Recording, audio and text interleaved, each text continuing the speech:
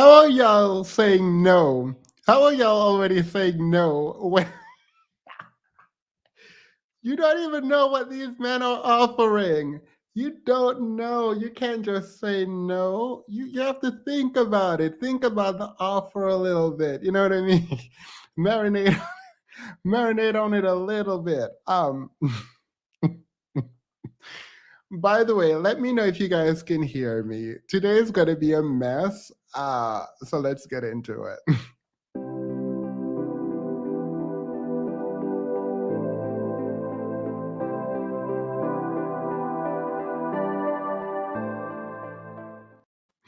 Hey, hey, hey guys, welcome back to Feminists and Thoughts. Grab your coffee, water, tea, whatever you're drinking. Go and get this. My throat sounds a little scratchy. Glowing as ever. Funny story coming shortly about glowing as ever. All right. So how do we do this? How you guys want to do this? Let's start off with some good things. Well, the Black feminists have a huge problem. I'm actually narrowcasting the word feminist. But anyway, they have a huge problem when it comes to the manosphere. And this is why. Hey, Erica. Hey, Elle. Glow. Hey, Latoya, Luna, Kim, Rachel, everyone, welcome. All right. So the reason why the feminists have a huge problem, right? The reason why the feminists have a huge problem, the Black feminists, because when they talk and write about what is happening, please let me know if you guys can hear me. When they write about what is happening, a huge part of Black feminism is intersectionality, right? And when Black feminists come together, congregate, and talk about intersectionality, what happens is Black men are victims in the larger narrative, right? And so having been a part of these groups and listening to them talk, it all came to a sort of boil today on Clubhouse. Noble B, hey, I was invited to speak in one of these Clubhouse meetings, and unfortunately for the feminist, they have a problem that shows up in the manosphere. Now, we all know that the manosphere is anti-feminist in their verbiage, but actually they really benefit. We all kind of benefit from feminism, right? So I am on Clubhouse, and I just, for the first time, realized that, and this is not the sort of messy part of Clubhouse. I did go to the messy part, which I have a story about in a moment. I realized for the first time that people who are quote unquote academics who engage through Clubhouse to connect with people, they have a huge problem, and they too realize the problem. The way that the Black men on the manosphere have been dehumanizing Black women makes it very difficult for feminists, Black feminists, particular kind of Black feminists, to do their work, both socially and scholastically, right? They have to always now run up against comments when they include Black men and the quote unquote protection of Black men in their narrative. They run up against all the chaos that is the manosphere, and they can't hide from it anymore. Black femicide also is a huge thing that people are now pushing in front of Black feminists. Now, with the homicide rate as what it is in the Black community, and Black men not taking accountability for their role in that, but also taking it a bit further, right, to talk about how Black women should be this and do that and not this and not that. The Black feminists, who are largely the people out there marching for Black Lives Matter and for Black men generally, myself included, are now at a standstill. I think what's going to happen is they're going to ignore it, and then they're just going to continue on with their work. Because when confronted with the issues in the Black community regarding Black men, the Black feminists are kind of cowering instead of owning it and realizing that it's very difficult. It is very difficult. So I got called on stage, and I don't know why. By the way, if you were the young lady who pulled me on stage as one of the moderator for that room, please let me know. I will drop the link for you to come. Sister Soldier, new sub here. Glad to get in on a live early. Thank you for being here and welcome. Welcome. If you're that young lady, please let me know. I won't say your name, but if you want to come forward, please, because you handle yourself with so much grace. And being a Black feminist, I don't think is a bad thing. I don't think it's a negative thing. I think what happens is, for the first time, we are seeing the academics in the Black community really grapple with the realities of sort. I don't want to say Black manhood, because I feel like that's too broad of a brush. But anyway, I got pulled on stage. I got pulled on stage, and I was there enjoying my time listening. And then one of the women who were getting hammered, like, why are you defending Black men? I thought feminism was about women. And she eloquently explained, well, feminism is about equality of the sexes. It's not necessarily about women. It's about women to the extent that women are disadvantaged, but Black men are also disadvantaged. And then she turned to me to help her. She turned to me to help her. And I was like, oh my God, this is really happening. This is really happening in real time. So I was supposed to talk. So I said, I agree, right? Feminism should be about this. And this is good. And part of the issue is Black feminists always understand intersectionality. In fact, Black feminists or feminism was born out of intersectionality, right? It is not just gender, it is race, it is socioeconomic status, it is so many things, right? And when people talk about feminism, there's a tendency to sort of narrow cast it into the blue-haired white woman talking about overthrow the patriarchy, right? That's generally what people are talking about, but they don't really think about the work Black women do and put in terms of actual Black feminism. Thank you. Someone said bell hooks. JB, thank you for the acknowledgement. 8,000, we're doing it. So it was just so hard to watch. And in real time, I realized that if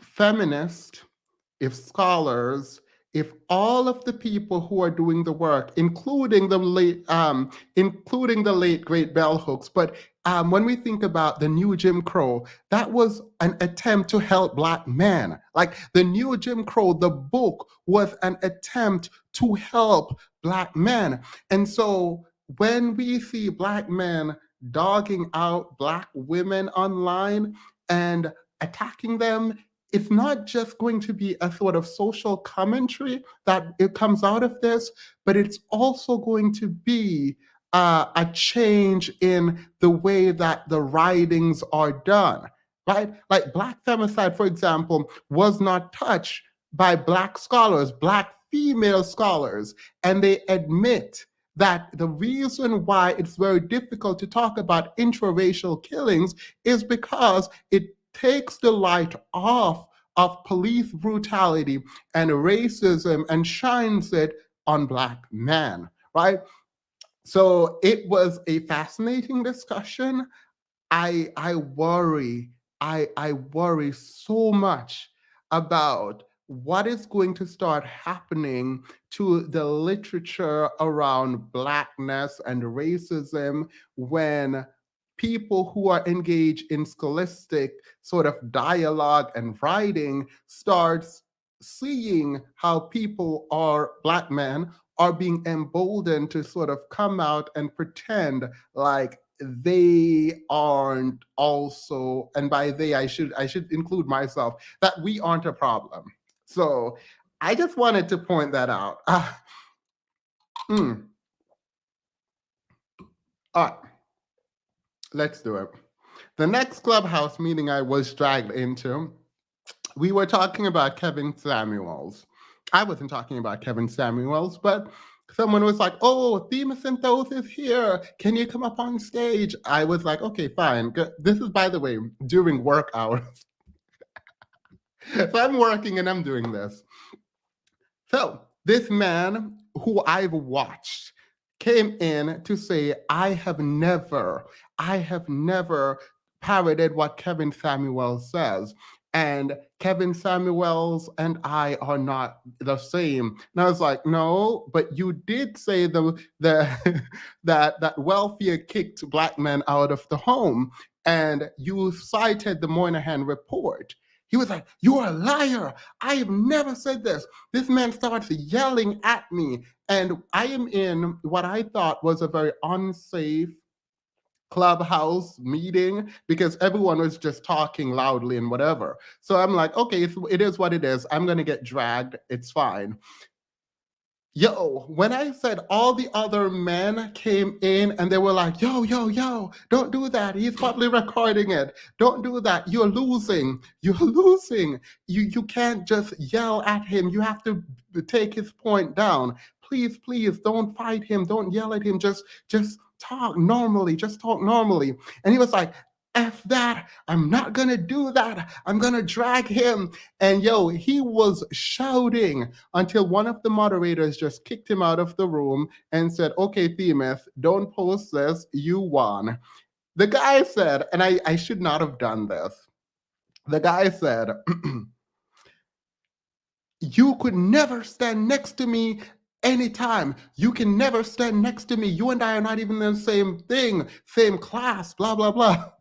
And I thought I was muted. I don't know if I was muted because I wasn't recording, even though they thought I was recording. So I said, and I shouldn't have done this. I probably shouldn't admit that. I'm going to say it. I said, well, you're right. You could not stand next to me on any occasion unless you're pouring me a martini. He is the one who brought up class. I was just going back. I was just giving back the energy that I was getting. It was over. So that was that on that. That was my Clubhouse meeting for today.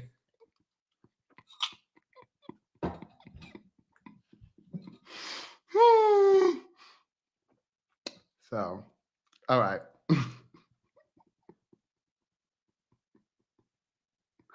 All right, I'm glad you guys are laughing because I actually felt like you brought up class, so I did what we needed to do, and then I left, and that was that. All right, let's continue to the real stuff tonight. Let's continue having fun. If you guys don't have something to drink, please get something to drink. Let's do it. The first thing I wanted to talk about, I have two stories having to do with celebrities. Megan Good, who we can argue is arguably one of the most beautiful women in the world. She apparently and her husband are separated. I don't know why people sent this to me, but the one thing I want to note on this, because I actually don't care, but the one thing I want to note is the fact that they were married for so long is what surprised me. Because as soon as those church ladies came out and said she needed to dress better, as soon as they said Megan Good needed to dress better, I knew that relationship was done. Because Megan Good is like a first lady, right? And those church ladies are serious about this fashion. So they're not together anymore. I guess he filed for divorce. I don't know what she did, but it is what it is. Hmm. I don't know why people sent this to me actually, because it's not that I don't care, it's that I don't care. Um, what I do care about is P. Diddy, Mr. Love, or whatever his new name is right now. I like to see Black ownership. So when he sold his brand, Sean John, I knew about this because I was deeply invested in fashion and clothing or whatever. Not Sean John specifically, God no. But he bid and he won a bid to buy back his clothing company, and I'm here for that. I don't like him at all, really. I find him very. I don't like how he treats this artist, but yeah. Same. All right. So let's get into the actual stuff because none of that was important. I just wanted to chill and relax from a long day of work. How is everyone doing? I have a really great video that we're going to get into from the roommates. The roommates are back at it again. And so I want us to hear what Hafiz has to say before we get into Kevin Samuels talking about who you guys have to compete with. Same.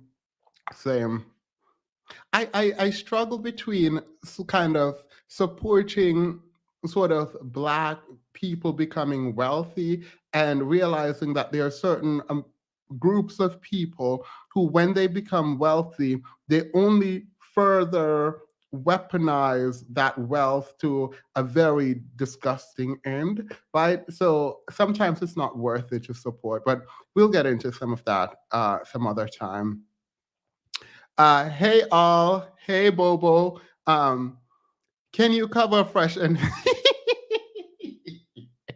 so fresh and fit frequency is a bit low, but I'll do it another time. I promise you I'll do it another time. Because I mean at this point we're just kind of in the gutter and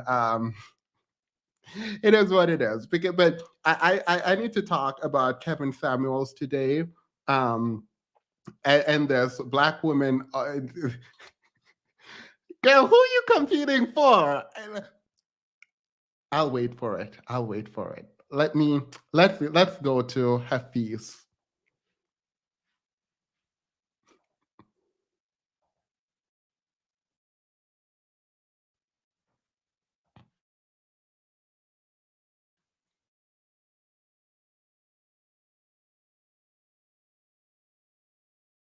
Three really huge mistakes that men have been making, and we'll be talking about them throughout the video. You see, one of the biggest things that we are so passionate about is seeing men's lives transform. And I want to shout out to all the amazing men who are part of the Standard and all the amazing men in the roommates community who have experienced true transformation in their lives, physically, emotionally, spiritually, and financially, in different issues this year that they went through last year. In the beginning of this year, I wrote down, I said, we are done with these women in 2021. I didn't mean we're done with women. We're not freaking monks. We're not anti-women. I said we're done with the wrong women. We're done with liabilities. We are done with headaches. We're done with knuck if you buck chicks. That is what I said we were.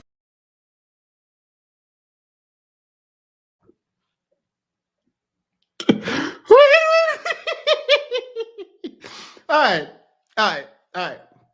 So being a smaller guy, I shouldn't do this. I really shouldn't do this.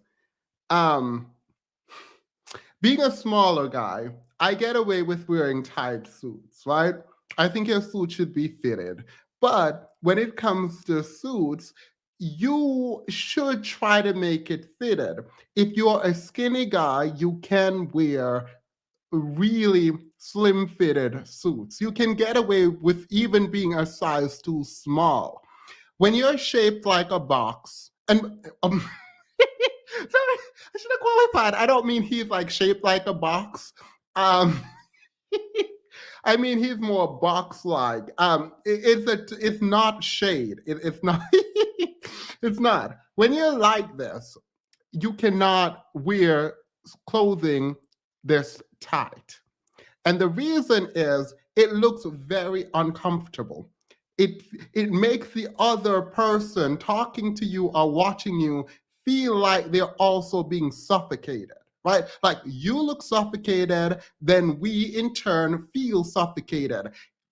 Apparently the roommate launched a suit line. I wish they had consulted someone who is invested in suits, because the way you're wearing that does not allow for people to want to buy it, because it just like it's very constrained and restrictive. And part of the reason is you are sitting down with your shirt, your jacket buttoned. I don't know why people do this. Like, if you're going to sit down in your suit and it's already too tight, unbutton it. Unbutton your. All right, let me stop. I don't think everyone takes etiquette seriously, so I don't. It is what it is. I forgot what he's talking about, but let's continue. We're done with. And then I talked about what men need to do in 2021 moving forward, about getting in the gym, about leveling up, about improving themselves financially. And what I've seen is that so many men did the opposite. So many men did the opposite. And so many men wasted this year investing in the wrong things. And there's so many levels I want to go to, but let me start off with this point right here. Whenever we do a poll, we always ask men, what kind of videos do you want to see done? I'm a servant of the people. Whatever you want to see done, I'm going to do what you want to see done. Do you guys want more dating advice? Which I rarely do, but when I do it, do you want more of that? Do you guys want more fitness advice, emotional health advice, masculinity advice, financial advice? Whatever you guys want, I want to give the people what they want. We always do polls on YouTube. And what is the most consistent thing I constantly hear from men? You guys know it, who've been watching it. You know what. The reason is you're not putting the poll up properly. There should be an option here to say drag Black women. Like if you had put the option to drag Black women, that would get 100%, but you didn't. So when you put finances up here, they're going to tell you, yes, they want to hear. These men don't want to hear nothing but no finances. Literally, no one's going to watch that video. Anyway, continue. By the way, I do like this video of him, but it's the delusion for me.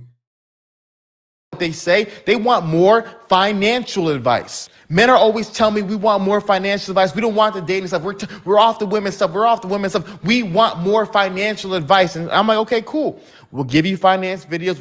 We'll bring Anthony O'Neill on the podcast. We'll give you a ton of books and recommendations. We'll give you a free finance course. We will give you guys as much as possible to help you guys level up financially. And then two things really exposed what happened this year. The first thing was the suit launch. Because when we launched the suits, man, I'm telling you, so many guys got on. So many men bought a suit. So many men grabbed one and said, yo, Afeez, I love this suit. I'm excited about being a part of the community. Right? So I just realized he's mad because no one bought his suits, but let's continue. Guys, go buy a suit. Even if you don't buy it from Afeez, if you're a man in the chat, please own a suit if you can afford it. Thank you so much, man. I got so many amazing comments, and thank you so much for all the guys who love and support. But I cannot tell you how many messages I got from men who said, hey, man, can I get a discount? Hey, man, can you give me the suit on the house? And my biggest thing is that I understand that sometimes in certain seasons of life, you may not be able to afford what needs to be afforded. There's some people who have to take care of their family at the end of the year. So I understand that, but that's not the case for all of you. There were so many guys who wasted their money this year, who did not have an emergency savings account, who did not have an investment account. When it's time to do something that can really add value to life, they didn't have any money because they weren't using their money correctly. What were you doing the whole year? What were you investing your time, energy, and money into the whole year? What was going on? What was going on? I'm trying to understand. Themis, what you'd been drinking, because you're doing the Drag Fest Christmas special. So let me say quickly, Hafiz is really out here upset that his community don't actually care about improving themselves.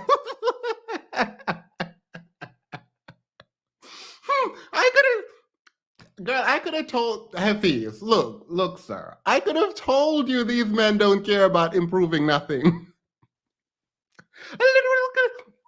I have told you this. Anyway, let's continue. This should not be a surprise to you. I'm very surprised you're surprised. But then on the flip side, there's so many women who are doing sex work, literally selling visual cocaine to you men, visual heroin to you men, poisoning you men's brain, and somehow those women seem to find money. Somehow those women seem to find more subscribers. I was talking to a couple of them on the phone who paid for sessions, telling me they were making $30,000, $40,000, $60,000 a month. But then men were not having enough money to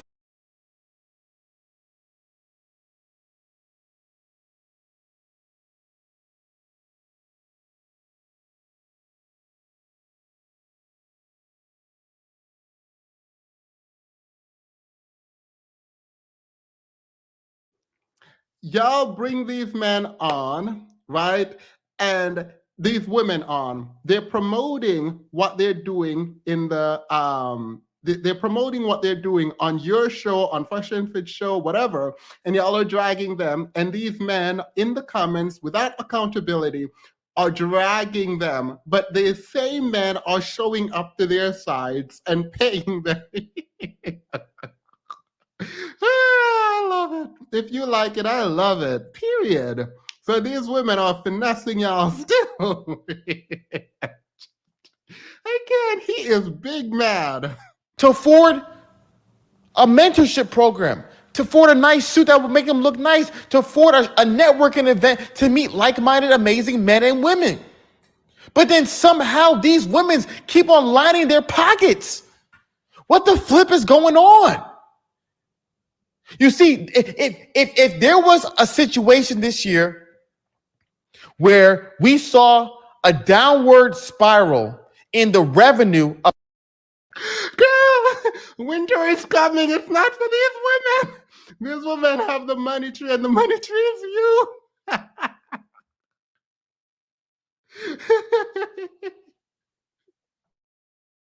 of sex workers, OnlyFans, pornography, call girls, whatever it was. If we saw that and then men were like, Fees, it's been a tight year. We've been saving, but it's been hard. I would understand that. But that's not the case. Those ladies' money keep on going up.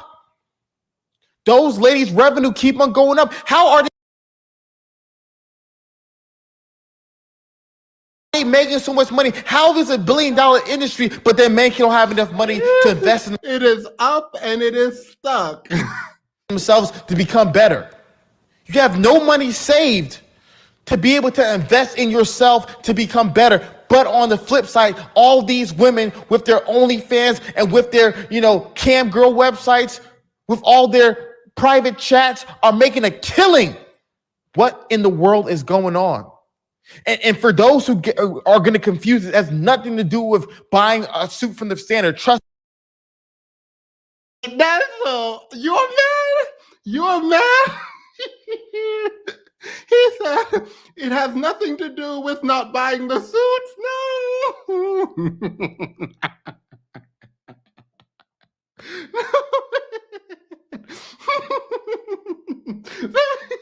Wait. All right, wait. No. No. Trust me, we're okay. We're almost sold out. We're okay. It's not about buying a suit from the standard. I'm not trying to push anyone to buy it. And it's not about showing up to the show. The live show was sold out.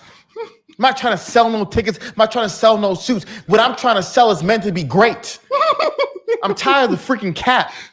I'm tired of it. It's freaking disgusting. He big man.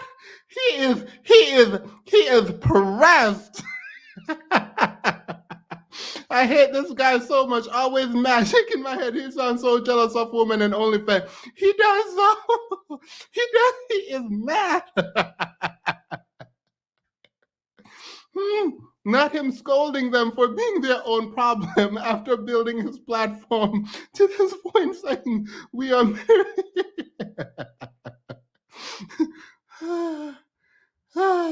This was so funny. Wait, let me continue. Thank you, by the way. I think that's vitamin. Thank you. Girl, they are pressed. They are pressed. More pressed than this shirt that I put on today.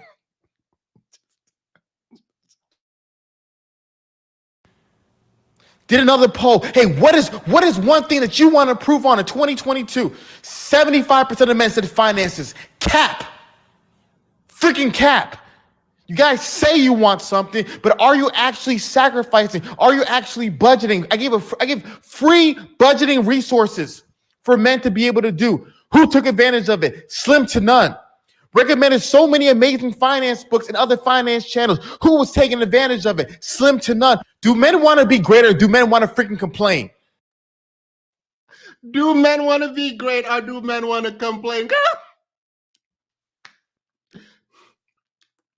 Men want to complain. Complaint with a T. Ain't nobody trying to develop. No one is trying to be better. Like, have you not noticed? Have you not noticed? Because I've been noticing. Because I look like you're very late to this game, Hafiz. I mean, I'm here for this. I wish you weren't promoting. I wish you weren't promoting a suit, and I wish you weren't crying over not selling your suits. This is allegedly my opinion. What I believe is that you're mad because you aren't selling suits.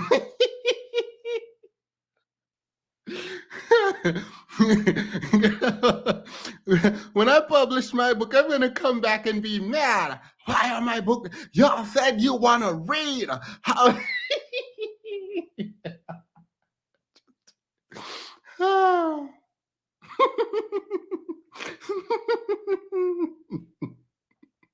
And that was one of the reasons why I stood 10 toes deep with Jordan Peterson when he made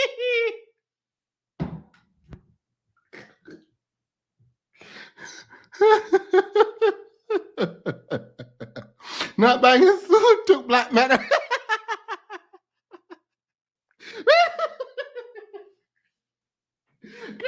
when I was watching this by myself, it was not this funny. It was literally not this funny. This is not okay. Not buying his suits took black men out of the house with them.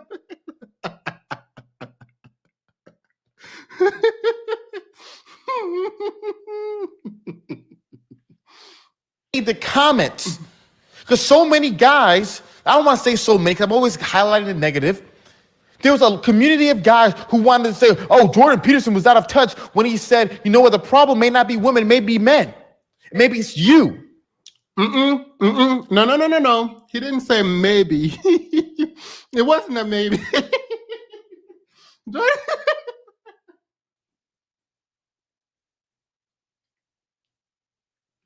I'm sorry. I was drinking, admittedly. I was drinking. I don't know if I can do this, actually. Jordan Peterson. Jordan Peterson did not say maybe the problem is men. He said you men, you are the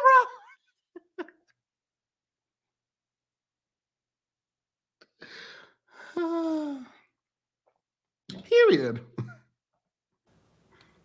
It may be you as a problem instead of pointing at women. So many guys got butthurt about it. Not him destroying his whole channel because people didn't buy his suit.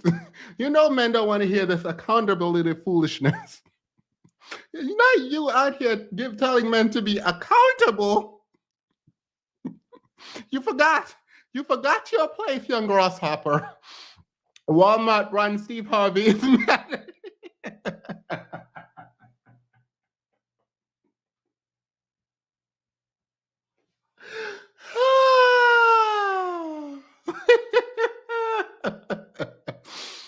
Walmart brand Steve Harvey is mad men don't want to buy his suits, and somehow that equates to some bigger point about men being the problem. Anyway, he get to it. I don't mind him. Y'all comments. This chat is it. This chat is it. It is a common problem. Men like this get mad and blow up everything over some insults. Lord of mercy. All right. Wait. We have to get through those. Yeah, please. But I stand with him because, like he said, if you were to ask people, men who are complaining, I'm talking about the men who are complaining, period, about women today. If you were to look into their lives, and let's look at their finances. How did they do financially this year? Let's look at their dieting and their fitness. Let's see, did they get in better shape? Were they improving their physical health this year? Let's look at their emotional, spiritual. Let's sit down, as he said, for 10 hours and do a deep dive into their life. What you will find is a problem for 99% of people who are complaining is what they're not doing and not what women are doing. You see, it's so easy to freaking point about, what women are doing, what women are doing. Yes, is there things that women are doing? No one's denying that. But what? Pause. I don't know if the men on his channel are going to take this personally. I would wish they do, because this is a huge miscalculation on his part, an extreme miscalculation on his part. I don't know what's going to happen from here on, but I mean, I think he understands his audience is not the brightest, maybe. I don't know. Maybe they are bright, but from where I stand, they don't seem to be the brightest.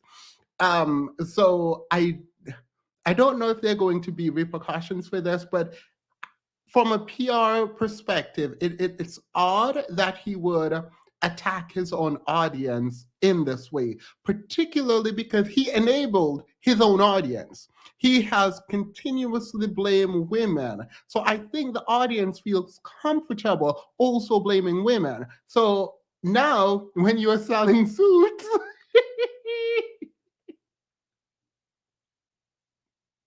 now when you're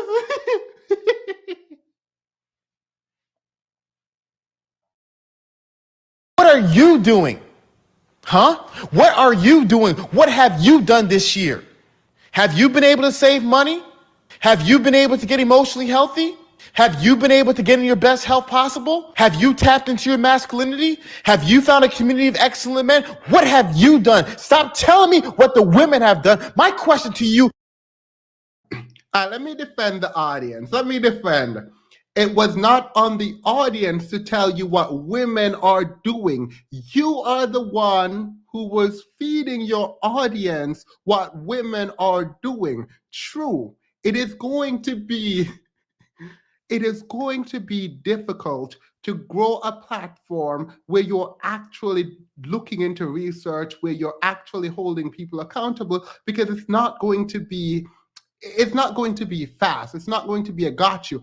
And you will ultimately start contradicting yourself sometimes, because new information might mean you have to readjust your position, right? So it's very difficult to build an audience when you're trying to be honest. You don't get to chastise your audience that you have built through placating them when they don't want to buy your I hate saying suits. now you're mad. Now you getting mad because people don't want your suits, girl. Man to freaking man is what have you done? And the reality is, for so many men, it's so little. The one. All right, let's do that again. That was a word. Well, you said that was a word, right? That's why we say that was a word. For many men, what have you done? The truth is very little. Period. Purr. Big purr. What's that person name? What, he's in a chair. Rolling Ray. Rolling Ray would be purr.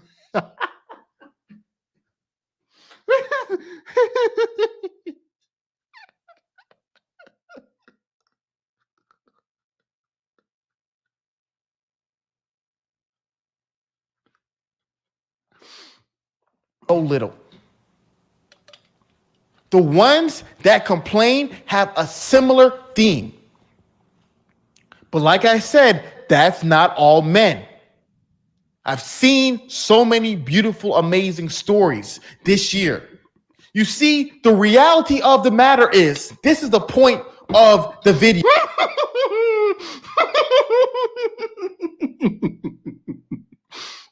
Z, you're in real form today. Yo, women aren't the problem. The problem is the men not wanting to sacrifice. The men not wanting to sacrifice so that their words match their actions. Are you willing to sacrifice and go into the gym to get in your best shape possible? Are you willing to sacrifice and to have a budget to be in your best financial state possible? Are you really willing to sacrifice, stop wasting time with all these toxic people and to be able to get the right help necessarily to becoming your best emotionally? Are you willing? Guys, he's tripping over his words. I think he has a speech impediment. We all have something. But he's preaching. Let the church say amen. Amen.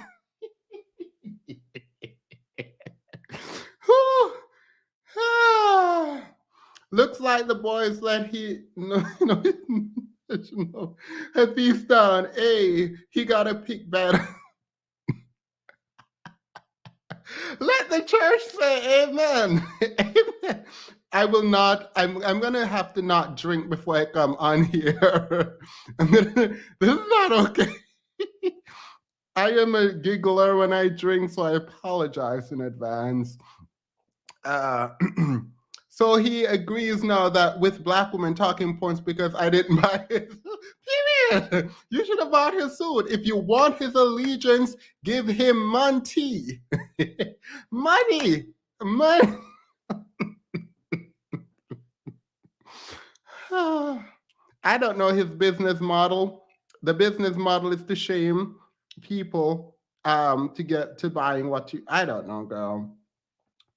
If I'm ever on YouTube begging people to buy some suit, period. Just roll me over and call me dead. I can't. Nope. Willing to sacrifice, to wake up in the morning, get in your word, pray to God, to be able to grow spiritually. What are you willing to sacrifice? Because I'm telling you this right now. What you're willing to sacrifice doesn't matter what you say in the comments. Doesn't matter. Doesn't matter what you say to your friends. Doesn't matter what you put on your vision board. Doesn't matter how many notes you take on your phone. Sacrifice is shown in actions. What you were willing to sacrifice to be great, man, is shown in your actions.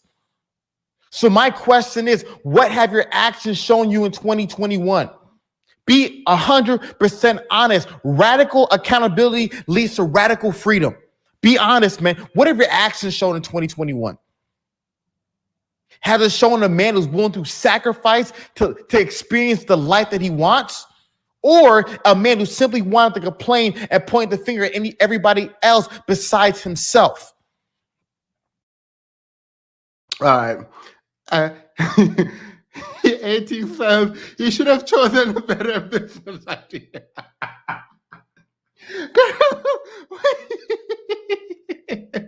Thank you, 18.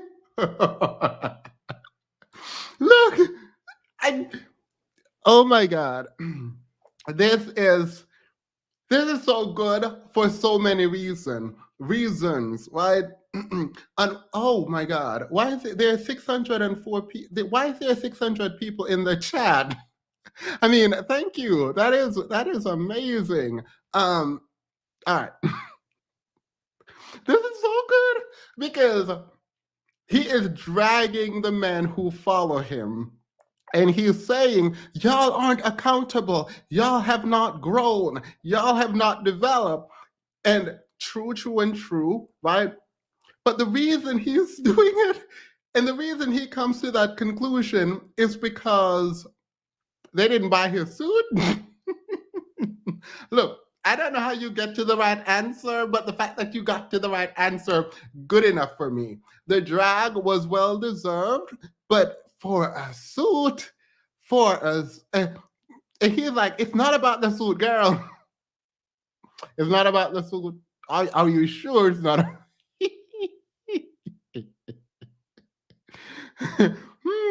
I got married, became a nurse, got a house in 2021, but I didn't buy his suit. Yes, you ain't sacrificed enough. You need that suit. You have to get that suit. I'm going to go buy his suit, donate to the suit charity because Hafiz said, no, All right, I can't do Hafiz. Someone said, I am loving tipsy. I shouldn't do this. I should not drink before I come on. It's a good time, but I feel like I am not fully.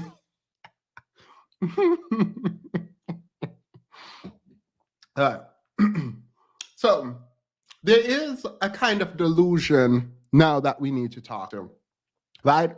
And the delusion here is that these men were on your channel trying to become better men. These men don't want to be no better men. These men want to hear other men drag Black women. Like, if I came on here and I decided, you know what, I'm going to ignore research, I'm going to ignore all the actual facts in the world, and instead I'm going to come on here and just placate men, I promise you, this channel would grow faster. The reality is, when you're being honest,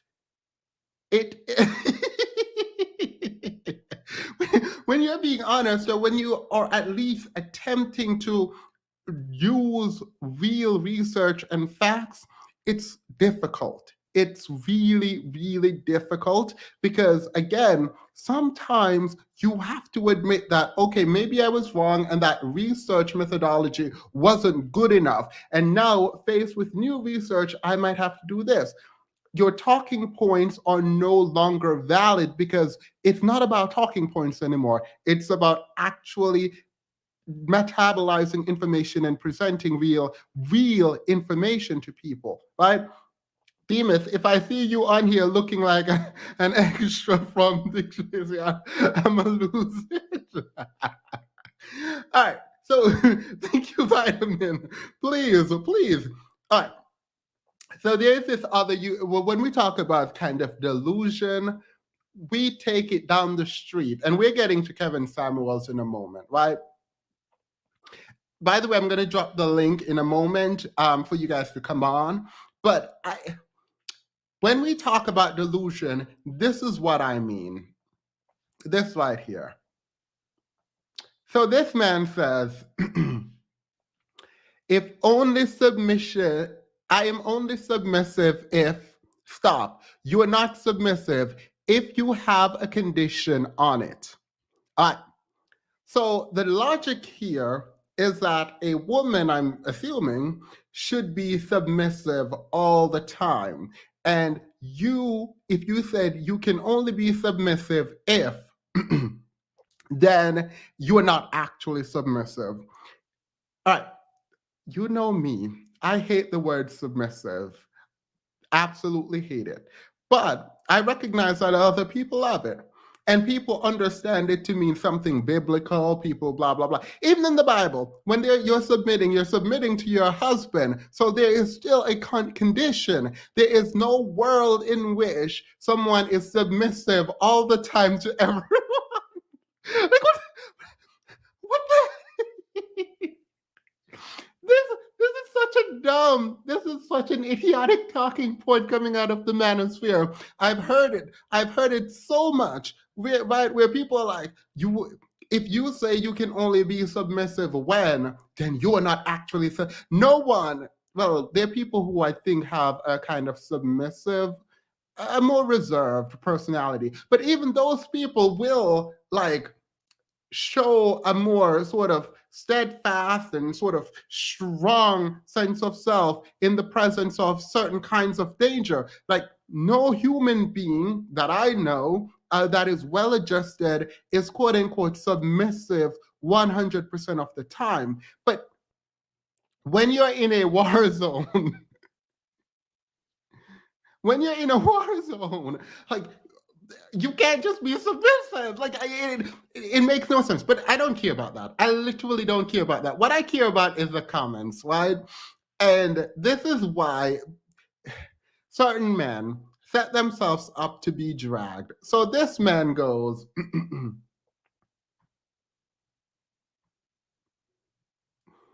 imagine if a man had conditional dominance. She's gone. All right. So in his words, men are dominant all the time. So men cannot have conditional dominance. All right, girl. I didn't know we were going there, but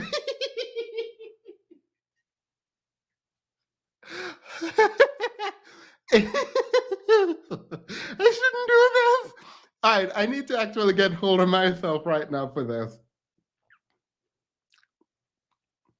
In contemporary America, who is dominant? Do not write this. Please don't write it in the chat. I've decided I'm going to sort of refrain from actually going the full mile here and stop myself halfway. More aggressive content creators than I would have taken it the full range and literally let them have it. But I can't because as a Black man, unfortunately, I am part of this community. So in dragging them, I drag myself. But here's a imagine if a man had conditional dominance. All right. So a man has either no dominance or absolute dominance.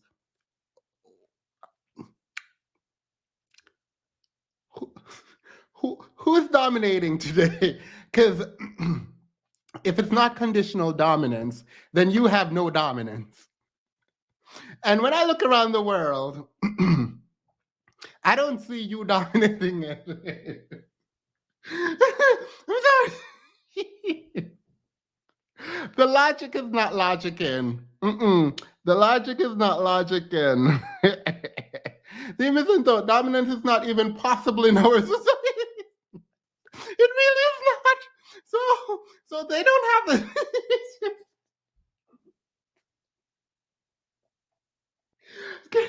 the way, and people under it talking about facts, like sounds like scammer to me. Life is conditional, unconditional. Oh, someone corrected them. I love this. I don't know who this Derek person is. Life is conditional. Unconditional anything is a fantasy. I did not see this comment, but at least one of the followers here is like, people like 100. I'm just saying, period. Like, facts. How can I like this 1 million time? Like, who are these people? Facts, because if a man said he's only protective when they wouldn't like it. Orange Pill, you said you were only protective in certain circumstances. These people are the worst. These people are the worst. Like literally no one. All facts. Either you are submissive or you are not. What? Girl. So I don't understand it. I literally don't understand it. Like my head is actually hurting from this fictional world that they created. Everything, everything in life, unfortunately or fortunately, when we talk about our personality, it's conditional. Like we walk into the office and we are very different, not me, from the way we are in real life, right? Like, no, I'm not doing this. Nope. Let's go to one more delusional comment before we go to Kevin Samuel. So I I absolutely love this. Now, a subscriber sent this to me. And when I was reading it, I was like, I'm very much confused. But let's read it together. Sorry, I laughed way too much. This is a problem. I'm laughing too much because this is supposed to be serious. This is serious business. It's not. It's really not. All right. I want. How did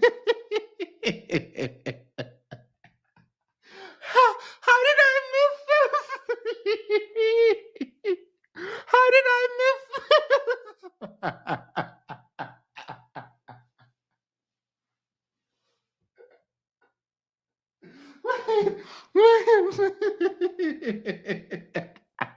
How did I miss this?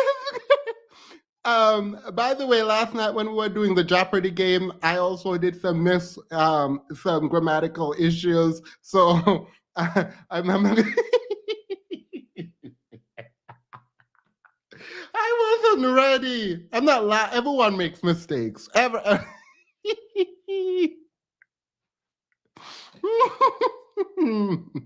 I wasn't ready. He wasn't ready. Give me a second. I need to.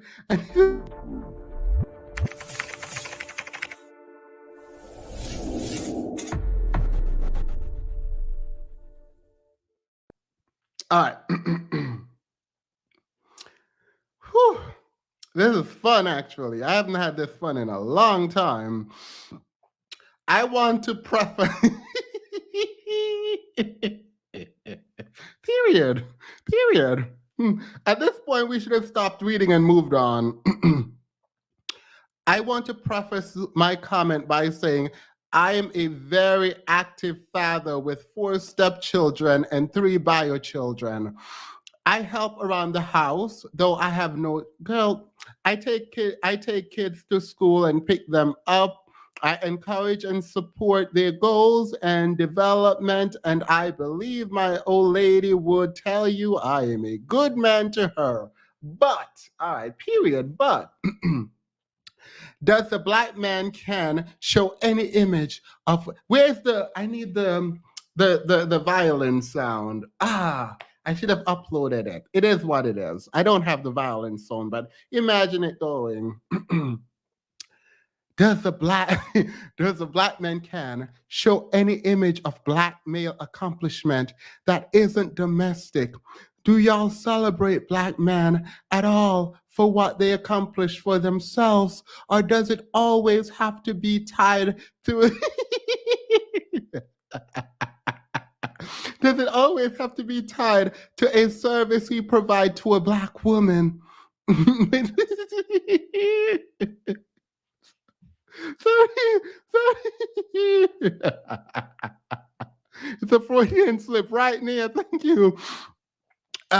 When black women are celebrated, so much of it is based on what moves they've made for themselves nowadays. Yet black men seem to be mainly celebrated for what they offer the black woman nowadays. Makes you wonder if a reversal of roles is really what people are looking for. All right. So, can we all just say this is not true? Can we? Because there's a whole media media going on right now saying, black woman, your education doesn't matter. The only value you have is what you give to a man. Like, submissive orange. I think he meant how women might say they will be submissive to the right man, right space, and or when he puts a ring on her finger, which puts condition on when it happens. So can that work for men?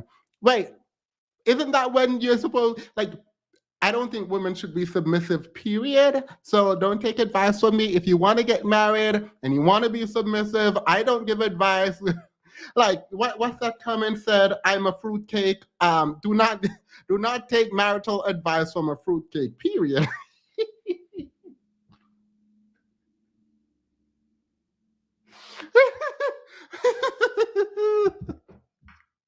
But Orange Pill, you're a married man, right? Do you want your wife to go around here being submissive to random men?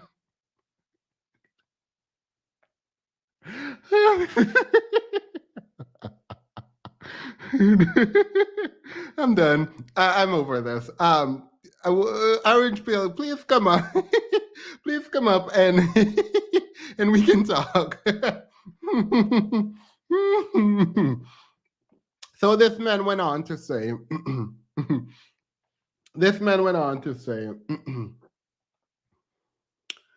if you are, I'm just skipping to, great parenting isn't the bare minimum. If you are, where am I? If you are a great parent, just know you are not doing the bare minimum. But my point is deeper than the focus you're pushing on the service for Black women. My point is about what we celebrate Black women for versus what we celebrate Black men for. Girl, these sentences. Seems like we celebrate women for the scholastic. Oh my God, I can't believe you fix your fingers to type this. Scholastic accomplishments, career progression, entrepreneur endeavor, etc., while we celebrate Black men for various stages of domestication. like how active we are with our children, how much we do around the house, and how much we assist Black women with their own greatness. I don't know. If you really hold up both description, it kind of looks like we celebrate sisters for achievement and acumen, and we celebrate Black men for being a help. This man is pressed about a reality. This man is pressed about a reality that does not exist.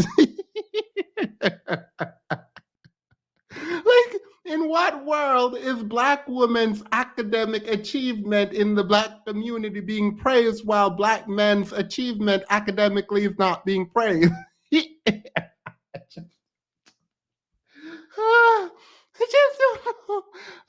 don't know. I feel like the delusion is like at an all-time high. Like the fact that you really sat there and you thought, oh my God, Black men, all they celebrate us for is domestic labor. No, I think people, based on a stereotype confirmed by the number of absentee fathers that exist in the Black community, where people see a Black man with his family, that looks good. People want that. That is a good thing. You're getting praise for that because, I mean, it's just not what we see generally. But to juxtapose that, I don't know why you're complaining. If you're getting praised as a Black man for being in your family, I don't know why you would be complaining about that. But it does worry me that you juxtapose all of that against Black women. And that for me is a lot disingenuous, right? Like literally, no one, absolutely no, no one is talking about how Black men's being domesticated is better than them actually going out and being providers and protect. Girl, no, we're not doing this. All right. So that's that. I'm going to keep that up just in case you guys want to talk about it when you come on. We have 600 people, 606 here. I usually don't look up at the number because I try not to, but that's kind of spectacular. I hope that you guys aren't here laughing at me. Yeah, I'm kidding. If you're laughing at me, it is what it is. It's fine. All right, let's get to Kevin Samuels. Let's get to Kevin Samuels. So, apparently, Black women, y'all are gonna have to. I can't say this with a straight face. Y'all are gonna have to compete with Latina women for Black men. Not for white men, not for Asian American men, not for Latina men, but for Black men. And the reason is, well, Latino women can season their food.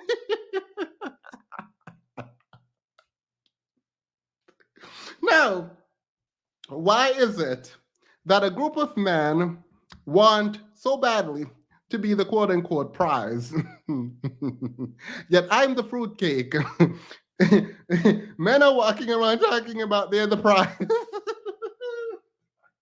And y'all gonna have to compete for them. Y'all gonna have to bring them the food. Y'all gonna have to make the table, bring the table, be the table. Set the table, feed them on the table. These men said, y'all are gonna have to take care of them.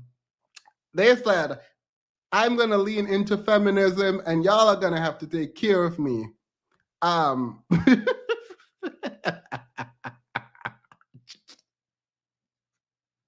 So I am very disappointed. I'm gonna play the clip. I'm sorry, I'm gonna play the clip, but I'm very disappointed. Here I was thinking, you guys, all of you over here, were beyond this.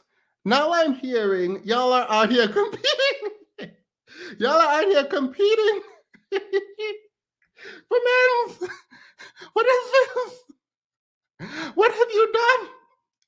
My heart, I feel like I have failed. I thought we were developing strong Black women that don't need no man. Yeah, y'all are out here competing for these men. Y'all are out here competing for men. They can have them. I will actually pay them to take them away, the ridiculous ones. I mean, Annette. No, Annette. I mean, thank you. Thank you for your super chat. But that's not what's happening. What is happening is you are out here competing for these men. These men who are in prison, who are not making money. This is what we're doing. So let's play it, because I don't know what to do. I don't know. I feel like I have lost. I have lost. Kevin Samuels is helping you. He is helping you. He's showing you who the quote unquote enemy of the Black woman is. By the way, I hate, completely abhor the phrase or the word enemy. Because when I hear the word enemy, other women is not what comes to my mind. But we're not going to go there. Today is not that live stream. I'm not going to get that intense. We're just going to sit here and talk about kiwi fruitcake. All right. Let's play the video. Let's go to O'Shea Duke Jackson's page, because I'm not going to say that about O'Shea Duke Jackson. I was going to say something. No, I'm going to do it. Pause. Let's step aside. I forgot this. O'Shea Duke Jackson. Should I do this? I should. I'm going to do it. Nope, I'm going to do it. Absolutely not. I've been drinking, so I apologize. Please don't remind me I did this, but if if you told me I did this, I'm gonna say I didn't. So it is what it is what it is. I never did this. O'Shea Duke Jackson did a video on Janet Jackson, and he was talking about how she hit the wall and no one wants her, and women need to keep themselves together and they're getting big and blah blah blah. This is O'Shea Duke Jackson. I am not saying he's ugly. I'm not saying that. I'm not. I'm not doing that. What I'm saying is, how absolutely dare you? Because while I'm not going to say you're ugly, the world has said all kinds of mean things about your physical appearance, right? And because we're in the manosphere and people in there think men don't have any sort of accountability, right? And men don't have to try, they just need to have money, right? You think you get to talk about women's looks and treat them poorly. What, you know what? Let me stop. I'm not going to continue there. Let me just say, O'Shea Duke Jackson, you, sir, are not the one. The two are the three. I'm sorry. I shouldn't have done that. It is what it is. It's too late. It's already done. Let me continue. So O'Shea Duke Jackson covered some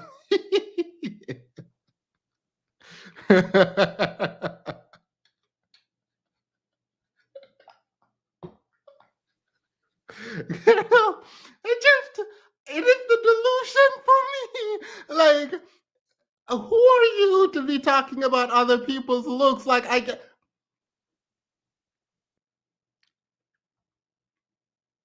Girl, no. No. No, it is what it is. We're in the gutter, so it is what it is. All right. So, Kevin Samuels, O'Shea Duke Jackson is covering what Kevin Samuels said. So here's what we do. Let's play it, and then we'll come back and talk. Your biggest problem is not, NOT, not a white woman. Your biggest enemy is Marisol. Your biggest enemy is the Hispanic woman. She understands how to season food. She understands sensuality, femininity, and she was raised in a patriarchal environment. The difference between femininity and fake femininity is amazing. The Latina problem. Black women, you have a problem. Her name is Maria. Marisol. Love some brothers. And if you notice, they are the old, go to the old black side of town and you will see Hispanics.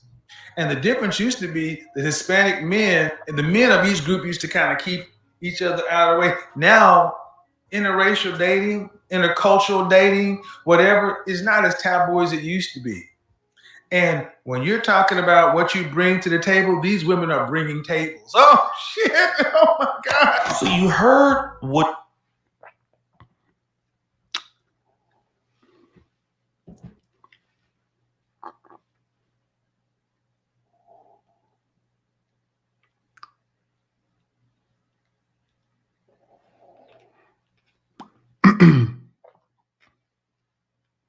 CarMax.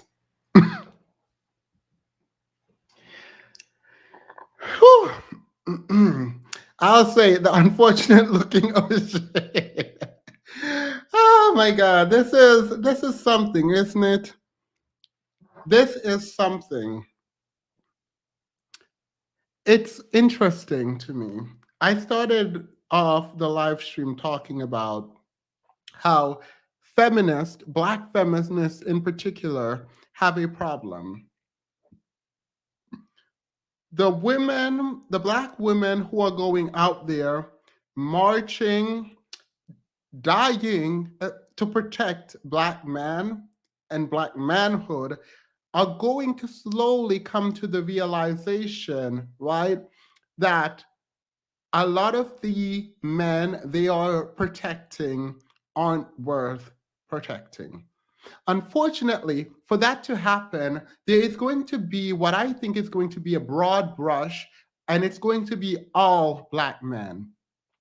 I won't fight against the narrative when people say Black men and not specify, because too many Black men are too comfortable with this kind of rhetoric.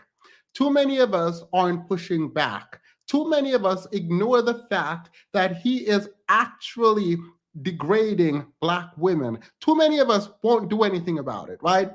And he's the same guy. And I don't care what anyone says. It is my opinion that Kevin Samuels does not like Black women.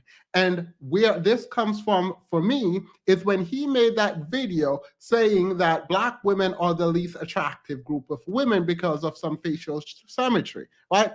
We are not going to pretend like he didn't say that. Actually, every time I said I would say that, I would play the video where he said it. So today will be no different, because I don't want there to ever be a point where I said that and someone is like, where's the video? Where is it? No, you're not going to come up here and say any of that. We are going to just play it right now. And this kind of highlights his mentality when it comes to Black women. Subjective. That's why we have the golden ratio, the Fibonacci equation. You can look at facial symmetry and see that beautiful people, you can map their facial structure, and it goes to a mathematical calculation. Oh yeah. Beauty is universal. And the thing is, we're talking about Black women, they are on the opposite end of the spectrum on all ranks. Facial symmetry, even to the way to Black women are starting to look more masculine. You just heard. So we're not going to pretend like what he's talking about and his conclusions aren't shaped by his own biases when it comes to Black women, right? Now, the truth is, like, this should not be a think piece. People shouldn't be writing about it. This should not get under anyone's skin. It shouldn't, because it's coming from a man who does not, in my opinion, like or appreciate the beauty in Black women when you paint with such a broad brush that Black women are, quote unquote, the least attractive based on facial symmetry. We're not going to pretend like he didn't do that. For all his followers that are saying, oh, but he only meant this. And no, we're not going to do it. Like some guy talking about, put some bass in your voice, and then when you went back there, like, oh, it's a metaphor. What is it a metaphor for? What is the metaphor, right? But it's not him that's the problem. It's the legions of people following this kind of narrative. And there is a part of it that I understand. And the part that I understand is this need, again, to humble Black women, right? It is a feeling that Black men, and I do understand this feeling, right? It's this notion that if Black women continue to thrive, right, then I won't have access to them. And I don't think these men recognize where the hate and the commentary and the framing of the commentary comes from. I don't think they actually have done this sort of internal work to understand that it is their own insecurities that is being projected. I talk about Carl Jung and the shadow and how people put the deepest, the part they think is the ugliest part of themselves away, lock it away in what we now understand to be the shadow, right? But it doesn't stay there. It shows up in the way that you interact with the world. And I don't think that these people are doing enough work to come to the realization that, oh, I am scared. I'm scared of a lot of things. I'm scared of white supremacy, one. I'm scared to compete. And I'm also scared that the women who are around me are better than me. I think that ultimately is what it boils down to.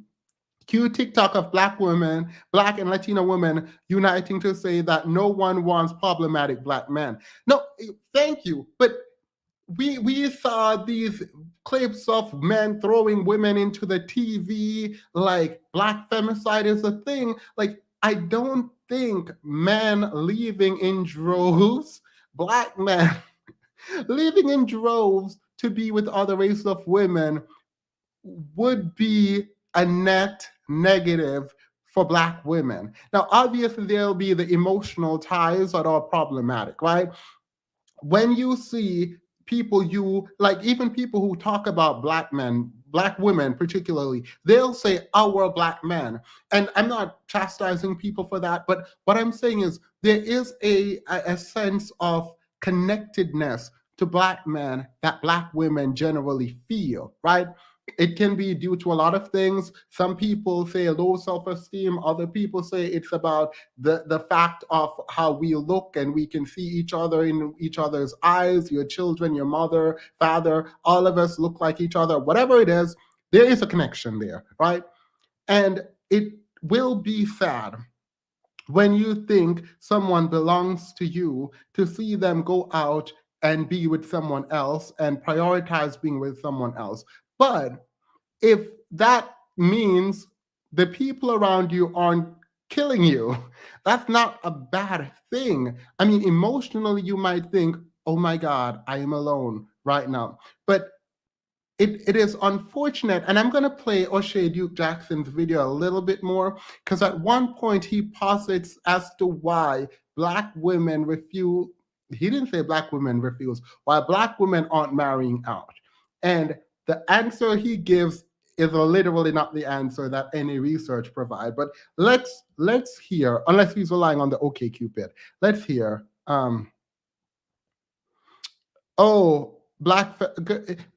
We're not going to do this orange pill tonight.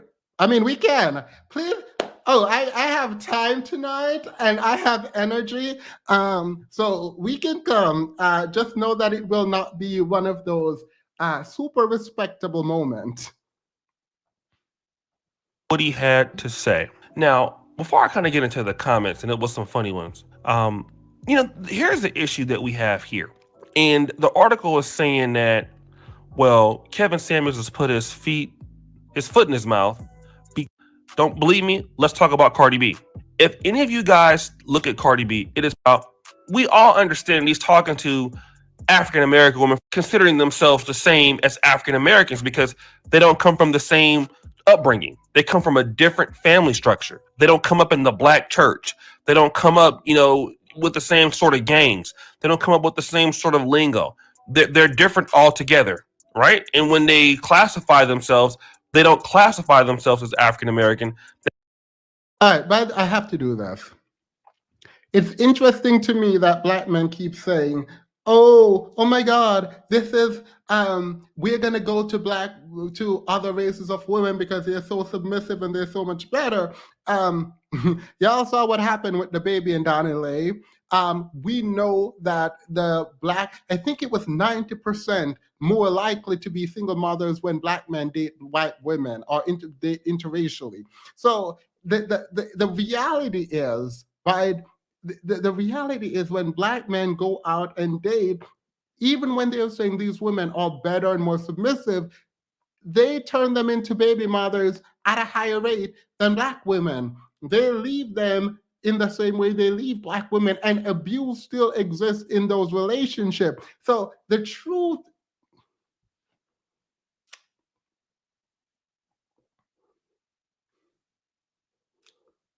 y'all know the truth.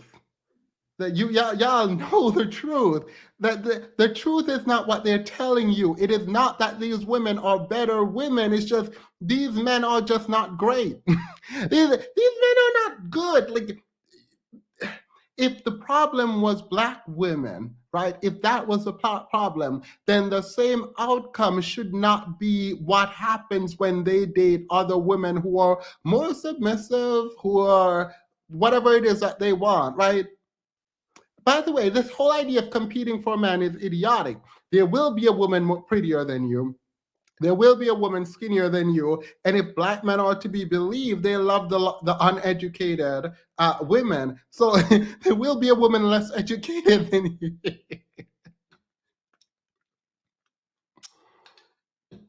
It is what it is. Kevin Samuels just affirmed that Hispanic women come from communities where fathers are actually in the home. So why would those women want Black men? To turn them into single mothers.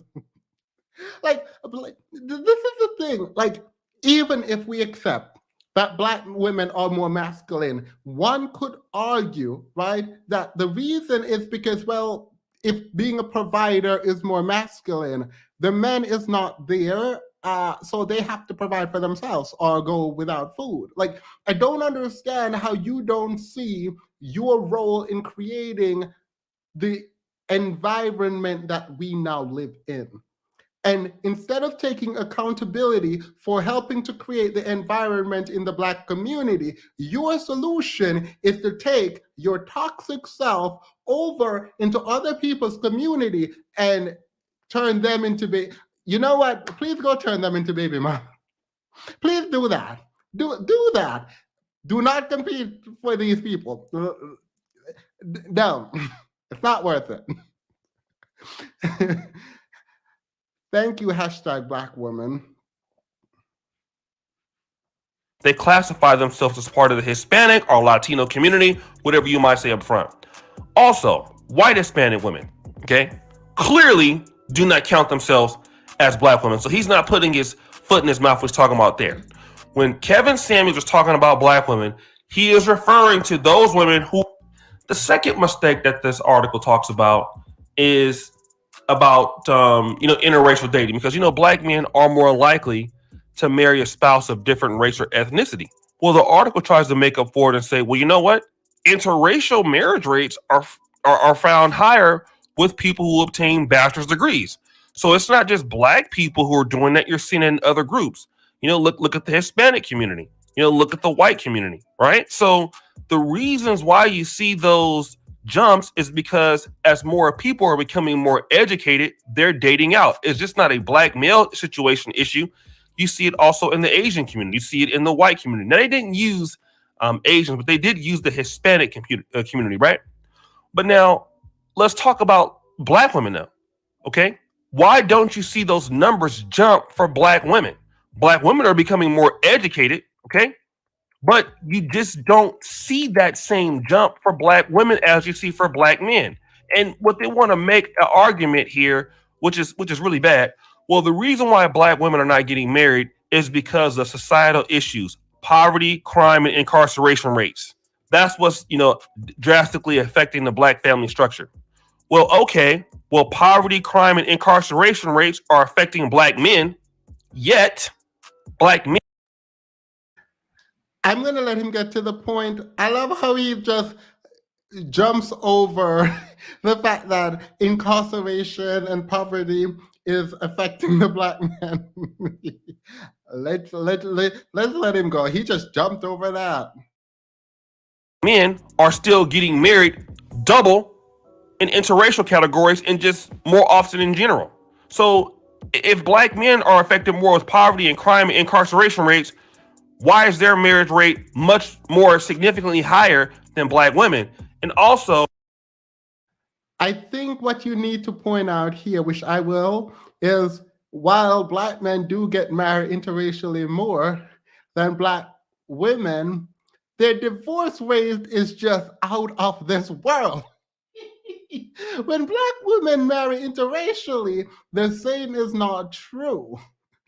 So, I mean, we can. I'm not gonna do it. I didn't drink enough to fully go into this drag. I wish I did, but I'm not good. Let's continue. If Black women are more educated, which that's what the Pew Research Center talks about, right? Pew Research says Black women are more educated than Black men. That and higher educational attainment should lead to your ability to marry outside of your race more often.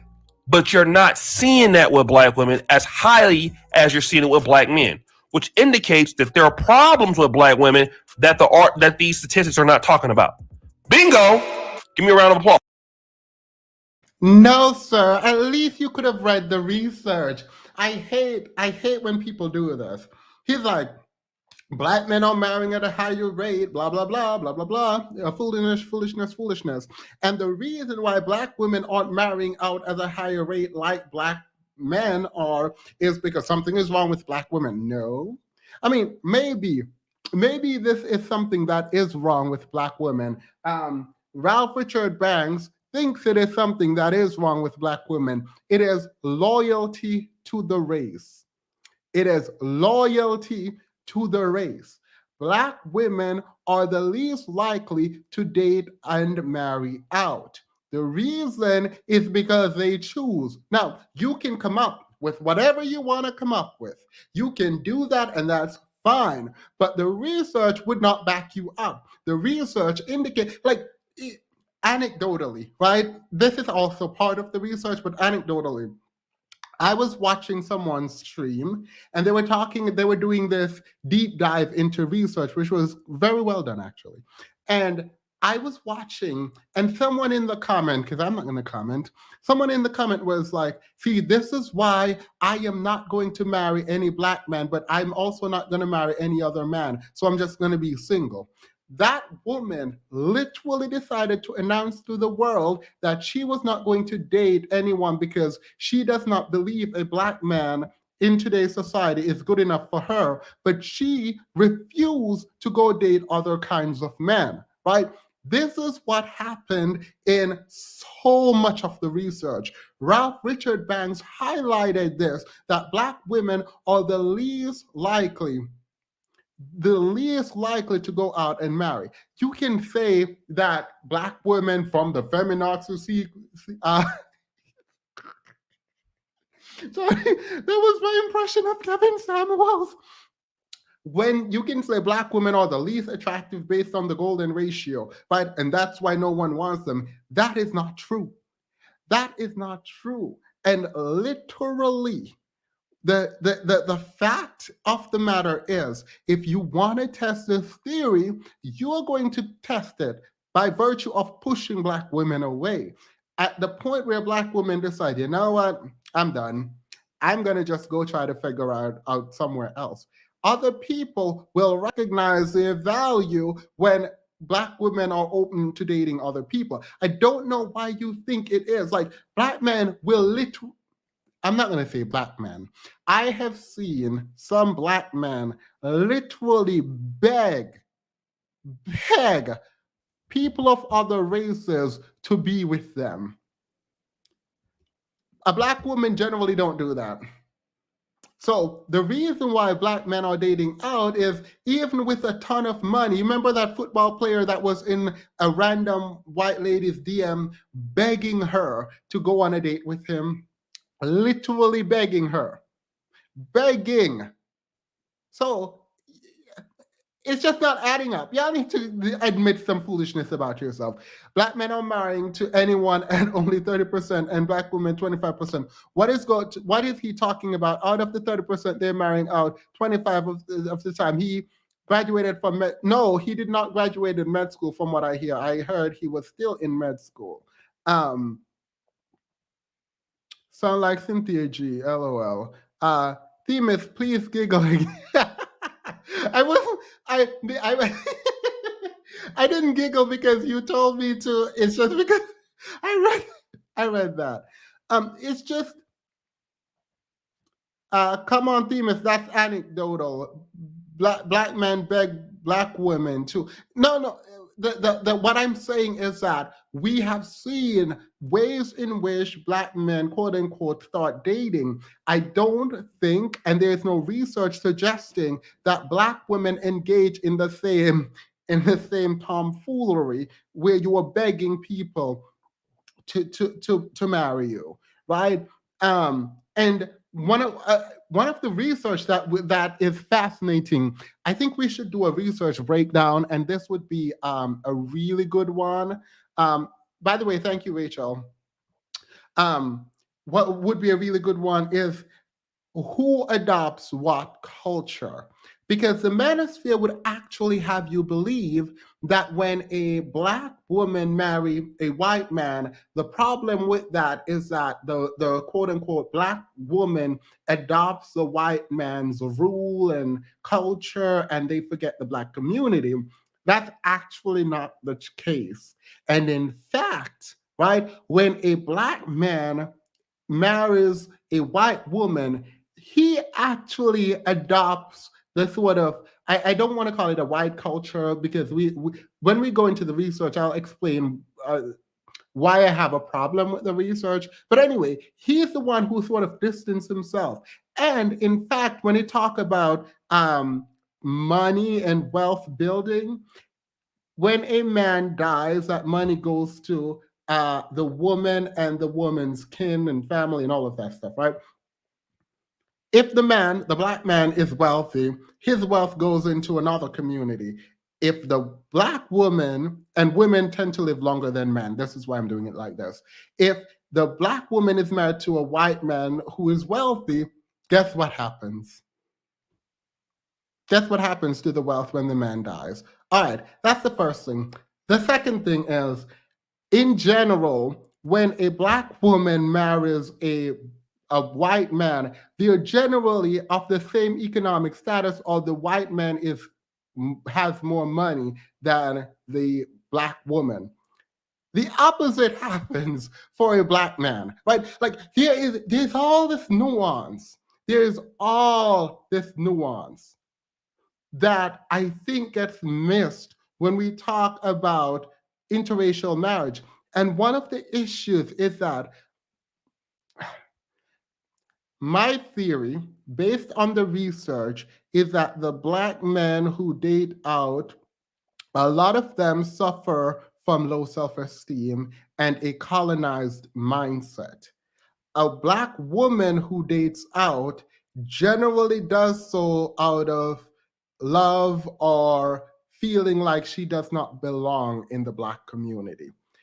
Those are two very distinct those are two very distinctive approaches to interracial dating. And we're going to get into we're going to do a deep dive. We are going to do a deep dive into this research paper. It is like, it's really long, but I think it's important. The rich black man starts to act white. Yes, because they were. Remember that guy who was on Tanya TKO's channel talking about the white woman elevates the black man just by virtue of her white skin?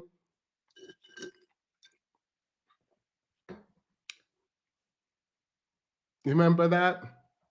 You remember that? All right. So this man decided that he wanted to speak. Remember the first post I did? Let's hear what he had to say. Just a little, just a snippet.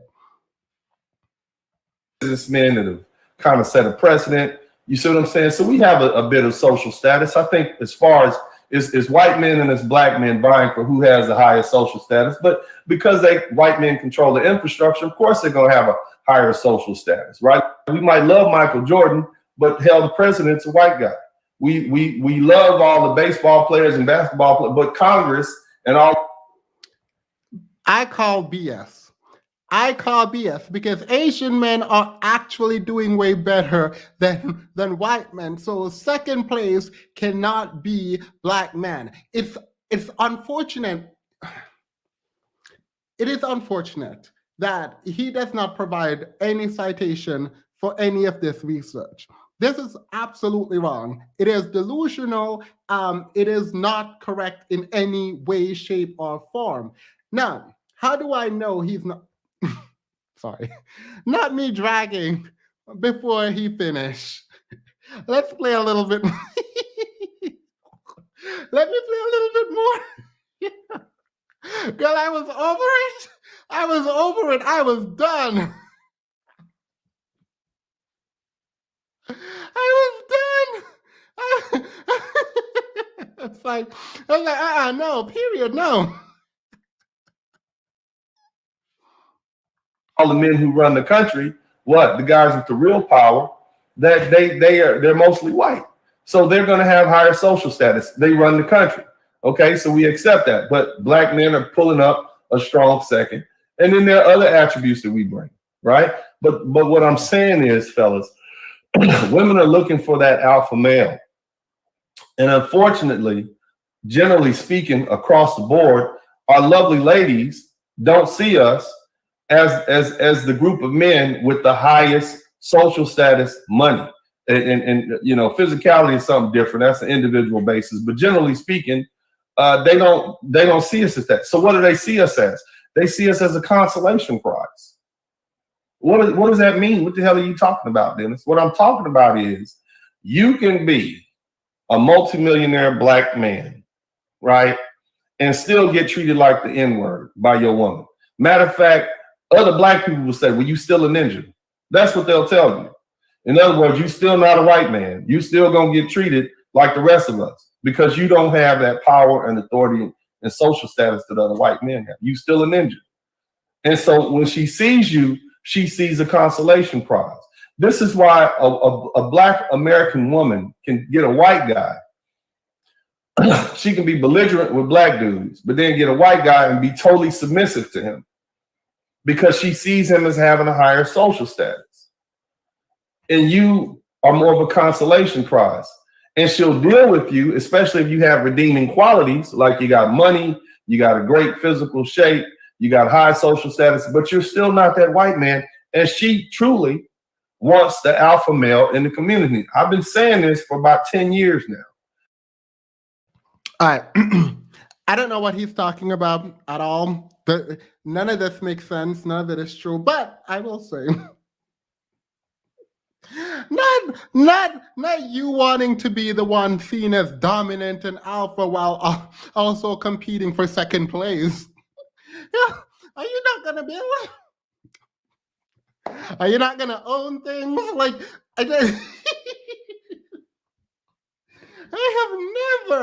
I have never seen people so obsessed. And the truth is, this is not true. If there's a certain kind of person that will call you the N-word. I have never in my 5 years of living,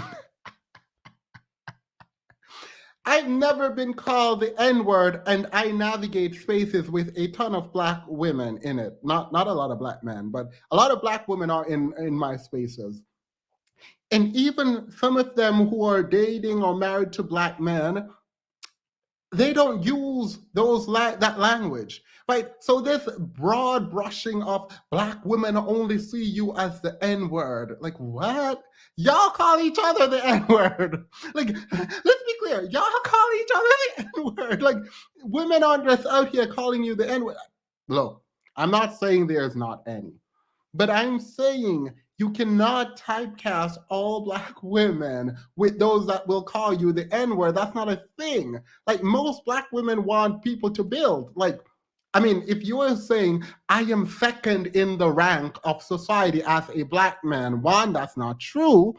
It's not literally not true that black men are the second in command. I don't know why you want to be second, but we are not doing great. And I know this because so much of my work when I was in law school, pro bono, was about how do we elevate the black community to being better, right? And not being incarcerated at the rate that we're incarcerated. No, we're not doing this. I'm going to do it. I'm going to do it. I've been with a white man for 5 years. The first thing he did when we got together was to top up my pension to secure my future. They care more for their partners. Oh, thank you for that. Cash. I was gonna say Cash App. The super chat. You know I don't do YouTube, right? So he says black men are the second in command, and they don't get any respect, and blah blah blah. All right, so I had to go back because when it comes to economics, things are always changing. Things are in flux, and it's kind of hard to always be right. And I don't mind being wrong. If more black men are actually doing better and they're second in command, then maybe I should address that, and maybe I should stop caring about like the whole black thing, because if we're doing so well, then we're doing well, right? Period. We got this. So I went to go find the Senate, the Joint Economic Committee for the Senate usually releases a sort of economic state of the Black America, right? It's like a summary of what is happening in America. And I think it might be the most sort of robust discussion about what is happening and the state of Black America that I can find that is credible, right? So let's go there for a moment and look at some of these stats, right? Let's go to the key points. I think there was like page 12. I'll show it to you when we get to page 12. I'll show it to you. All right. So let's start up here. The first thing says, despite significant economic progress over the past decades, Black Americans experience far worse economic conditions than whites or the population as a whole, right? So we're not just talking about white people, we're comparing the American success to the Black American success to the Black American population as a whole, right? Historically, the unemployment rate for Black Americans has been approximately twice the rate for white. That is the case today, 6.6% for Black workers and 3.1% for white workers. We're going to go through some more of this. The difference in the employment rates for Blacks and whites shrink for college graduates. However, even in the current strong economy, the unemployment rate is 50% higher for Black Americans. During the majority of the past 50 years, Black Americans have experienced unemployment rates that were they experienced by the entire population would be seen as a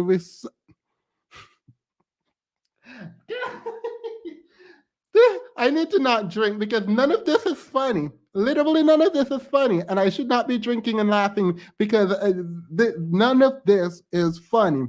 They're obsessed with submission because they have zero power anywhere else. They're currently enjoying resting in their femininity.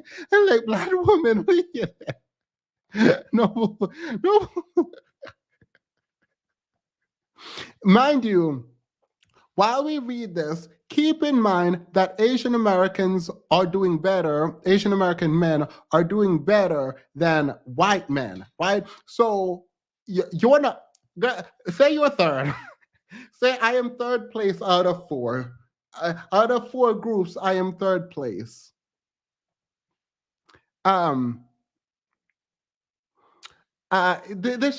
Black Americans are over twice as likely to live in poverty as white. Black children are 3 times as likely to live in poverty as white children. The median wealth of Black families, $17,000. White is 171,000. Like, let's go to page. I can't even go through this, girl, because I'm depressed. Seeing this is making me depressed. All right. So look at the wealth. This is what was explained earlier. If we look at the kind of wealth distribution, girl, let's not. Let's not. I can't. No, I'm getting upset. Because the truth is, let's be real for a moment. This should frighten us. It feels like we're just stepping backwards, right? Like, this should frighten us. Like, we should look at this and think, how do we as a community do better, right? Let's look at this distribution again. When it comes to median wealth, right, in the United States, for all races put together, the median wealth is at $97K, right? For white, it is $171K. There are reasons why this is the case, right? But then for Black people, it is $17,000, right? I am confused and perplexed as to why this man and anyone is preaching that Black people are doing well. We are not, and we need to do well. We can do better, but to sit there and pretend like this is not a dire situation that we're in is ridiculous to me.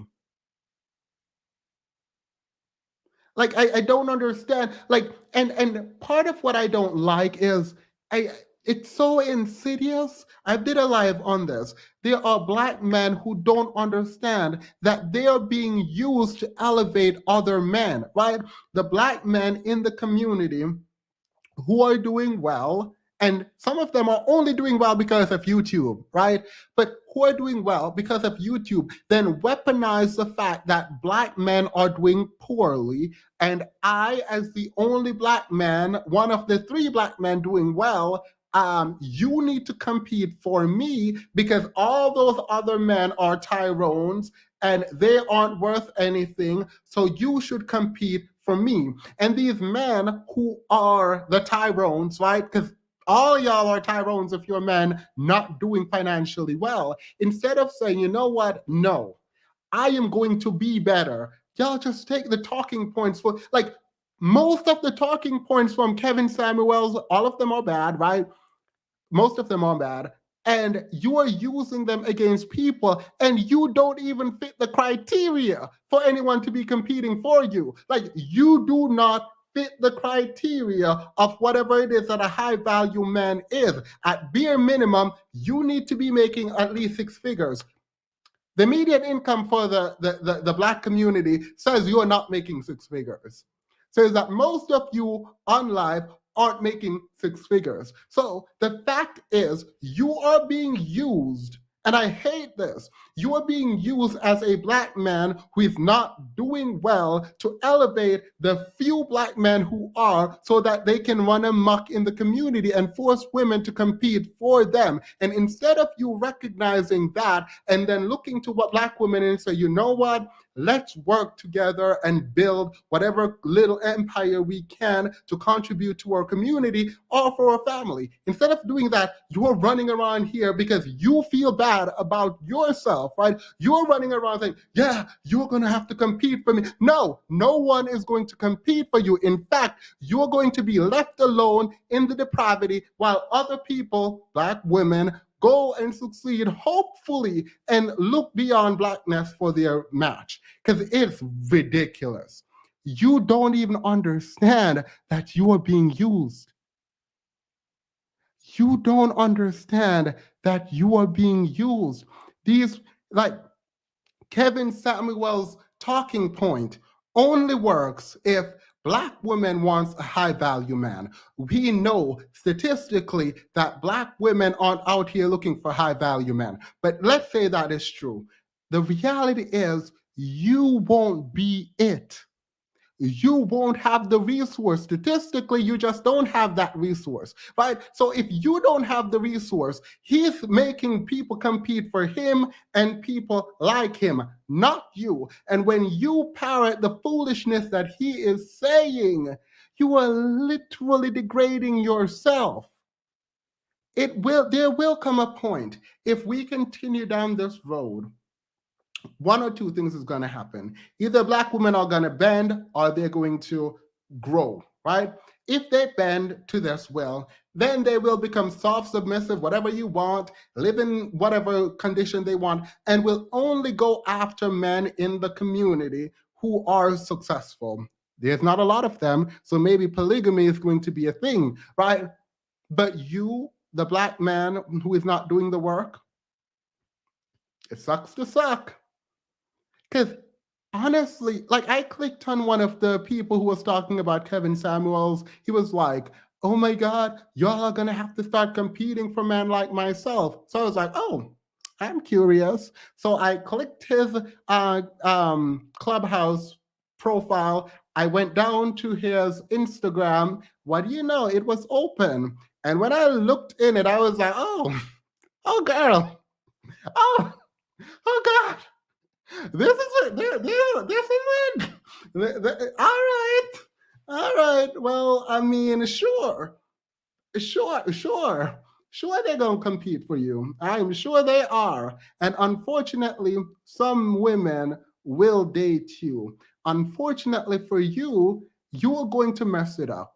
I already know you're going to mess it up, because if you listen to Kevin Samuels and you think you're a prize, you probably think there's better out there, and you're going to mess it up instead of improving yourself with the person who decided to build with you.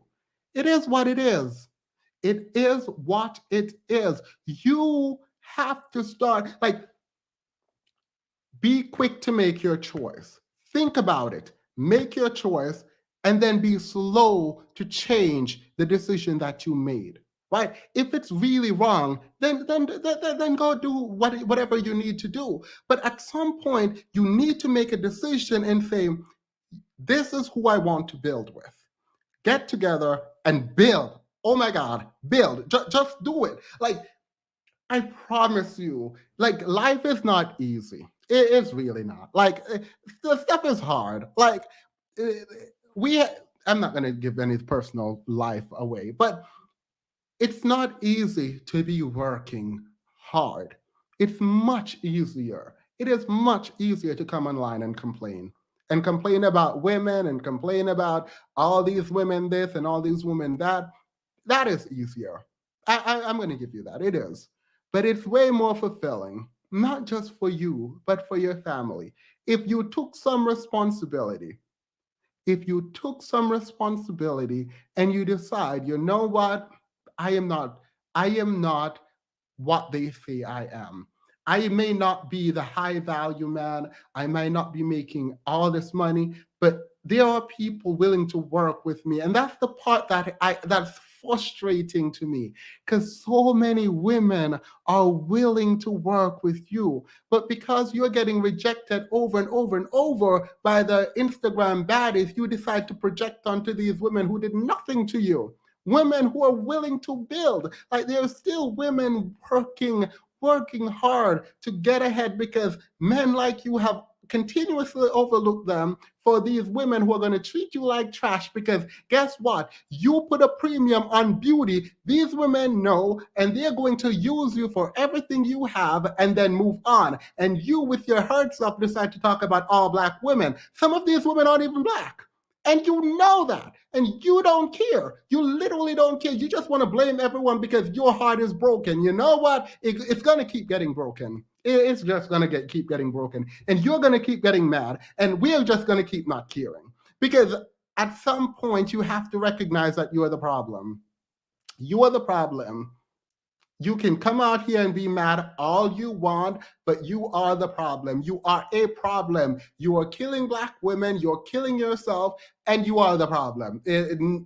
No stats is going to help you, because all of them is saying that you are the problem. The only other stats that might help you out is the one that says systemic racism is the biggest problem facing the Black community. That is the only stats that's going to help you. But even that stat does not tell us why you are killing each other. It does not tell you why you're killing the women in the Black community. It does not tell us why you are leaving the children alone in the Black community. It doesn't tell us any of that at all. None of that is being told by these stats. What we do know is that you're getting up and you're leaving your family. What it does tell us is that you are abusing children and you're abusing the female in their family. What it does tell us is you're killing each other. What it does tell us is you're killing Black women. That is what it's telling us. So unless you're going to step up to the plate and take some accountability, then no. No, it is absolutely not okay. You are not okay. What you're doing is not okay. Talking about some people are going to be competing for you. Absolutely not. No one wants to compete. Our standards. What we have done with the Black image, the Black man's image, right? The thing that I have adopted because I am Black in America, but in the world, what we have done is wrong. It is wrong. It is absolutely wrong. Y'all can be mad at me all you want, but what we have done is absolutely abhorrent. We're sitting here talking about Latinos are competing, so Black women, you're gonna have to get to compete for what? What is there to compete for? Why would?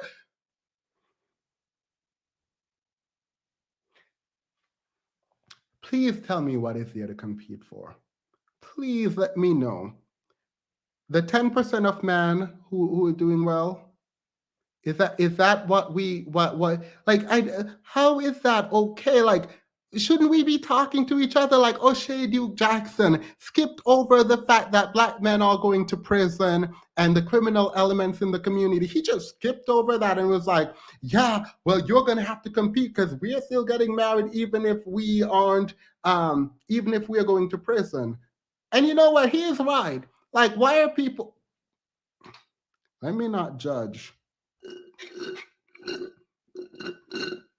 Well, that is done. Let's get to the water.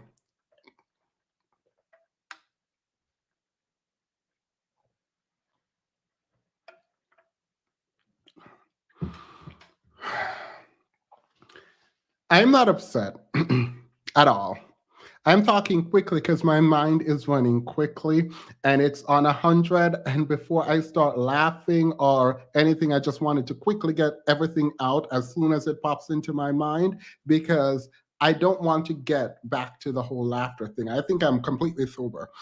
I think it is an absolute shame that there is a premium on dragging each other in the Black community. I think that's horrendous. I also think that the ways in which we engage with each other is a problem. But it's not a problem because Black women are X, Y, and Z. It is a problem because we have a group of people, men, who have very low self-esteem. They are unaware of this low self-esteem. They are unaware of their own internalized hatred for themselves and their community because of the position that they find themselves in a society that we are being dominated economically, educationally, academically, that is, and politically by other groups of people. I think that has to hurt. I will admit it. As a person who lives in America that looks around and realizes that we don't have political, social, and economic power, that hurts. Like, admittedly, I go out into the world every day and I look around and I'm continuously saddened by the fact that I don't think that we have, as a collective, power. I feel like we waste our political capital over and over and over again. I feel like we uplift the worst parts of our communities, and so it overshadows what we have as potential. And because of that, instead of accepting that we are not doing great, because part of that is to recognize that, oh my God, we're being dominated. I think a lot of people are like, ooh, I'm not going to say that. I'm not going to say we're being dominated. Absolutely not. I'm not going to do that. So instead, I'm going to say the problem is the Black woman. No, sir, the problem is you can't protect your community. Yeah, we can protect our community. Let's be inclusive. Let's include me. As Black men, we can protect our communities, right? Maybe the feminists are right in that Black women should be in this fight. I agree, whatever you want. But I think for a lot of us, we accept the roles given to us by the patriarchy, and then we realize we are not either willing or able to do it. And in our inability to do the protecting part and the providing part, we shame each other. Like this man, the other day on a post, this man has the audacity, after I'm up here talking, to come out and say some foolishness like, put some bass in your voice. Girl, what? Put some what in my ear? Why would you care about bass in my voice? Why do you care about bass in my, like, you don't tell me as another Black man to put some bass in my voice. Absolutely not, you don't. You can be mad all you want. You don't tell me that because you are not doing well. If bass in your voice was the touchstone, right, the centerpiece for how you become successful, then how are we like this?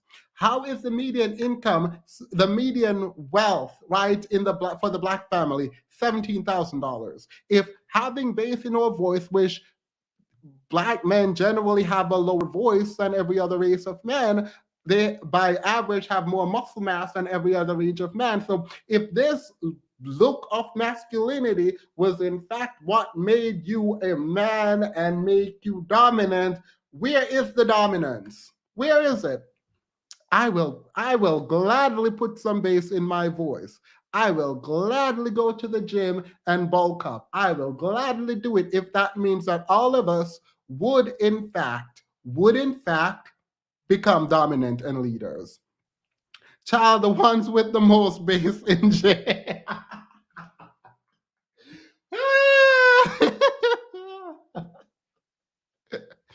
Oh my, I wasn't ready.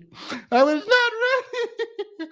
I was not ready. Let's get into this because I'm sure you guys are, oh my God, there's 7,000. There's 700 people in. This is the highest I think we have gone. So thank you all for 700 people watching. That is actually spectacular, particularly when we're just chilling. I'm so fly. Just anywho,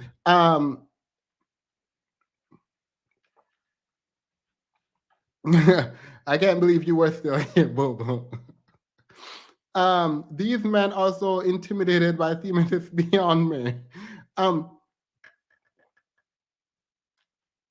I don't know. It's just the audacity. Like you just come up here talking about put some bass in your voice, girl. What? Like I don't like. I wasn't annoyed by it. I was saddened by it. I am saddened by a ton of things right now. Like I am sad that we aren't like really thinking about the ways in which we have the society has outgrown some of the archaic views that we have. Like you cannot outrun a car, you cannot outswim a boat. Like for most of the things that you think you physically have the power to do, which makes you great, there is a technology for that. So maybe we need to learn how to use the technology. We are literally in an age of information. How you move forward is about information, either providing, creating, and using information. That's it.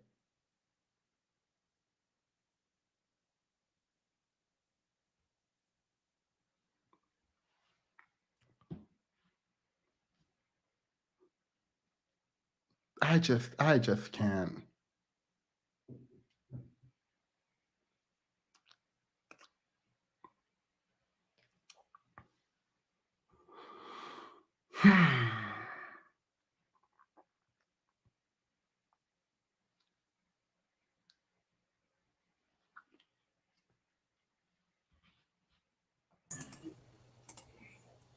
Hey, Anne. Hey, good morning. Well, I don't know what time it is there, but good morning, good afternoon, good evening. What are you doing? I'm doing well. How are you? I'm doing great. I woke up this morning sitting here listening to your live, and you hit so many points. Thank you so much for doing the work you're doing. I know you don't have to, and I wish there was more Black men out there like you who are willing to do this work. And we don't see that a lot. And it's sad because they want to say that it's not all Black men, that this is a loud minority, but how can you have the minority speaking for the majority? Why aren't you pushing back against them? Yeah. And it's, I mean, I think just standing idly by and not engaging with what is being said about the people in your community and about you, I just find it horrendous, honestly. Like at this point, it just feels like you don't care, so why should anyone else? The the Black feminist and intersectional feminists are getting tired, and they're the ones actually doing the research to help change the prison system and things like that. So when they get tired, we'll see what happens. Go ahead. Yes, I am a Black woman and I'm married to a Black man, but I also am getting tired of preaching for the community or sticking up for Black men because I don't see the reciprocal. I don't see it being reciprocated. My husband is amazing as a man, and I'm glad I have someone like him by my side. But when I look into maybe it's just the YouTube world or social media, because it's like, whoa, I did not realize just how negative a lot of Black men talked about Black women. And I'm wondering, is this new or is it, and like you said, it comes from fear. And I think it really does come from fear of not having access to Black women anymore. Because we are like, we are getting standards that we never had before. We're now asking for, hey, can you put the work in? Can you not just sit at home and play video games, or can you pursue something with your life? We are no longer going to accept the bare minimum from you, because we know that for our community to grow, we need both parties to be working towards something. Black women no longer want to be baby mamas. That trend is dying down. They want to have children within a secure home with a mother and a father figure, or two-parent households where they can get the valuable lesson from both, or both parents are involved. And there's just so much layers here. I actually live in Okinawa. My husband's in the military. And I see a lot of interracial dating, or interracial marriage here. And I've never seen it so much. And I've seen a lot more Black women dating out here than I've ever seen in my life. There's a lot more partnering with other races of men here and having children here. With my husband, he's kind of like, he's very pro Black. I'm not like that anymore. I'm like, you need to date to find the right person for you, because I've always never dated within my race. I've always find someone who likes me and who will treat me right, who had morals and had the same foundation as I did. And that's what I want to teach my daughter, that race loyalty does not always serve you. You have to go to what serves you and what's best for you. Yeah. And unfortunately, it's come to that. And us not, I'm telling her, it's like, the Black community will have to figure it out for themselves. I need you to do what is best for you. Get your education, build on yourself, work on your self-worth. Do not let someone define yourself. Marriage does not define your worth as a woman.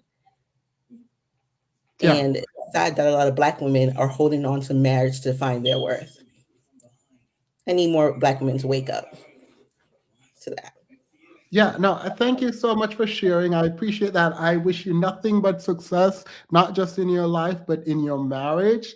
I hope that everything works well for you. And I truly appreciate you for coming on and realizing that your situation might not be the same for everyone. So I appreciate that. And yes, I can't believe that I would say this, knowing the work I did. But I realize that the work is made difficult by men pretending like the world isn't already harsh on Black people, so they need to also be harsh. And I didn't realize when we talked about the Black community that we were specifically talking about Black men. And that part actually is a problem. Like, the fact is, we need to now delineate between Black women and Black men, and that is disturbing. Thank you so much, by the way. T, go ahead. Hey, Themis, can you hear me? Yes. This is my first time calling in, so I'm excited I called alive. But you welcome. Yeah, you said a lot of things that I really resonate with, particularly with the Kevin Samuels stuff. I'm actually in his group, The Mix, on Facebook, and I'm not very active in it, but when I first joined it, it was when he went way before he went viral, before The Average at Best and all of that stuff came out.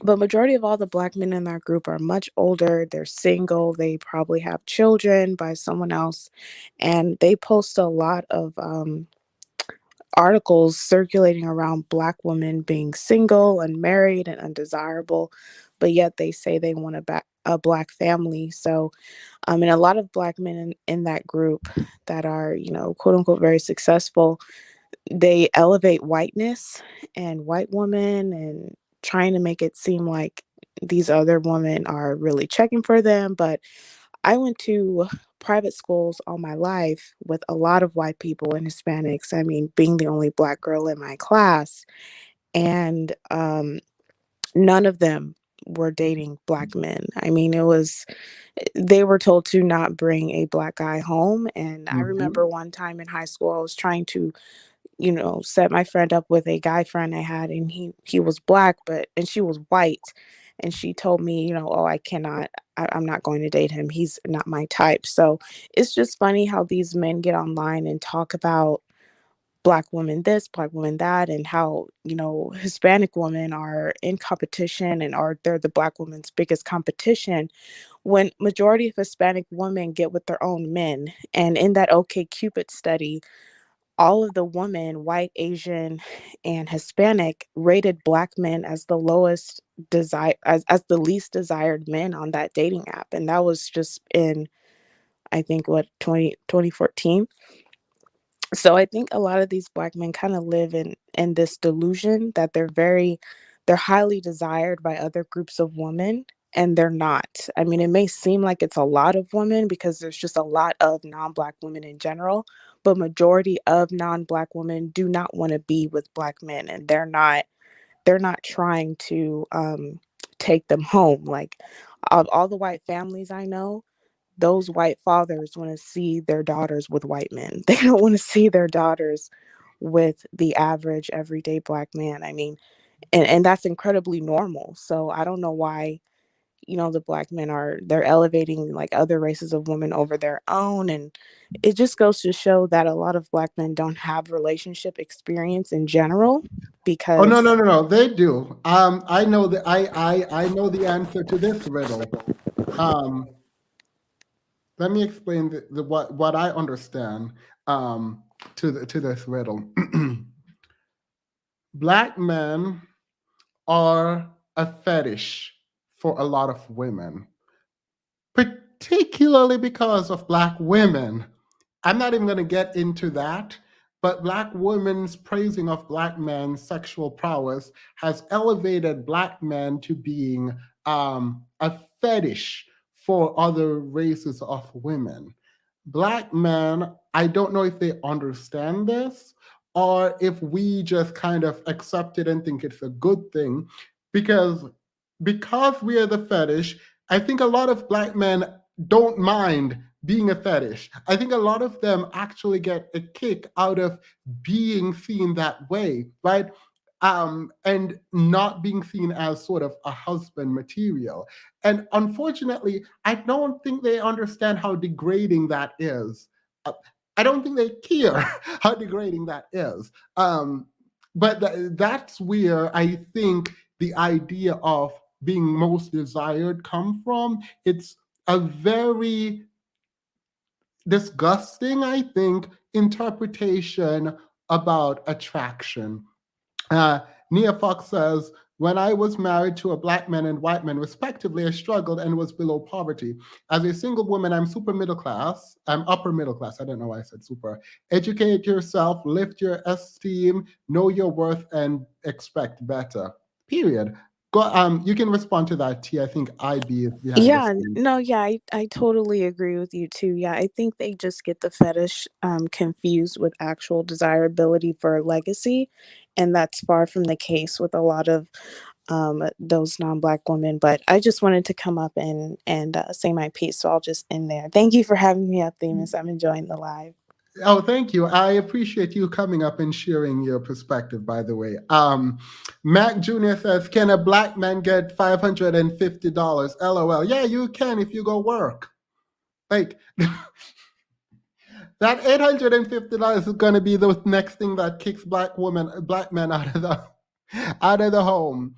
True, at theme, it's like the white woman going to Africa to get a young man. Disgusting. Oh, I know, because Jamaica is one of the centers for sex tourism, right? Because of this ideas, the ideas around what these men can do in the bedroom. And so at least the Jamaican men use that. I hope no Jamaican is in here, because they're going to be mad at me for telling their secret. Jamaican men have a tendency to use whatever. This is so annoying. So Jamaican men will marry a woman. Have you been, was it a 60-day fiance? Well, think Jamaica from that. Let me just stop there. let me just stop there. Because they will definitely elevate their life and their entire family life back home. Is it LIB or LB? It's IB. IB. All right, good. How are you? Hi, Themis. This is my first time joining your show. I listen often. Oh, thank you. I appreciate it. This is a lot of first times. I love hearing new voices. So I've been seeing that Kevin Samuels clips circulate, and I'm actually really proud of the Black women in the comments. They kind of were like, don't pay it any attention. This is silly. Go get Latino women if you want them. And all I have to say is, if Black men really want Latino women so bad, you guys can have them. Like, you guys please go with your $38,000 and go destroy their community like you've done ours, and go abuse them and do like you are doing Black women. I don't know. I feel like every time Kevin Samuels starts to kind of not be a thought in people's mind, he has to say something degrading about Black women to get people's attention back on him, or do something to make him go viral again. I don't know if anybody's paid attention to that. And then as far as O'Shea Duke Jackson, sorry. The frequency there is too low for me also. Yeah, I'm like, come on. Like, and I'm not trying to attack the way he looks, but I don't think any amount of money is going to get any woman to marry him in that way. At least not on the American side. That's why he's staying in Africa. Yeah. I mean, and yeah, that's all I have to really say. I don't know where people get these statistics from. These people are confusing. For O'Shea to be a medical student, I'm not really sure how he's reading the stats, or maybe he's doing it purposely because he knows his followers are stupid. But yeah, like I wrote that comment, Black men are only married 30% of the time. And it makes sense because there's more of them than there are Black women. Yeah. Black women are about, I think, 25 or 27%, something like that. So it's right up there. You guys are not, Black men are not marrying in these like astronomically higher rates than Black women are. And then, oh, sorry. Go ahead. Sorry. No, I'm done. Go. And like, looking at getting into marriages is one stats, but let's look at who getting out of these marriages. Right. And then just even anecdotally, I work at a preschool. I don't want to give too much of my personal life away, but I work at a preschool, and I work with wealthy families, and the majority of them are Asian and white families. There is one Hispanic family, and she was married to a Black man, but he abandoned the 3 kids. So she's now a single mom with 3 kids. So just anecdotally, I mean, I've seen these relationships, these Black and Latina relationships, whatever you want to call them, and I'm sorry to say they don't seem like they're doing any better than when they get with Black women. Actually, they're doing way worse. Yeah, so I mean, I'm just even seeing that anecdotally. Like, they turn them into baby mamas, they abuse them. A lot of Hispanic families are racist, so I'm not sure what Kevin Samuels is saying about no, most of the time those men do not want you to be with their women. It's still true. You guys just don't care. A lot of Black people don't care. Let me just clarify something, because I saw this comment. Maybe I missed it. Did you say there were more Black men than Black women in the U.S.? Yes. That is incorrect. Sorry. Yeah. Sorry, I meant it. It's actually not even a matter of point, but I see a lot of people twerking in the No. chat. Like, I meant to say hey. reverse. There are more black women than black men, so it makes Yeah. sense that the numbers would be in their favor. I'm sorry that they marry at a higher rate. Yeah, and somebody, I see Danny Lay, like, look at all these, look at, you don't, I need, they say don't look at celebrity marriages, but they're reflective of what's happening in the black community. Look at all these Latina women who get with these rappers and these celebrities, and what do they do to them? Yeah. And it's reflective. It's the same thing that you'll see in the hood or wherever you're at. So you ladies, you know what?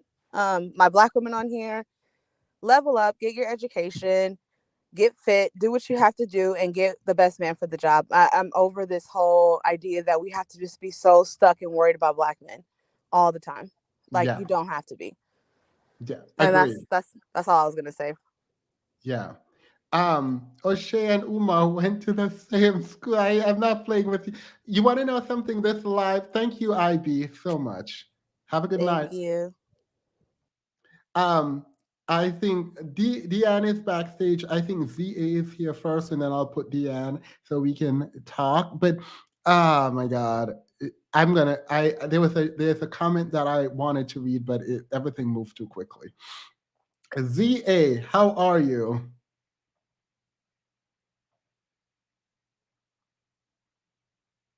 You're on mute. ZA, you're on mute. All right, ZA going once. Oh, go ahead. No, we can hear. I am so sorry. I am so sorry. All right. I try to come back in. The studio is not full, so you could come back if you want. Deanne is a moderator, so I will add someone else with her. Hey, Chaotic Truth. How you doing? YouTube recommended your video to me about 2 or 3 minutes ago. Oh. I saw that you were live, so you must be doing something on the YouTube streets. I wanted to, I saw the StreamYard link, and I wanted to come up and introduce myself. I'm the Chaotic Truth. Salute to you. Is it Themis and Thoth? Thoth. Thoth is Egyptian, right? It is. Okay. Yeah, that's the goddess of thinking, if I'm not mistaken, or something of that magnitude. Okay, Deanne, nice to meet you as well. So what goes on over on this? Thank you. What goes on over on this panel? What goes on is whatever you want to go on. If you disagree with anything that I say, you can attempt to drag me. Or if you agree with anything that I say, you can attempt to engage in dialogue. Oh, okay. Yeah. But we can go to Deanne first, let you kind of suss the vibe out, and then you can come in after. Have you been watching for a moment? Chaotic Truth. Have you been watching for a moment? No, I literally just recommended your video, and I just saw you, and I just saw you were live, and you had a StreamYard, and I just like going to panels. So no, I haven't been watching. Yeah. Well, I'll have some questions for you in a moment. Deanne, go ahead. Sir, for Mr. Chaotic Truth, you're a brave man to just jump into a panel like this. I'm sure you've seen the topic for today. You're a brave man. I have to commend you and give you respect up front. It takes some doing. I give you some respect up front. Okay, so let me kind of gather in a lot of what we've been talking about today. So if we go back to Hafiz, this poor gentleman, for the cost of $500, has blown up his entire life. He has turned on his own audience. He has contradicted everything he has been saying for 2 years about how Black women are the problem. And now, because people are not buying his soup sufficiently, he appears to have discovered all of a sudden what certain women have been saying, that the fact that Black men are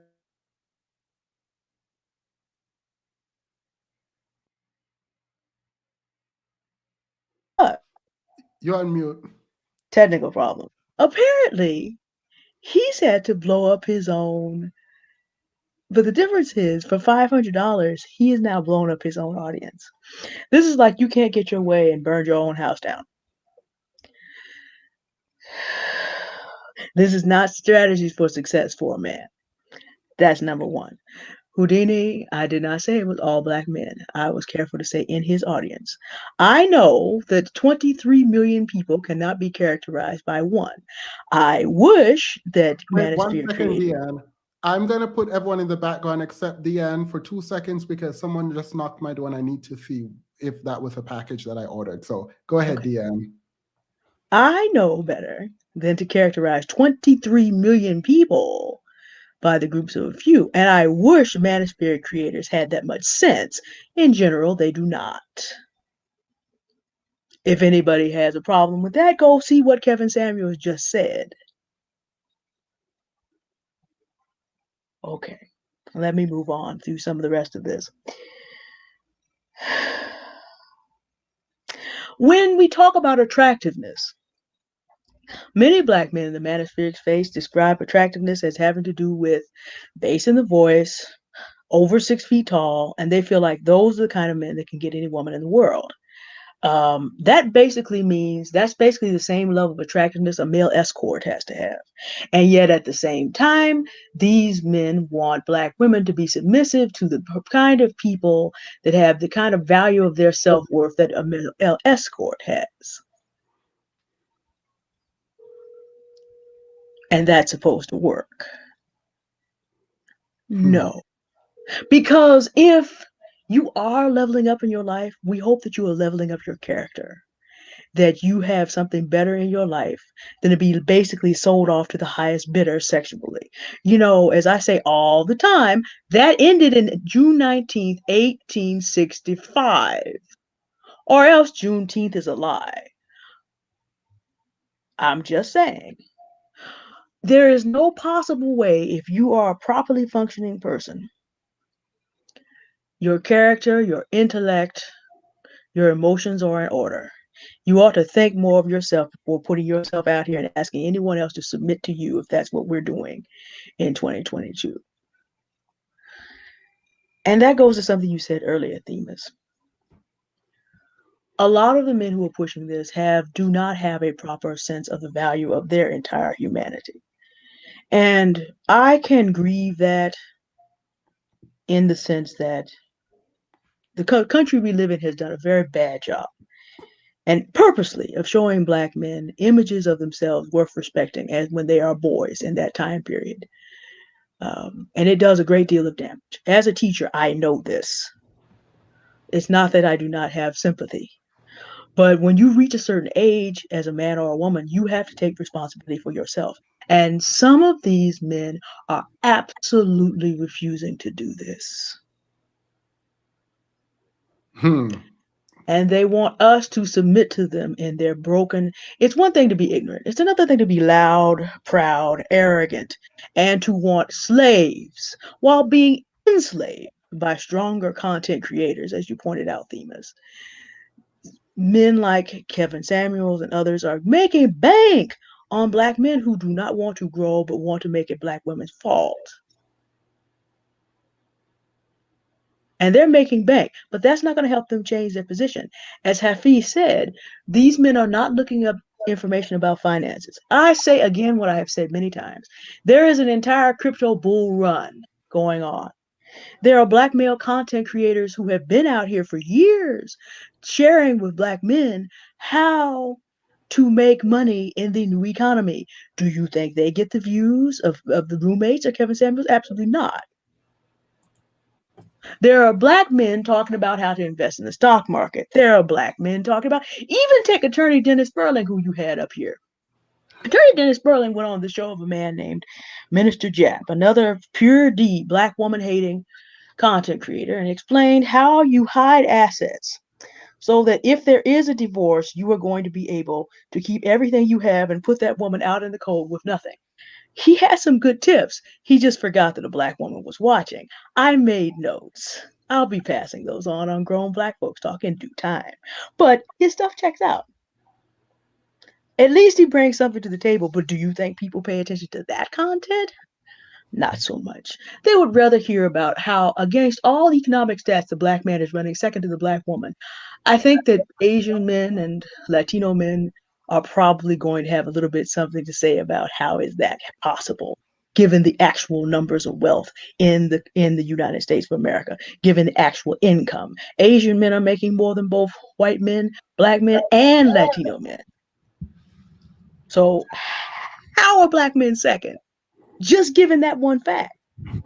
How are black men second when China at this point is making its bid to colonize Africa? And 1 billion African people cannot do anything about that. How is that possible? Wait. Let's do this. Well, 70 to 80% divorce filing of black women do. Well, 70 to 80% divorce filing. I'm thinking you're saying are filed by black women. Do you blame him? LOL. Well, all right. I can actually handle that really quick if you like. Please Demas. don't.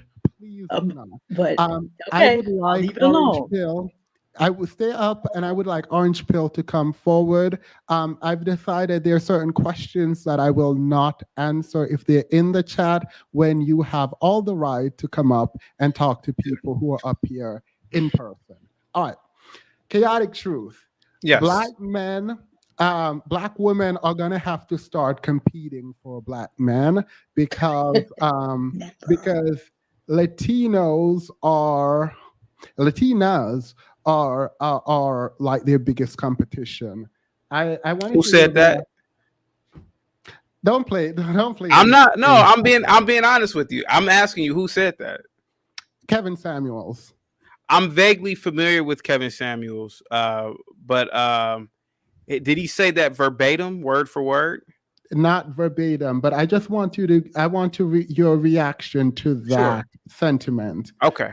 Competing for black men. Okay. Actually, let me ask a question. Sure. Should black women be competing with Asian, Latina women for black men? Well, no. I don't think that black women have ever had to compete with any other non-black woman. I mean, another woman that was not black for black men. Black women generally have the upper hand in getting black men. So if Kevin Samuels, question, I think I might have asked the wrong question. Oh, okay. Should black women have to compete with other women for black men? No, not at all. Because most black men prefer black women, so there is no competition. No. Well, we are not. You're not answering the question. I think the way that I'm framing it might be a bit odd. The question is, sure. Okay, let's accept that black men prefer black women, which we do. Statistically, you guys marry black women more than you marry any race of women. But sure, I don't want to get into that. The question then is, should they have to compete? No. All right. No. Why? Because, well, again, I mean, hopefully there's not anything lost in translation, but there's never been any competition. Black women by default get with black men. It's a proximity thing. Yeah, I don't think you're answering. I'm not like pushing you at all. Okay. I'm sorry if I'm not. Okay, I'm sorry. Go ahead. The question is not, are they competing or have they compete? Do you think that for a black man and our position in the world, should black women have to compete more for black men? No. No. Why? Because black women already come with the package that we want. All right. So hopefully they answered the question, right? Yeah. Okay. You're answering it now. Okay, good. So black women already come with the right package. So most black men, I mean, me, for example, I'm married to a beautiful black woman, and she already comes with benchmarks that I particularly like. So I've always dated and I've always been with black women, and most men that I know most men in my fraternity, most men that I associate around with. The concept of really dating outside of our race doesn't really. Maybe you're asking the wrong person. Maybe I shouldn't have came up here because I didn't know what was going on. But yeah, it just doesn't register to me to date or mingle with non-Black women. All right. So you would say you disagree with Kevin Samuels. Now, Kevin Samuels said the biggest enemy to the Black woman is the Latina woman. Do you agree with that? No, the enemy. No, the Black woman doesn't have an enemy. I have personally seen Latino women, Asian women acquiesce to Black women. I've seen them worship the ground that Black women even walk on at times. So Black women will always win out with getting with Black men. Now, I will admit, there is an unfortunate thing within the Black community. There are more Black women than there are Black men. So I could understand divesting. I'm pro divesting as well. A lot of Black women that I know, they date white men, and they say that a lot of times there's not a lot of Black men to date. But other than that, I don't think there is any competition. Like, how could a woman who's not melanated compete with a Black woman? All right. So you do believe then that the Black man's when you say there's not enough Black men, quantitatively agreed, just on pure numbers, right? Yeah. But is there a qualitative approach that you're taking? Is there an approach you're taking that looks at the kinds of Black men that exist in contemporary society that would put us at a distinct disadvantage if you are a heterosexual man looking to couple and have children? Yeah, the only thing I can think of right now is economics. With economics, you have resources, right? But that's the only disadvantage I could think of. The Black women that I know, that I've known for years, they, even the ones who've dated outside their race, they prefer a Black man. But I will admit, a lot of times resources come into play, and therefore a lot of Black women, like most women, and as they should, they want to be with someone who can provide a certain life for them, and that's how it should be. I agree with my parents are still together, and men are really supposed to provide. And if one group can't do it, then I can understand a Black woman wanting to be with another group that can provide. But yeah. And so you accept that Black men statistically cannot provide? No, I think that's a fallacy too, considering the fact that there are over 1.5 billion people of African descent on the planet. We are forgetting the Black man in Africa. We're forgetting the Black man in the islands. And I feel like a lot of times we're just looking at one test arena, which typically is a small segment of the African American community. But most Black men can't provide. Can we focus on just the Black men in America? Because I feel like things get lost in translation when we talk about Black women and Black men, because most of the time when we're talking about Black women, we're talking about the American Black women. We're not talking about anybody else. Wait, let's do that. Sure. So if we narrow cast to America, do you think statistically Black men in America can provide? Yeah, absolutely. I feel like there's a large stereotype dealing with Black men. There are large numbers of Black men who are, of course, we're all adults, so we know this. There are Black men who are doctors, lawyers, engineers, managerial directors for Fortune 500 companies. I myself am friends. Listen, I'm not the most successful in my group at all compared to my contemporaries. I have friends who I'm not gonna name the name of the company, but he works for one of the big four auditing companies, and he makes $500,000 a year. Well, that's after bonuses and stuff. But I'm sorry. Maybe I should have cammed up because I feel like you're asking the wrong person. I feel like No, you're fine. You're fine. So yeah. Can anyone answer the question regarding what the median income for the Black man in America is? I believe it was 17,000, right? Oh, that's the median household wealth, but the median income, I mean, Kevin Samuels shouted out every single day, really? No one? All right, we can just drop it from 40,000 to 50,000. Yeah, 45. But let's do a range from 40 to 55, right? And this is on his income alone, right? Yeah. His income alone, right? It's actually 45, but like I want to range it because the deviation is not really accurate. Whatever, when reporting. All right, cool. Do you think that is sufficient to be a provider? Absolutely not. No. I've made videos about this. I listen, I do believe in an aspect of eugenics. I do believe that if you are a man, especially in the current hyper capitalistic society that we live in, and you cannot provide, then no, you should not seek out relationships and or children at that. You need to work on yourself. Even if it takes you to 50 or 60 years old, you need to make a lot of money to live in the Western Hemisphere. That's just point, period, blank. So, and I made videos on this, and a lot of men get mad at me in the manosphere in the red pill sector. They get mad at me, cuss me out, leave me on.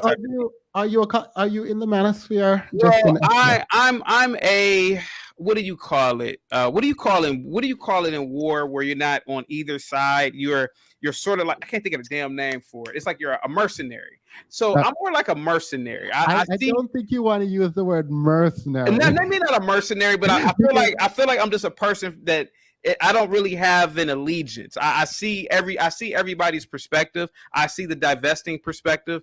I see the manosphere perspective sometimes. I see the capitalistic perspective. I just see it all. And I'm very open for everybody's opinions as well. So yeah, I agree with you. If you're making $17,000, $18,000 a year, you shouldn't be sticking anything in anybody raw. You should be working on your finances and becoming a better man. In this country, not to say that you're a bad man. So if anybody's watching this that's a man and you're making 17 a year, you're not a bad person. It's just that unfortunately things in America are getting crazy with inflation, etc. Yeah, I was going to ask about eugenics, but I won't because I feel like that would that's a whole other topic. The conversation. Yeah, a whole other topic. Hey, by the way, man, this is a great panel. By the way, thank you very much. Oh, you're welcome. So we cannot sustain a family on our own in America as Black men. All right. We're going to get back to that, but there's so many other people, so let's do some popcorn style question talking. Is it Wit? Yeah, just call me Wit. All right, go ahead. You were talking, so I want you to jump in quickly. So my thing is what I just noticed about just certain people when we talk about like what's actually going on with Black men in America, there seems to be what is it called? Willingly obtuse about what's going on, because when we look in all the communities in America, I personally don't know of any community in America, any state that we can say this is a functioning Black community. Now we can go in like any state, and see, functioning white communities, and we're going to move over here because this is the white side, everything's better over here and so forth on. But we don't have anything like that as far as what's a good Black community. We all know that every time it's the Black community, it's always like in the ghettos, just, impoverished neighborhoods. So I just feel like we're just honestly lying to ourselves when we say like, all the Black people I know are successful when there aren't any good Black communities, because successful Black people would normally come together. And, I don't think successful Black people would want to always run and escape to white communities, because it's kind of awkward in white communities, to be honest. In full white communities, when you don't have anyone like that looks like you, and you can like turn over and like, oh, my neighbors, when you see that Black neighbor, it's like, oh my God, you guys connect. So I'm tired of the, every Black person I know makes money, and, we can look at the community and it's not reflective of that. I mean, like maybe I'm wrong. So if anybody knows of any states where there is like a functioning Black community where it's just solely majority Black people, Black businesses, I just tell me where it's at. Is it, where it's at? I mean, where do you live, by the way? There is one that I know of in it's not a state, but in DC. But your question still stands, right? And part of the question, I think, is why is it that we have to leave our communities whenever we attain a modicum of success, right? Because it seems we aren't dealing with the criminal aspect of the community. And instead of dealing with it, we run from it. I do think that's an interesting question, and it's interesting for a couple of reasons, but the main one is a lot of us are afraid of our people who look like us. And that's unfortunate. Like, a lot of us are afraid of people who look like us. I feel with a So, valid reason though. yeah, oh, no. Yeah, no. We've seen too many times where people go back to their communities and get killed. So it is, how do I put this delicately?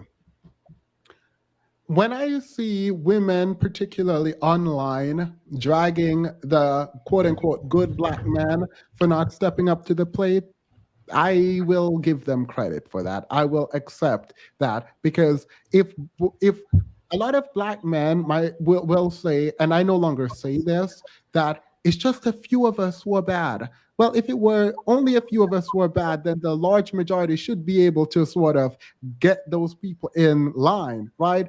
But the reality is we aren't getting those people in line. We are also running. The good Black man is running away from the community and then labeling the quote unquote bad Black man as Pookie and Ray Ray, and that they're just a subculture and they're not that big and blah, blah, blah. If that were true, we would have dealt with them a long time ago. So it's, I think your question actually is a very interesting one that cuts at the heart of some of the bigger problems in the community, instead of blaming Black women for the community when we're supposed to be leaders.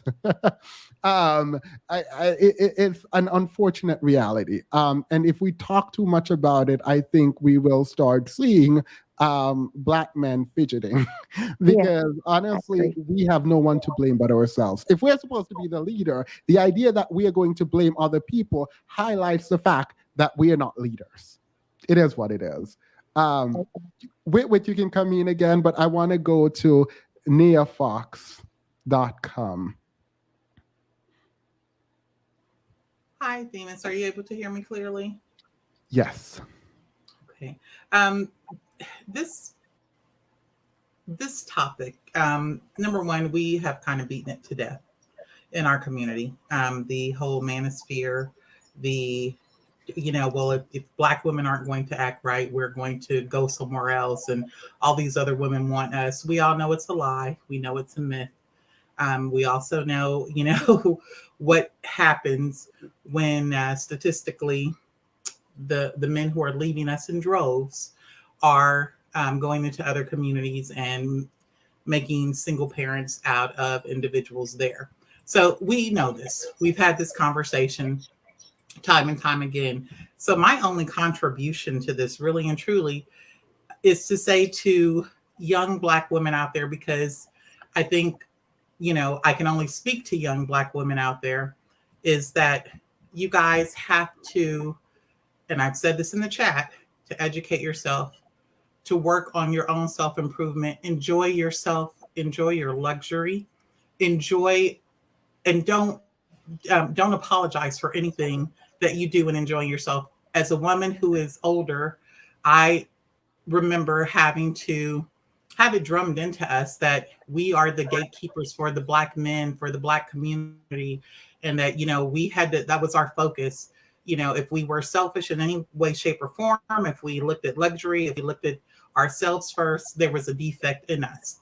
It is not a defect. Learn to appreciate yourself, learn to value yourself, learn to look for people who are going to inspire you, who are going to be accepting of you, who are going to love you, who are going to, admire you, who are going to really just treat you the way you deserve to be treated. And there is no apology in it. Now, I will say this, don't go out there looking for saviors in any group of men, in any race of men. I will say from experience, having dated across the board, having married across the board, my youngest daughter is half Asian. I have dated Latins, I have dated Blacks, I have dated whites, and no one is a monolith. Okay. But just be mindful of yourself, mindful of what you want. Don't settle for anyone. Don't settle for anyone's okie doke, no matter what shade it comes in. And don't feel like you have to stick with the Black man, because unless they're able to appreciate you for who you are and put you up as the prize that you are, because we are the prize. I'm sorry, I don't care what anyone else says. I don't care what the manosphere's preaching and teaching. The woman is the prize, okay? Don't ever let anyone tell you different. So really that's my contribution to this conversation currently. Now, if the subject matter diverges, I may jump in again. Awesome. ZA, by the way, Deanne, you can always interrupt whenever you feel like. ZA.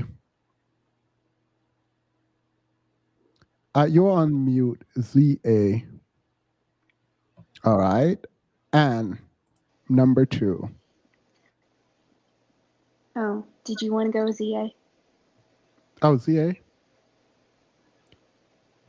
We cannot hear.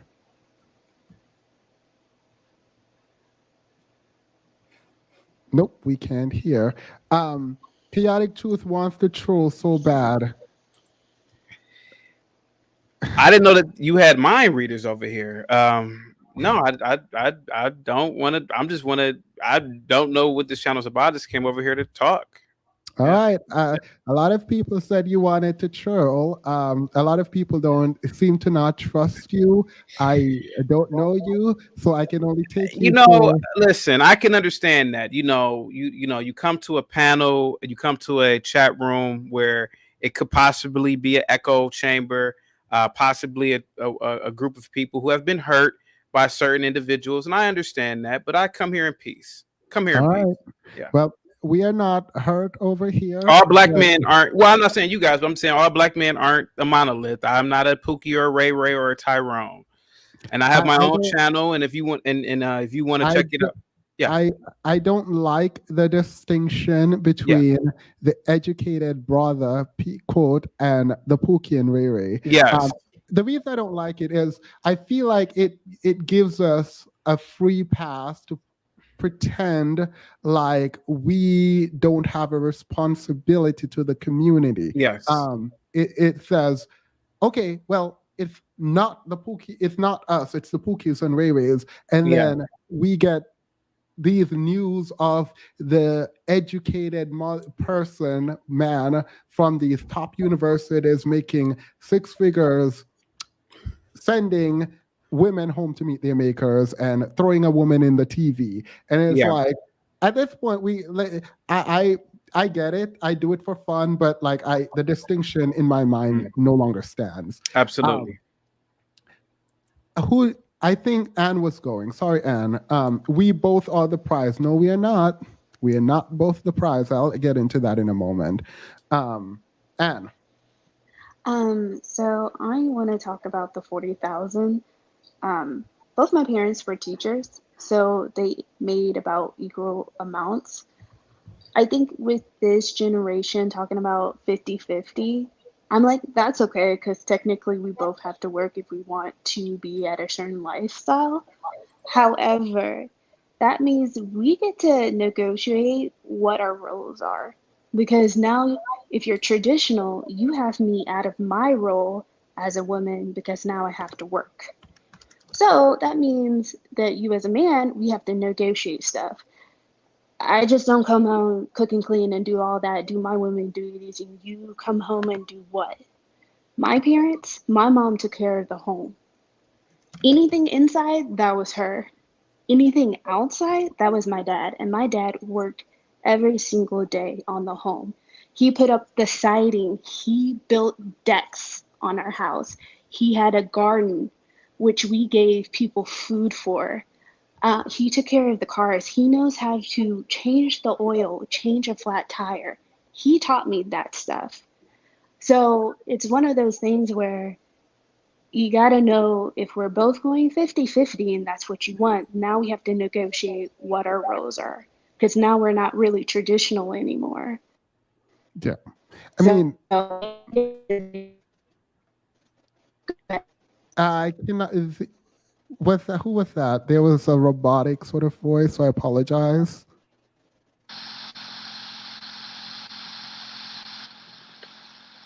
I don't know who that is. All right, let me try to mute some people. All right, I don't know what's happening. All right, cool. Anywho, leave Black girl alone. Hi. Hey, how are you? Good. How are you? Doing well, doing well. What do you have for us? I think the orange pill. Oh, yeah, there's the orange pill. Go ahead. What do you have for us? Yeah, so I have a question for this chaotic truth. Do you have a TikTok? I do not have a TikTok. I don't think TikTok is for people in their 30s. Is it? I don't have it. Do You you? don't have a TikTok that goes by Adam Knows _ on YouTube? No, Adam. No, I'm gonna look it up. Adam _ knows, like KNOW. Yeah. No, that's not me. But why do you say that? I'm gonna look it up right now. Oh, because they were spreading dust in my comment section, and I thought it was you. No, that's not me. You wanna put that on the big screen to verify that that's not me to the host? No, I'm not on I don't TikTok. know. I'm not on I don't know how TikTok to at do all. that. I've never been. I never even used the platform. So you could. So you, if the Because host they would have like all your videos on here. yeah, if the host would like to put that on the, he would like to share the screen. That's not me. I'm not on TikTok at all. I've never even been on the platform itself. Okay. I mean, you can go to. I'm assuming you can log in on the computer, and to the host, and you can share the screen. That's not me at all. All right. Leave Black girls alone. If you find it, you can send it to me, and we can not an expose. Saying some really crazy stuff. I'm just like, is he serious? Yep, that's not me. Nope. I'm gonna look it up. Is this guy Red Pill? Who is this guy? It's just Adam Knows _ on YouTube. Let me see. Adam. While you guys do that, orange pill nurse. I am kind of nervous, but here we go.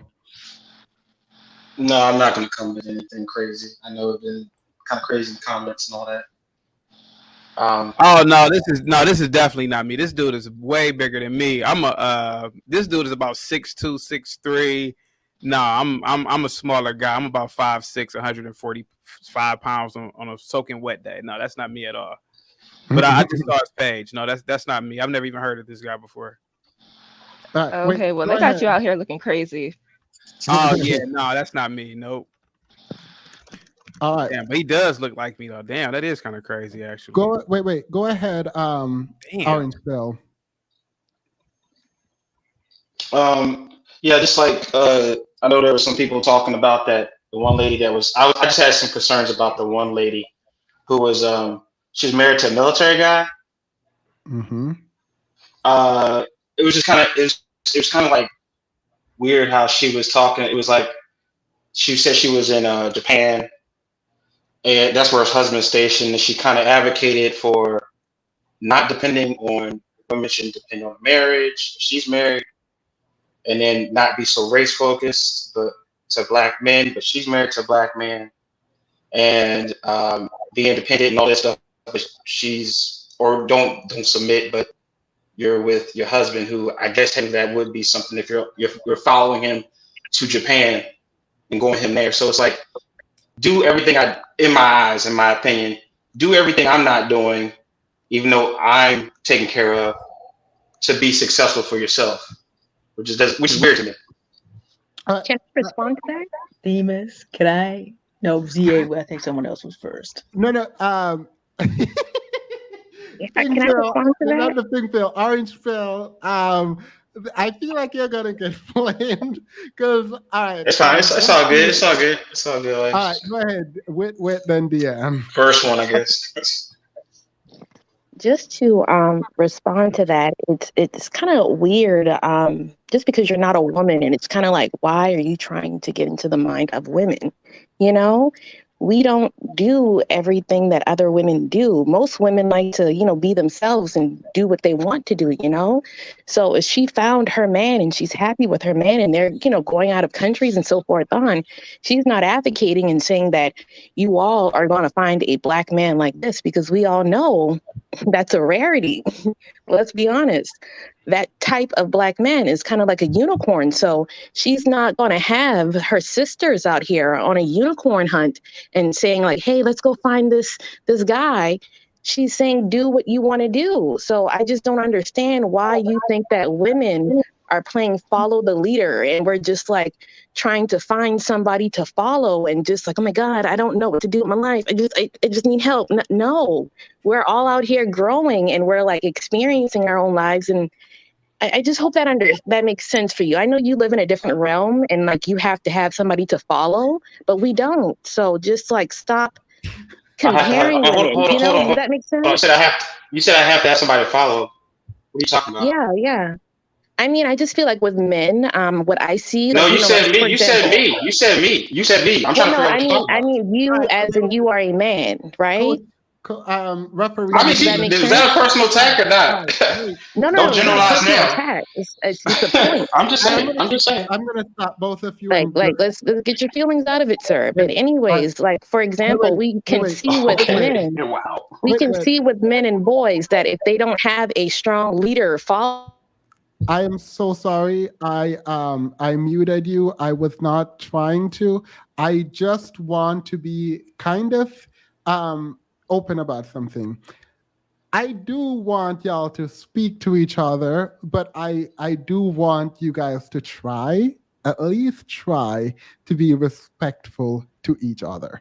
Both of you, right?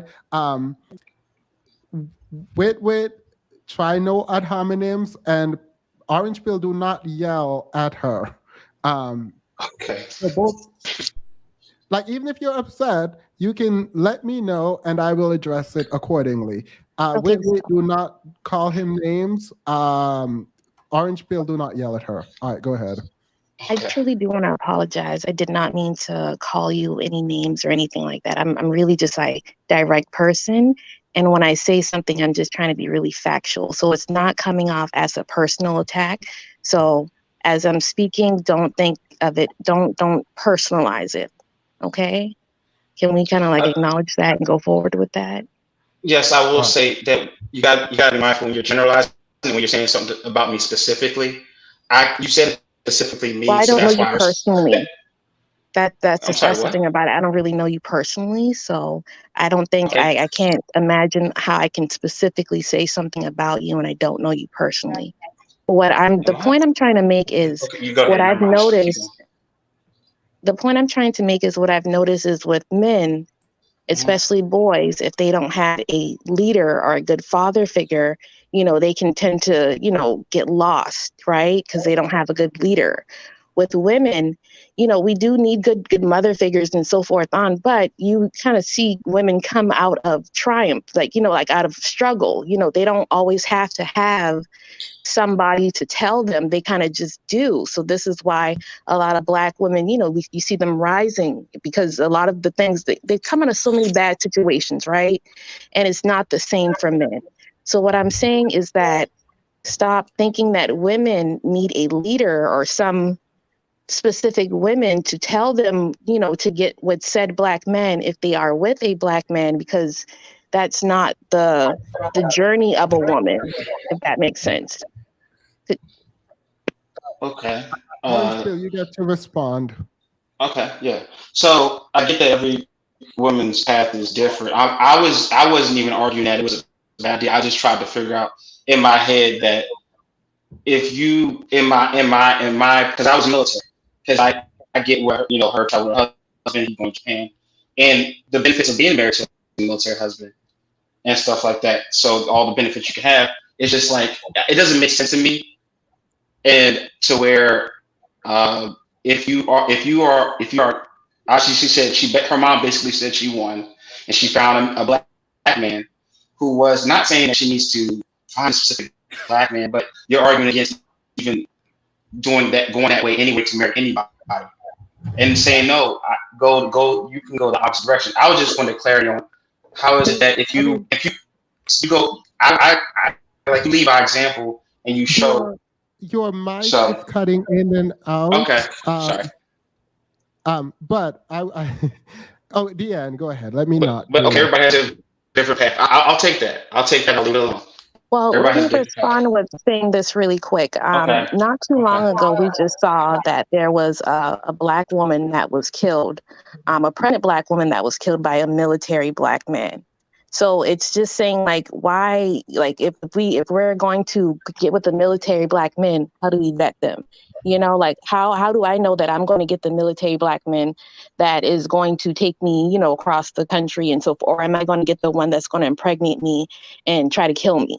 You know, it's just, how do I know? So it's just kind of wrong. I feel that if you're going to use that example, you have to kind of look at another example and think of, kind of come back to the woman. And it's like, you know, this is why she's not telling you to do what she did, because if you follow her path, you might get, you know, the odds are you're not going to get the good guy, you know, then just the odds are against us, obviously. So that's my point. Okay, so follow me, like, and this isn't me repeating what you're saying, is that you don't want to specifically go military Black men because there's stories about, you know, Black men killing Black military man killing pregnant. Why? I mean, or killing the pregnant child, pregnant baby, and all these other stories, stuff like that. So that's the reason why you should go race specific for Black men. It's the reason why I, as a woman, should have cautious, because I value my life, and I'm just looking around, you know. I won't even argue that. I'll leave it down. Yeah. Oh my God! Can we stop? Like, completely stop? Deanne, go ahead. There is a bit of this that feels kind of obtuse. And I'll explain what I mean in a moment, because I don't understand the objection. So go ahead, Deanne. Good evening again, Orange Pill. I have a couple questions for you that may help clarify this. Would you agree that a woman is responsible to take care of herself the best she can until she is married? If she gets married, yes. Okay, so yes. And you are a nurse, I expect that you know that the lifespan of a woman can span an average of 70 to 75 years, correct? Yes, I am. In that span of time, she may meet any number of men, correct? Yes. Yes, she might. And according to statistics, I'll just add this on. In 70 to 75 years, people do marry 30s, 40s, 50s, 60s, and even into their 70s. So over the course of this time, would you agree it would be wise for a woman to prepare herself to live well at any age and then marry the best man for the job whom she meets? Would you agree? Is she going to find a best man for the job at 63 years old? I'm not answering. You answered my question first. Yeah, I mean, I know women that have done it. I know women who have lived long enough to marry more than once. So yes, because also, would you agree as a nurse that women, according to the stats, live longer than men? Since we're going to go to the side, I can do that with you. Yes, and that they normally will outlive their mates, perhaps by as much as 10 to 15 years. Yes, that's if they get married, yes. Okay, so with that in mind, the advice that this woman gave for a woman to get her education and make the best life for herself that she can, does that not make sense? Okay, what? You said does it not make sense that she should tell her younger sisters to get the best education that she can, given that no matter who she marries, up to marriage, whether that occurs once, twice, or 3 times, she has to live the best life she can for herself? Would you agree? So live the best life you can. I wouldn't recommend that advice the way you worded that. To be honest. But the thing is, you've already agreed to it, because you've already agreed that a woman has to take care of herself until she's married. So don't back up now. Now, I'm not backing up. The way you word it is all. Okay, go ahead, Dan. Go ahead. I'm sorry. Now, if it should occur, wait, we're gonna do this one more time. I'm so sorry to cut in, Deanne. All right, that's all right. The way in which we engage in conversation is not like yelling over each other. Like that is kind of, I'm going to use the word remedial, and I'm not calling you that. I'm just saying that the approach, like we do this too often, where we come on and we just like yell over each other. Can I say something to Orange Pill Nurse? Yeah, after Deanne, you can go ahead.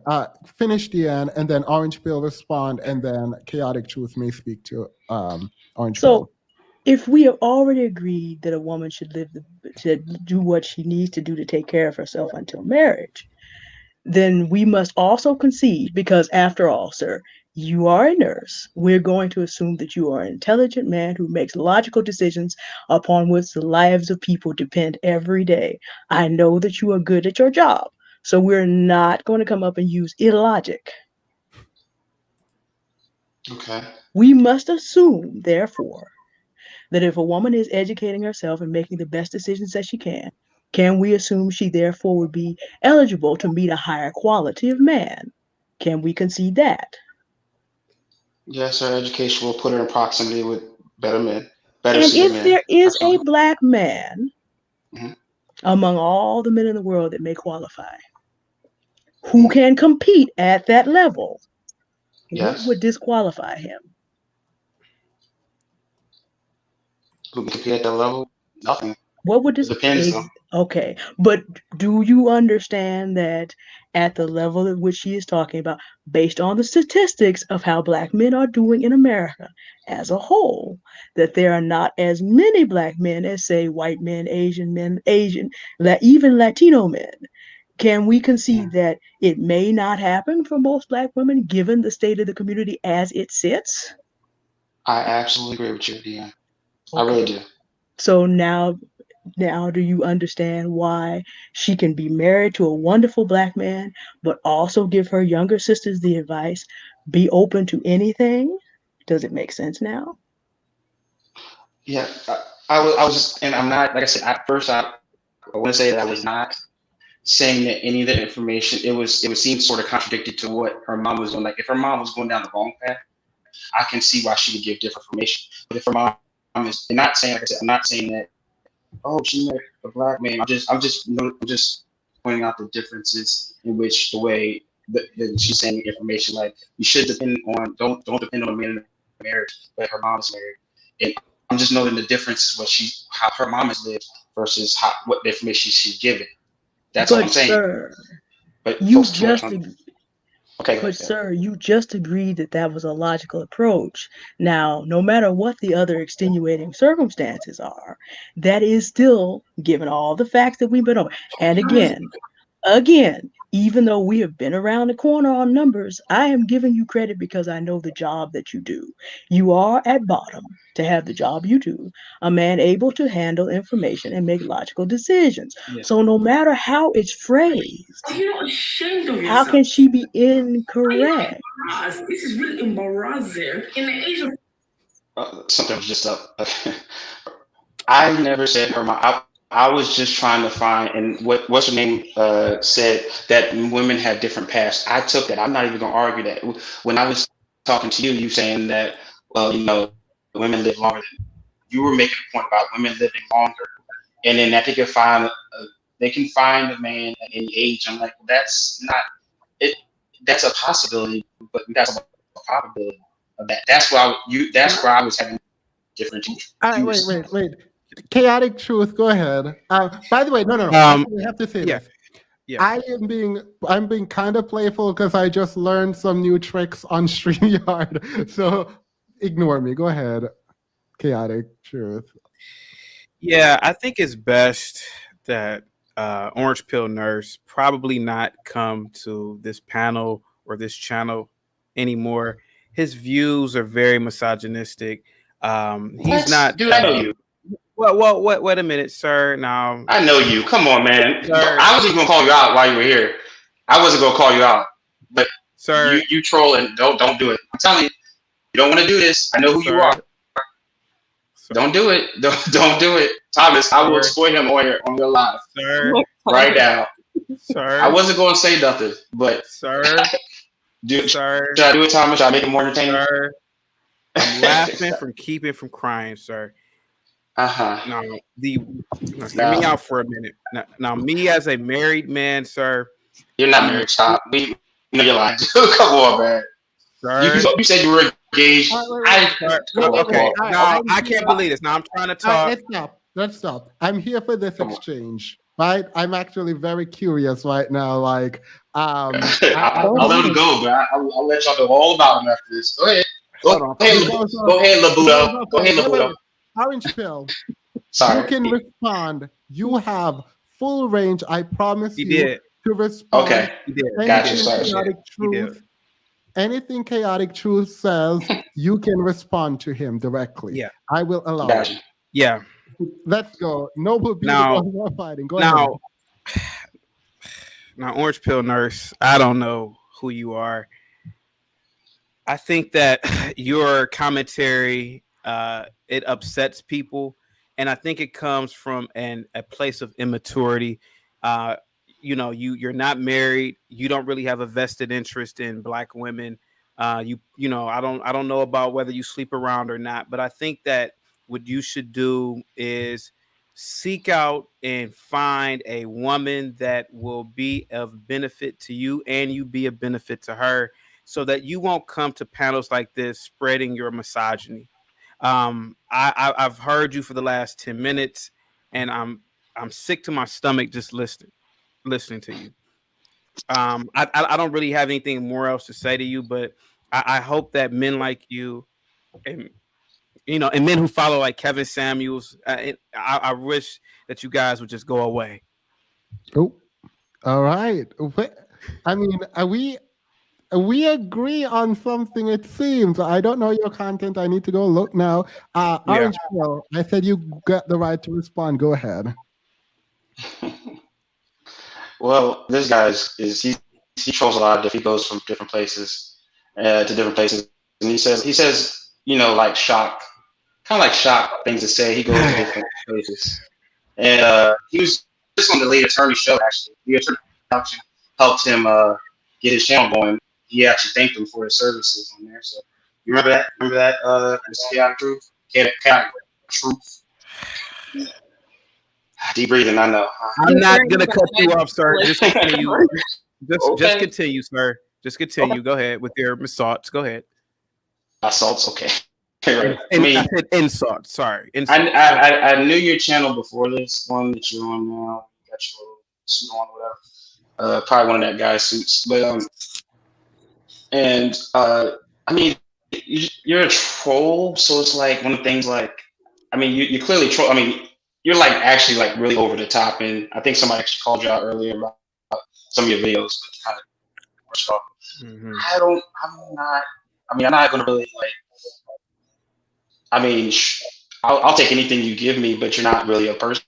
You just kind of a troll bouncing around. So you got it. This is your diplomatic immunity. You better use this one time. Thank you, London. I do have a question, though. Well, I think LB had something to say. Deanne actually covered everything that I wanted to say. The reason I'm not going to go back to Orange Pill, because I think Deanne covered it, and I don't want to feel like it's a dog pile. So I'm going to withdraw my comments. LB, go ahead. So I came on because I was actually slightly entertained but very interested in the fact that Chaotic Truth decided to join us today. And if you don't mind, I would really like to say this without interruption. All right. No, do not interrupt or you will be removed. Go ahead, LB. So first, I want to say I was going to come in a lot stronger, but I've learned that that's not always the best thing. So I have a question for you, Chaotic Truth. The version of because we've seen you on this channel before in the past, and you presented a completely different version of yourself then. And I wanted to know are you showing growth? Like, are you becoming a new man now? Or like, have your base principles changed? Or are you being genuine today? I am. Oh, I'm okay. Well, actually, those are two questions. Like, okay. have your base principles changed, and are you being genuine today? Because I'm seeing a completely different version of you than we've seen previously. And for the viewers that haven't seen him before, he has been on the channel. I will look through the archives and post it in the comments so that you guys can see the previous version that I'm talking about. Well, if I may answer, I don't remember ever coming to this channel. If I did, you know, it just happened. Maybe that's probably why the video was recommended to me. I don't know how I presented myself first, but what I can say is that in my real world, I have been a special education teacher previously for over 10 years. I taught in both private and public schools. You know, I'm going to say the cliche thing like most people are saying now, I trade stock options, which I have done for years. I've done little bit of business ventures, and I have had multiple YouTube channels. If you go to my channels right now, I do a lot of color commentary on trending topics, etc. You know, whether I come to a channel in entertainment or whether it's in edutainment or just pure education, it's all in fun. No harm, no foul. I don't remember ever being on here, but if you say that, I'll take your word for it. And I am being genuine tonight. I think that toxic people like Orange Pill Nurse should not be around places like this.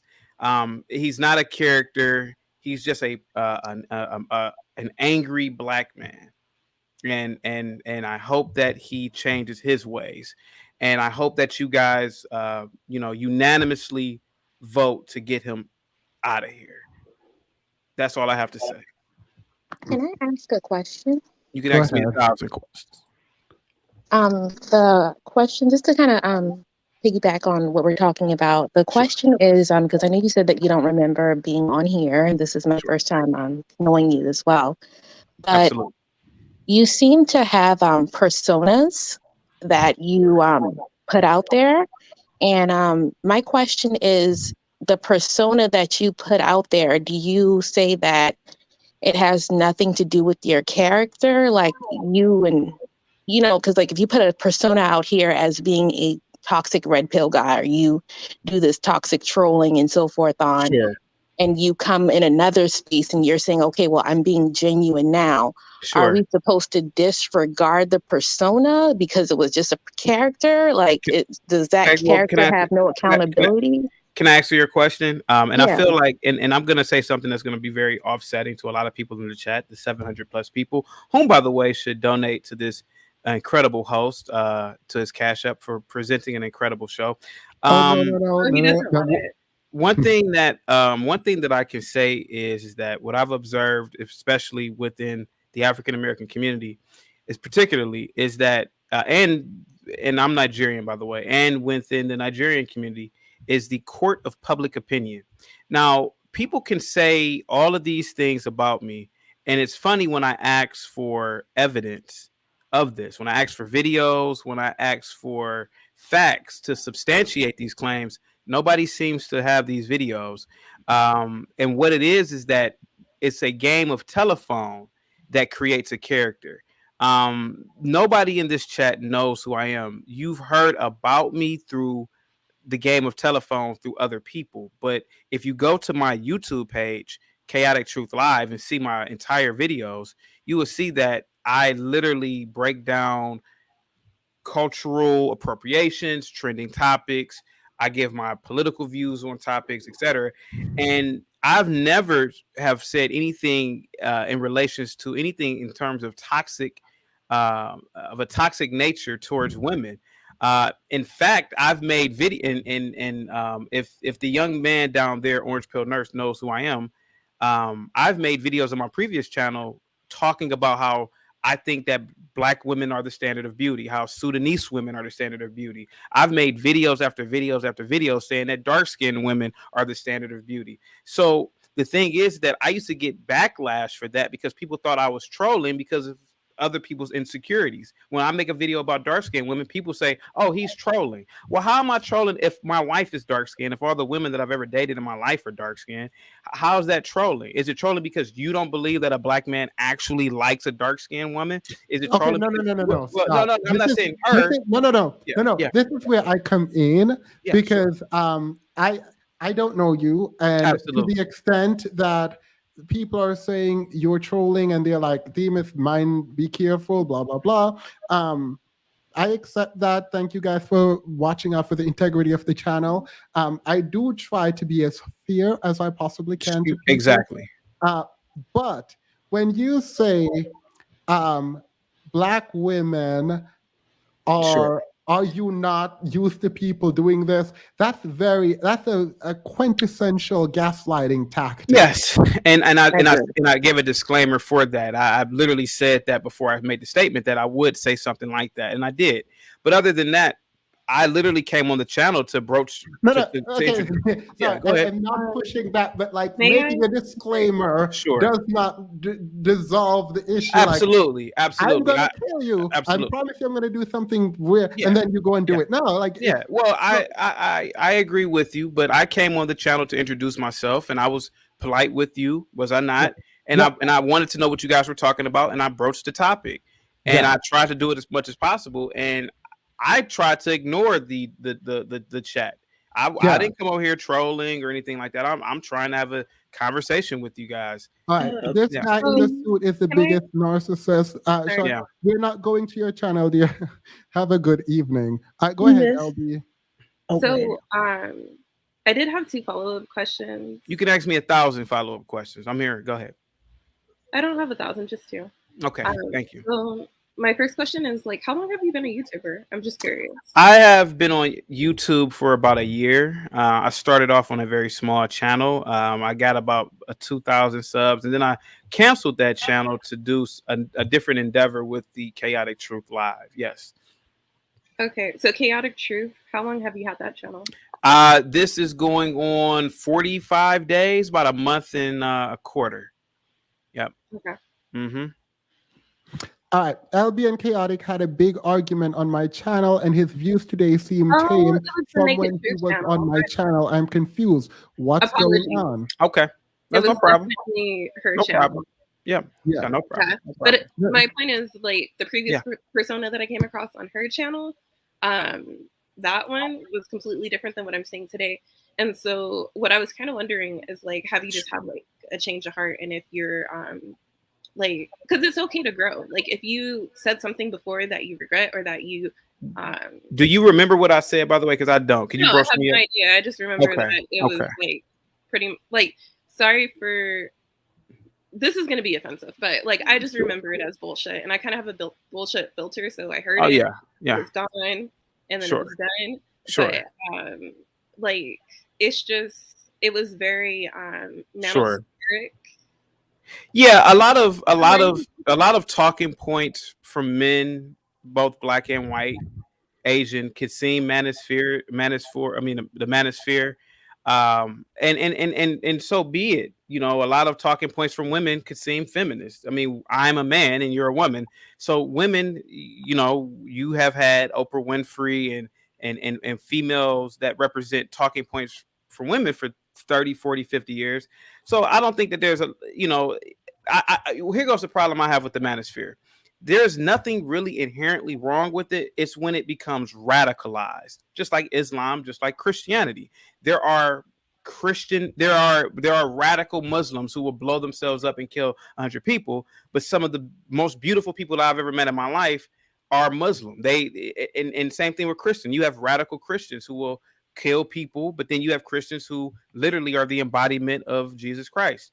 You know, I could even say the same thing about atheists or any other group. So I think what's scary about the manosphere is that you have a lot of people like the orange pill nurse. They bash women. They sit around and just women are on their mind, but that's not what the manosphere is solely about.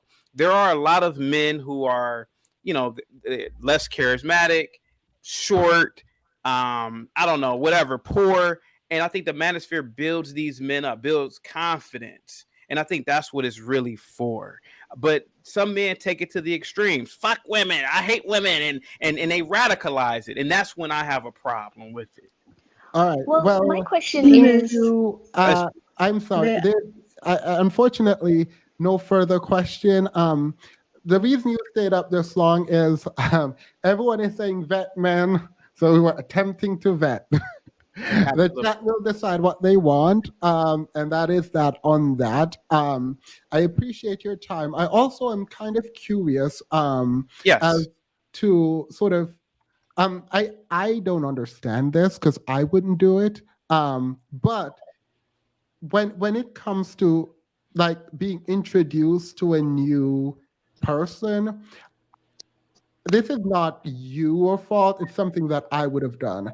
I would have figured out what was happening first before I went on the panel. That is my only critique of you thus far, because I think for me to meaningfully engage, I would need to know what is happening. So I mean it is what it is. I think obviously we are all small and trying to grow our channel. So if you guys like chaotic truth, I'm assuming this is the part where I say go to chaotic truth. I don't know chaotic truth. Don't feel like I learned much today, but the chat seemed to be in an uproar.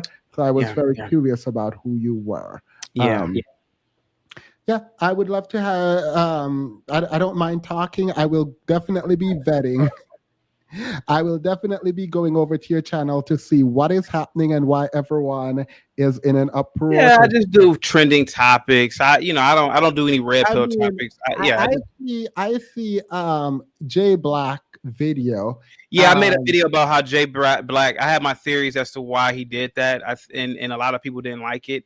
A lot of people in the Manosphere were mad at me because I didn't take his side. So there were a lot of people it looks like you are taking his side. No, not at all. If you watch the video, I vehemently did not take his side, and I even made theories as to why he did that. And people on my panel doesn't echo chamber me. They were mad at me for taking the women's side. If you watch the video, I even did an interview with a former acquaintance of his who called in and said that she knew him before all of this, and the man was psychotic, etc. before that. So no, you have to watch the material. No, I did not. No. I'm not. By the way, I'm not judging. I don't judge before I watch, but just know that if I watch, I might comment on it. Just an FYI. But thank you so much for your time. I'm actually going to have the orange pill. Can I say something? Can I say something real quick to your chat? I send you nothing but peace and prosperity your way. Nothing but positive vibes going into the new year. And I wish nothing but luck to everybody on the panel and wish luck to everybody in the chat. And thank you, sir, for having me up here. And no hard feelings to you, Orange Pill Nurse. I hope that you continue to grow and nothing but hope comes your way, sir. Thank you very much. Thank you. Yeah. I appreciate that. Thank you. Yeah, have a good one. So, Orange Pill, I have been getting a ton of complaints about you behind the scenes, actually. But even in our interactions on here, Deanne and you, we've done this dance a lot. And in the beginning, I had hope. The first time we met, you were talking to Crystal in Karazhan, and she was talking to you, and you ended up saying, "Oh, she won. She won the debate." And I didn't realize you meant she won the debate, but your mind is still not changed. Even in talking about Black femicide, you didn't believe the stats at all. But then you found the stats, and then you came back, and then you were saying only 4 Black women died. And I was like, ooh. So it feels regressive, right? And you can give me hope, or you can crush all my hopes, because there is a part of me, as much as I want to pretend like I don't care, I do care if people are actually are actually metabolizing the information and growing, or if they're just kind of here to troll. Because you came up when someone was like, hey, I'm married to a Black man, so if you guys want my suggestion, you can go out into the world and find the best man for the job, essentially. You had a problem with that. So my question to you is, does my... Who's that? Hello, can you guys hear me? Yes, we can hear you now. Yes. Oh, sorry. Before you go, let me finish this real quick. So, and then to have other people that I don't know come up here and sort of make judgments about you and your character. I just don't want us to be, I don't want to be taken for a fool, right? I don't like that very much. So what do you have to say just generally about either your growth? Are you learning anything from this channel, or just your development as a person at all? Okay. First, I appreciate you for always, allow me to come up even after the Chris. I just want to get clarity on some things you said. So with the crystalline kerosene thing, I said she won the debate in a way that it was basically came off as how it felt it was structured, where it was more so everybody kind of was talking all over the place, and she was kind of like, I'm going to leave for a bit and then come back on, and kind of she just got to pretty much interrupt whoever she wanted to come on, and then she started talking about politics, and that was that. And it wasn't really like, I don't know. She wasn't asking good faith questions, in my opinion. But so I could see that, I was like, look, this is it, and everybody else was kind of had stuff. One woman wanted to do a survey for me. One woman tried something. So it was like, it was just kind of like not productive. So I was like, I just conceded to the whole thing. I was like, that's what I meant by that. Not conceding that she was right or anything like that. Okay, but that's not pause. So that's not what happened, though. You said she won, and then you explained, when you went on your channel, you made very clear that you thought she lied about the Black femicide. Well, no, well, I don't think she brought back femicide. Did she bring it back? But no, there was a woman that yelled at the sister. And when I talked about in that video, you made a video like about me, and that article you came out with actually came out after my video, so it kind of looked like it was just around all the time. I just missed it. It actually came out after I made the video. The article I said I pointed to came out after your video, but the FBI report came out before your video. So the FBI report was out, but the issue is not that. There is a larger issue because after that came out, you said it wasn't true. Then you were like, okay, it's true. And then you said it wasn't that much. So it felt like the goalpost kept moving. I'm talking to you now because I have in my mind, and maybe I haven't, I have invested a lot in you. I've invested a ton in you in hoping that what we're doing here could penetrate someone, and that you would, when you said you lost, that it meant that you were going to do additional work, but it didn't seem like you did additional work. And so, like, even today, when the man who came on was attacking, well, going after you, I could not come in to protect you, even though you're not a part of the community yet, but it feels like you're on the outskirt looking in.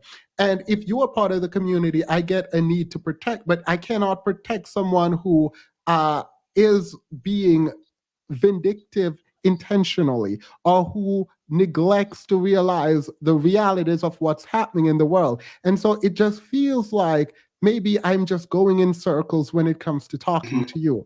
This should actually be a private conversation, but you never emailed me, so we're having. Yeah, I've been moving and stuff. I'm sorry. I've been moving and stuff, moving to house, so I haven't been able to get a chance. I apologize. Yeah. But I did say I was gonna talk specifically about the. I will tell you this about the Black femicide.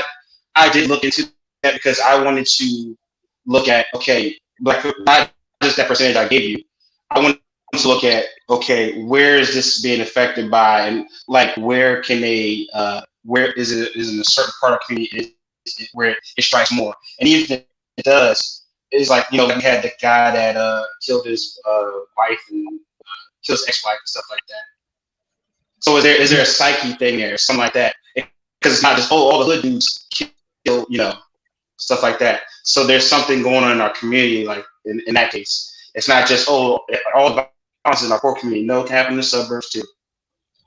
So can I ask Orange Pill a question? Go ahead. So the question that I want to ask you, Orange Pill, this is something that I've observed, is do you trust the information of Black women? like the information that, like the numbers and stuff like that? Or just, like basically, like just say if I just came up to you and I just gave you some facts, like some stats, would you trust? Because this is just from what I've been observing. It's like when you're answering a question, like you're pausing, like basically like somebody's trying to set you up in something. And you know, when you're trying to think before they think and trying to make sure that, like you have the right answer versus genuinely like absorbing the information and be like, oh, wow, I didn't know that. Like, oh, really? Versus thinking somebody's like lying to you. So like just coming back to it, like, do you trust the information of Black women? Like if I came to you and I said, this guy was abusing me, would you think that I was like lying and you were thinking like, oh no, she's probably doing this, that, and the third? Or would you say, oh, somebody's like, would you automatically trust me? Or would you automatically just think like, you get what I'm trying to ask you? I get what you're trying to say, just like that whole believe all women thing, that kind of stuff. No, not all women, like a Black woman, like specifically an American Black woman. I would totally sympathize with you first and definitely ask me more questions and stuff like that. Like that's actually my job. So it's like my thing is not to, because when it came to the femicide thing, I'm not doubting that every 6 hours that's happening. I'm looking for what do we do with that information other than saying it just that's what it is. Because just go further. I understand that aspect as well, but first, before you do something, you have to like believe the person, right? So you have to believe what the person is saying to you and to genuinely care, you know, because when you genuinely care about something, that's when you put your foot forward. So if you don't believe me when I say it, I understand there's always a need for discern, but after a while, it's kind of getting to the point where if you automatically just continue to have that defense up mentally, you're always going to be in the wrong. You just really end up missing the mark, if that makes sense. Versus if you like genuinely open up and say, well, hey, they're not lying to me. Like why? You just kind of get into like why are people on the internet just lying to you? You know, like just telling you wrong things. It just gets to like why are we doing this? Why are we wasting our time? It's a little weird, don't you think?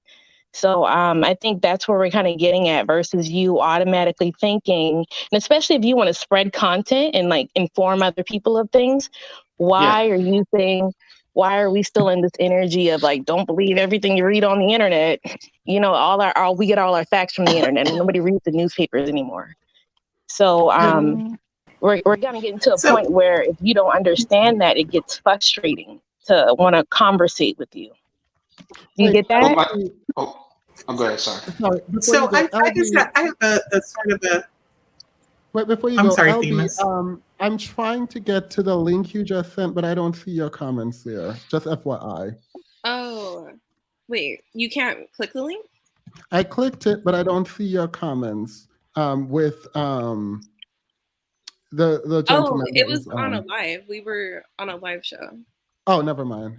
Yeah, no, that was just like in general. If somebody was gonna go look at his channel and see who he is now, I wanted people who don't know to understand where the people who are like questioning him are coming from. So all right, that's I will. No. We will go there after this. But continue. Yeah, I'm so sorry. I didn't mean to distract. No. We go there. I want to see because I don't want to waste my time either. Go ahead, Orange Bill. it feels like your natural inclination is to reject the data that you're getting. And then when you are faced with something that you cannot reject, like the Black femicide, you diminished what it was. And for me, why I'm talking to you now is I saw you on someone else's channel when someone who is well known on this channel was there, and I saw some comments from you where one, you were like, do not drag Themis because he's a good guy or something to that effect. I screenshot it, but I'm not, well, yeah, no, it's fine. But when someone else, a woman, was speaking, you called her all kinds of names. And I was taken aback because I am naive in some ways that, like, I think people are good people, but then to see you attack someone who is, to see you attack someone like that was very disconcerting for me. I want to explain how that happened.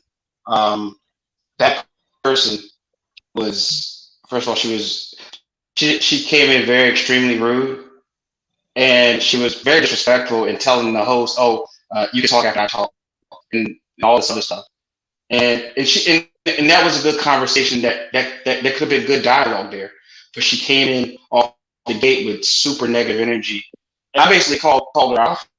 I was basically kind of like, if you're coming in with this bad attitude and very disrespectful. I mean, did you see? She came in, she was disrespectful, she was rude, she was mean, she was nasty, all of that, to the host. Got it. That's your opinion. How does that result in you calling her fat and disgusting and all of that? Whoa, did not call her fat and disgusting at all. No, let me clear it up. You did. Please don't do that. I didn't do that. You did. I called her fat and disgusting. disgusting. Do you remember what you wrote? Do you remember what you wrote?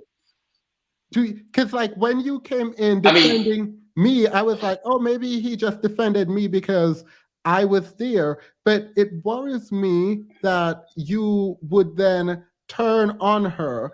But even if you disagree with her approach, right, you don't then have the right to insult her. But okay. You called her, you said she was toxic. She was a toxic feminist.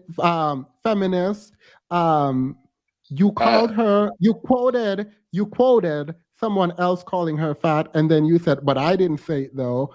I did not say it. Where are you getting this from? Dude, Thomas, I did not say it. I don't know. I did not say that like at all. Like, so that is not, I'm not weird. Where? I screenshotted every single time you posted in that chat. I screenshotted it because I was literally. So you said, what does it say there? What does it say? It doesn't say. It said, I didn't say it though. So like when you guys go into like toxic mode, do you just like black out? Do you just forget that what? Did anybody see what he just? I mean, did anybody see what he said? Like, did anybody see that? You put up this. We can post it in the community tab later. If you genuine question, I mean, I'm really being honest here. Like, I'm not trying to like. I'm genuinely wondering, like, if there's like a type of possession that's going on, because it's so weird how, like, you know, we're all seeing it, but you're not seeing it. It's so odd to me. So, like, do you genuinely believe that you were possessed? Let me ask you. So did you not say another dope, delusional, educated, pet owner, educated chick? You did not say that. I did say that. I didn't call her fat and disgusting and whatever that whole quote you just said. I did say that. I actually added disgusting. You only said fat. What? What does that say? Fat. Where did I say fat? What, can you read it? Can you read that whole thing? No, this is the one of them. Where's the fat one at? Okay, I didn't say fat. Okay, thank you. I'll admit what I said, but I did not call her fat and disgusting. You didn't say disgusting. You did not say disgusting. You did say fat. But we also know that fat isn't something cool to call someone as adults. As like functioning adults, you know, it's not cool to call someone fat. So it's just like. But I didn't say it though. I didn't say it. He can't find it. Like, I'm trying to be respectful. I'm not trying. I am kind of perplexed now. And it's sad because like every single time, not the receipts, every single time we have discussion with people, not you only, everyone is like, show me where I did that. Show me where I did that. And it's so annoying to me because it's like, okay, you're like, oh, I never said this. Show it to you. Oh, I said that, but show me the other one. Oh, I said that. So no, I'm not going to go down this road with you, right? Here's the thing.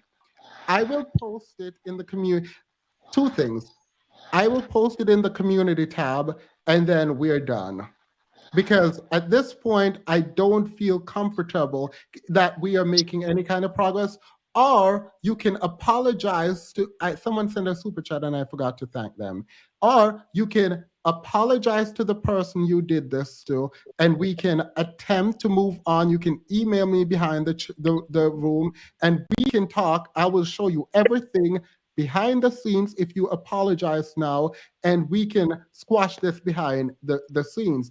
I did not want to do this openly, but okay. I feel like I owe it to the community because everyone keeps asking me, why do you keep these men coming up? Why do you keep getting these men up? And I feel like they're trying to take over the space. And I don't want this to be an echo chamber. I really, really don't want that. So while I can appreciate you being willing to come on, I do know that it is unfortunate for me because it feels like I'm being trolled. It feels like there's no actual learning or deep thought. And then for you to go after a community member, I will correct myself. The word disgusting was not in there. It was fat.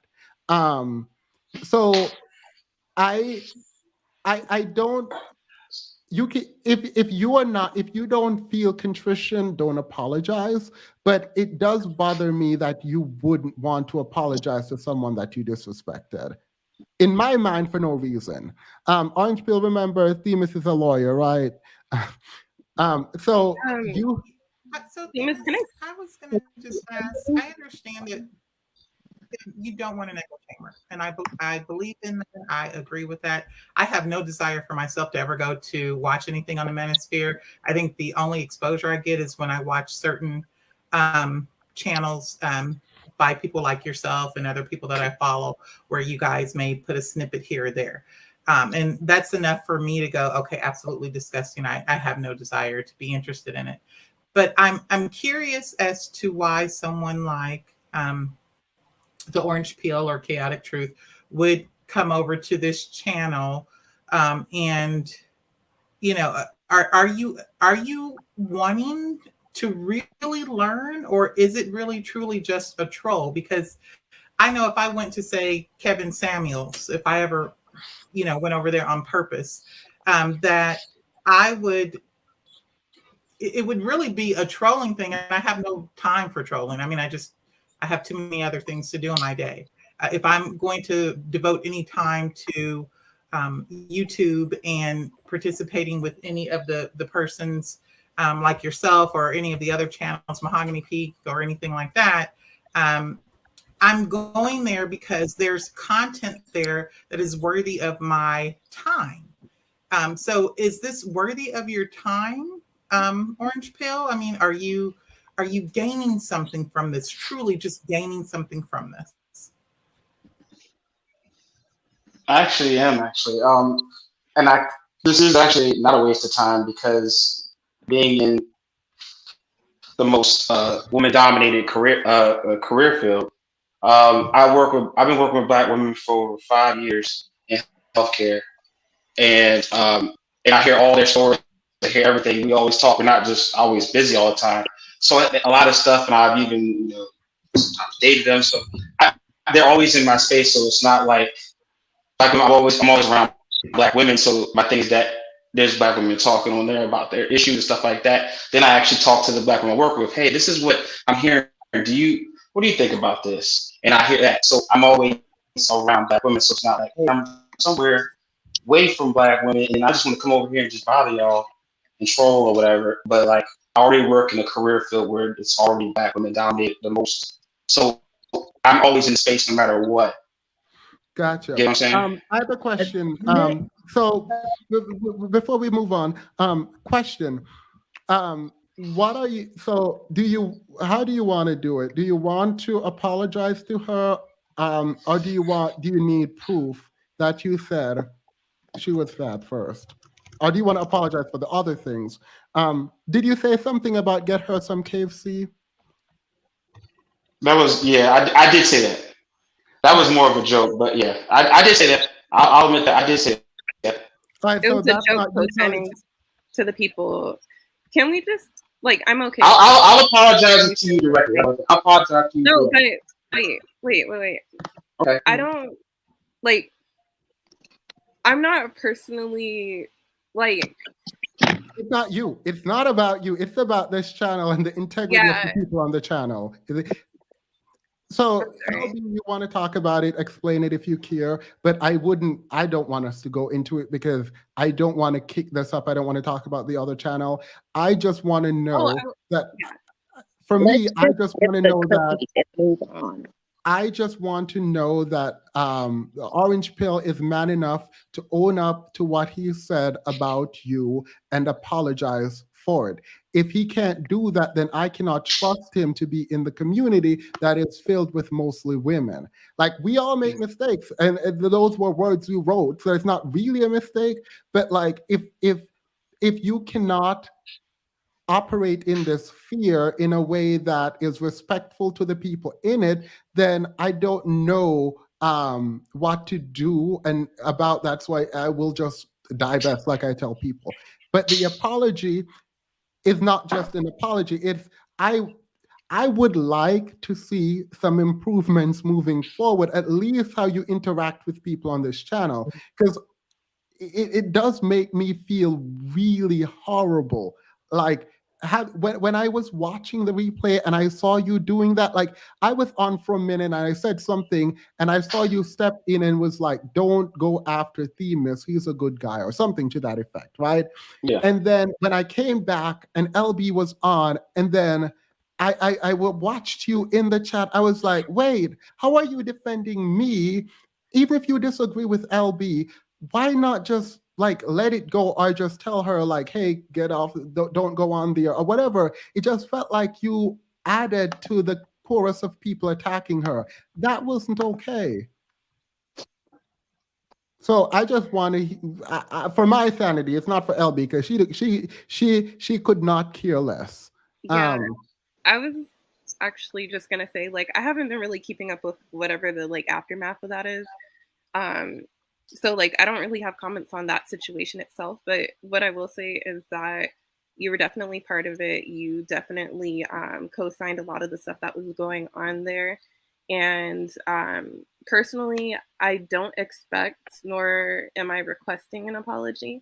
And I do want to make it really clear, Themis is requesting the apology. If an apology is given, that's appreciated. But I just want to make it really clear it's not coming from me. I have a question. I'm sorry.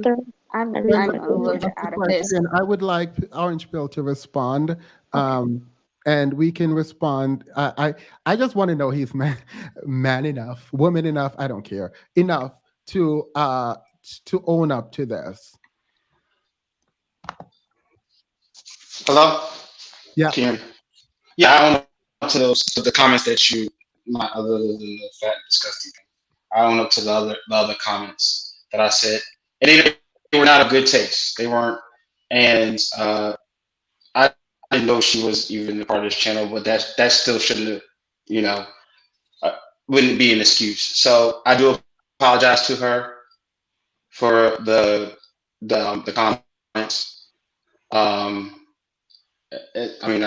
truly apologize, and you said it's not coming from you; it's coming from Thomas asking. So I apologize. Yes. Thank you for that. Go ahead, Deanne. Okay. Let's just take a retrospective on what we have now spent about 2 hours looking at. Okay? 2 gentlemen two gentlemen.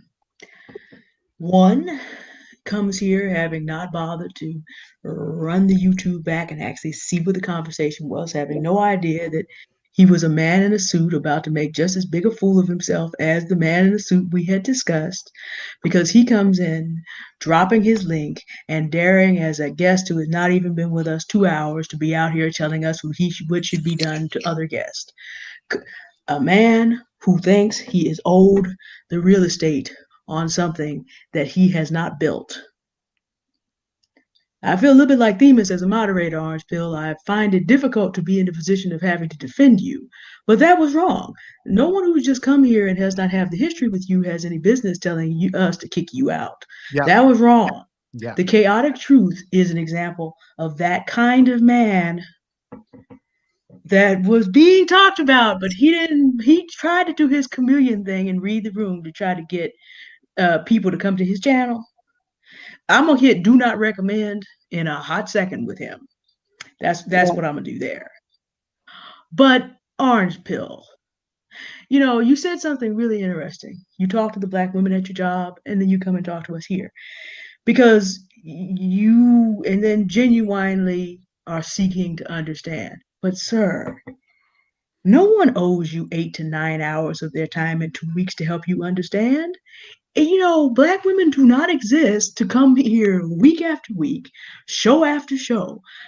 If you cannot accept a simple prospect that a Black woman would want her sisters to make the best choice possible just because she's not married to a Black man, if you cannot accept that 4 Black women being killed every day is not something you just make a percentage and go away, you are not owed hours and hours and hours of the host time, nor are you owed that time from Black women in general. And that is the frustration. I will not stand by and let any other guest say that you should be thrown off because of your misogyny. I'm not going to go for that. But sir, how much time do you think you are owed? If Themis, as a Black man, can go out and do the research and understand what's going on with Black women in the United States of America, if I have dropped hints to you that, given the length of human lifespan and given that women do have to be adults and take care of themselves, I shouldn't have to explain this to you. We should not have to do this week after week, month after month, because again, we're going to assume you are a grown man of intelligence, given that you work in an area of essential service at this moment in the United States of America. Thank you very much for your essential service. By the way, you are a nurse at one of the most critical times for nurses in America. But since you have that high responsibility, we don't expect to catch you in other people's chats doing the things that you did to LB, because you have a very high responsibility as a man. We don't expect you coming here and needing to take all kind of people's time to have simple things explained. You know how to use numbers. If you're a nurse, the idea that 4 people of any group are killed per day should be a problem for you, because you may have to save the life of the 5th. It's just like, you think you can come up here and take all this time on relatively simple questions. If you're a man of intelligence, do your work and then be prepared. And then Themis doesn't have to put you out there on Front Street. Then I don't have to ask you simple questions and then have Themis put you out there with his gifts on Front Street. I don't want to have to keep doing this to you. Nobody does. But you keep coming up here wanting to be loud and proud and out front, but not prepared to have the conversations you want to have. And so then other people come on here that have no business doing it, and then they jump in, and then that makes it a mess for the channel. And as a moderator, I'm going to just go African-American vernacular English, but I'm also just a moderator. So I'm not going to tell the host what to do, but eyes tied. And I'm sure I'm not the only one. And sir, let me tell you something. As a 40-year-old Black woman who has outlived almost all her peers in this area, you do not want to be in a situation of making your Black female peers tired. Because what happens is, when you really need us, what happens is, because this just happened to someone I've known for 11 years who finally decided to jump bad with me. He said he just got the block before Christmas. I will not be available to save him from anything. You do not want to be doing this to yourself, sir. Again, You are doing essential service to the United States of America. We need you to show up like you have that level of responsibility. We should not be spending 1 to 2 hours fielding relatively simple questions and breaking them down. We do not owe you that. I should not have to do mathematics with you on the fact that 4 Black women are being killed every day. As a nurse, it should horrify you. It shouldn't be something that you have to question and talk about. Is this actually what's going on in Africa? There's this thing called Google. You are a nurse. We expect that you know how to use data correctly. Again, I don't make the decisions about who stays or goes on this channel generally. Now, if you ever come into our chat and behave toward any member of the community the way you behave toward LB on that other channel, that I can do something about. But other than that, no, I don't make those decisions. But you finally do need, you need to think about how you've been showing up, because people are tired. Themis, again, I commend you. I hope that someday, even as a woman of great faith, that I have your level of patience. And as a Christian, I can admit I'm still not there yet. But I commend you for being a good example, because I'm following you on this. You determine who stays or goes. Yeah, and the reason why I had a visceral reaction is because hearing someone tell me who to remove from the channel, who has not even been here, was annoying, and I literally went into defense mode. I literally went in and I was like, oh, wait, I actually cannot defend Orange Pill. And the reason I can't is because of what he did to LB. And then I started thinking about sort of the way he shows up, kind of like Jaren, not anymore, but and I realized in that moment that we need to talk. And I cannot, for the life of me, be defending people who are defending people who are perpetuating and perpetrating harm, and maybe not physical harm, but the ways in which we're engaging with people online can have an impact on these people. And I don't even now, I'm actually saddened by the fact that we're having this long discussion, because I don't know you, Orange Pill. And I would hate for this to have a kind of psychological impact on you. But no, if not from anyone else, the only reason that I'm speaking to you right now, the only one, is because I do care. And I know that is sad and that might get me canceled, but I actually do care. I do care a lot, not just about Black women, but about Black men too. And it is my hope that even if I'm not right, that I can be corrected, but that other people would stand to be corrected also. If you believe LB was wrong, that is your opinion, and that's fine. But even when someone is wrong, you don't speak to them like that. You co-signed someone calling her fat. You did say that you should get her KFC or whatever kind of chicken it was. And when you sit here and say, oh, I didn't call her fat, all right, we're just going to play with semantics then. Got it. Even though you can admit that you said give her some KFC, you are saying that you didn't call her fat. Okay, fine. Your semantics win over mine. Fine. You would never win that argument in court, but I'll give it to you. But I just hope that even when you don't know that that person is from this channel or that channel, that you would at least treat people with respect. That is it. I am not going to block you. You can still come on here. I will hope to see changed behavior. If not, then we cannot. Jaren got blocked. For everyone asking really quick? for everyone asking about Jaren, I blocked him. I didn't block him. I told one of the moderators to block him. Go ahead, Whitworth. Okay, so I just wanted to really say that I really am thankful for being on this panel, because one of the things that I really advocate for is emotional intelligence and just helping everyone kind of rise in vibrations. And what I did see a lot of emotional intelligence on this panel today. And just what emotional intelligence is just having that intelligence just to say, well, hey, that was immature of what I did. I can be accountable for that. And as we kind of integrate into this online realm, we also have to remember how to practice online etiquette as well. And just saying, like, you know, sarcasm and jokes don't translate well online, like as it is in person. And if you're speaking, like if you read something via text, it's not going to be the same as if, you know, somebody's saying it to you, because, you know, people read things in a different tone. So it's just, I think that a lot of people need to start, especially Black men coming into this online space. It's like, if you're going to represent yourself and say, well, I want to say that I am the good Black guy, I am the one that you should choose, work on yourself, work on emotional intelligence and online etiquette so that you can show, because a lot of women are cutthroat. A lot of Black women don't have the patience to sit here and baby you and walk you through it. And if you have a temper tantrum, you know, just like hold your hand through it. It's like a lot of people are tired of that. So it's like, instead of sitting there and listening to what Black women are saying and just trying to like internalize it and translate it for the men so they can get on point, how about you just start doing it? You know, just start listening to women and just like internalizing that and moving forward.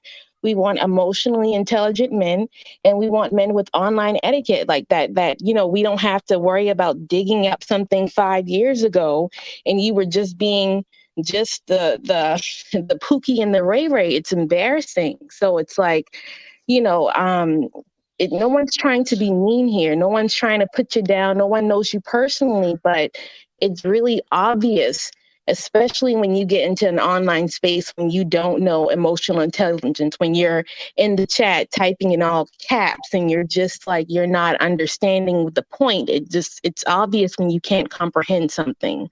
So just coming back to it, not being mean or anything like that, but I think that you should focus on, and look this up as well, emotional intelligence and online etiquette. And just represent yourselves better. Just show that if you are the man that you say that you are, you can rise, you know, in consciousness and meet people where they are, you know, and you can have conversations. Like, you shouldn't have to translate it differently. I didn't mean to say that, or I don't remember saying that. You should be a man of integrity. Like, anything that you post online, you should be able to be accountable for what you said. So it doesn't matter if I said something 10 years ago, I'm still accountable for that because I still believe that. Like, you can't go out here just saying, oh, well, that was because I felt like this, or she hurt my feelings and I did that. That's immature.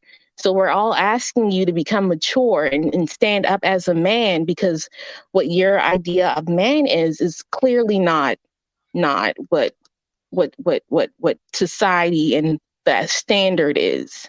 So Yeah. I hope that makes sense. Can I say I mean, I'm something? just saying we're going to end this now, but I just wanted to say thank you all. Oh, Valerie is here. I think Valerie, who else didn't speak? You guys get to speak. This is not spoon feeding. I just wanted to take a moment to say what I needed to say, because I am moving into a new place where I just want to block. Honestly, I just want to block. And the reason is, like, I don't have there's some content creators, I don't envy this, but the fact that they can yell and drag and curse people out might allow for them to engage with people that are just bad actors. I don't have that in me, so I'm not going to be yelling and cursing someone out. So I'm just giving forewarning. This is for everyone now, that the name calling ends hopefully here, and also I hope that we can respect each other, but I do promise to do my best to make this community one that people can come to, even if you disagree, and feel good leaving.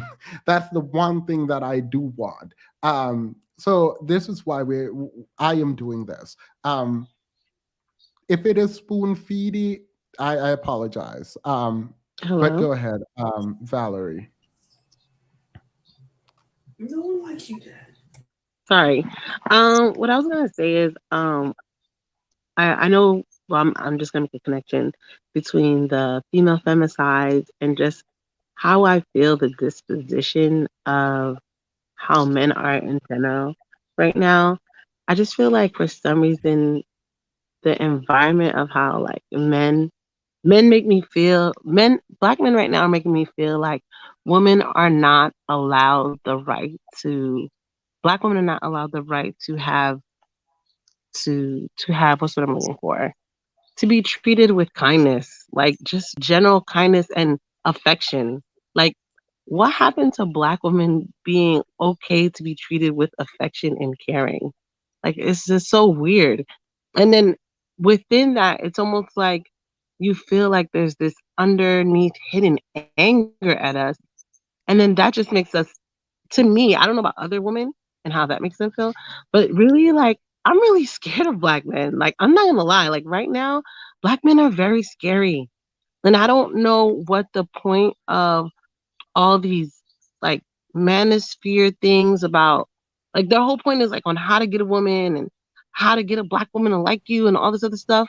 All the stuff they're doing is not helping. It's really not. It's actually making women veer more away from them. Like, a lot of people are talking about, like, why Black women are single, and people are saying it's it's all these other reasons, but maybe people never thought it could be trauma. Like, it's traumatizing seeing how some men of our past have treated our moms, our aunts, and even now into the future. Like, I was watching another YouTuber, and she was posting all these femicides, like Black women dying, moms. These are men that are supposed to care about you. And then it just makes me look at Black men at large like, you guys are scary. Like, I don't know if you realize this, but you guys are scary. And then we're supposed to carry children. So now we're looking at you like, we don't want you near them. Or we might not want to procreate with you. That's an option. And that's a scary place. So I don't know what you guys have to do to figure that out, but you guys need to change that, because how you're moving right now, it's not working in your favor. Like, bullying us or yelling at us or screaming at us or saying these Black hoes and all this other stuff, it's not making us. Don't understand it. I got a gun. I'm not scared.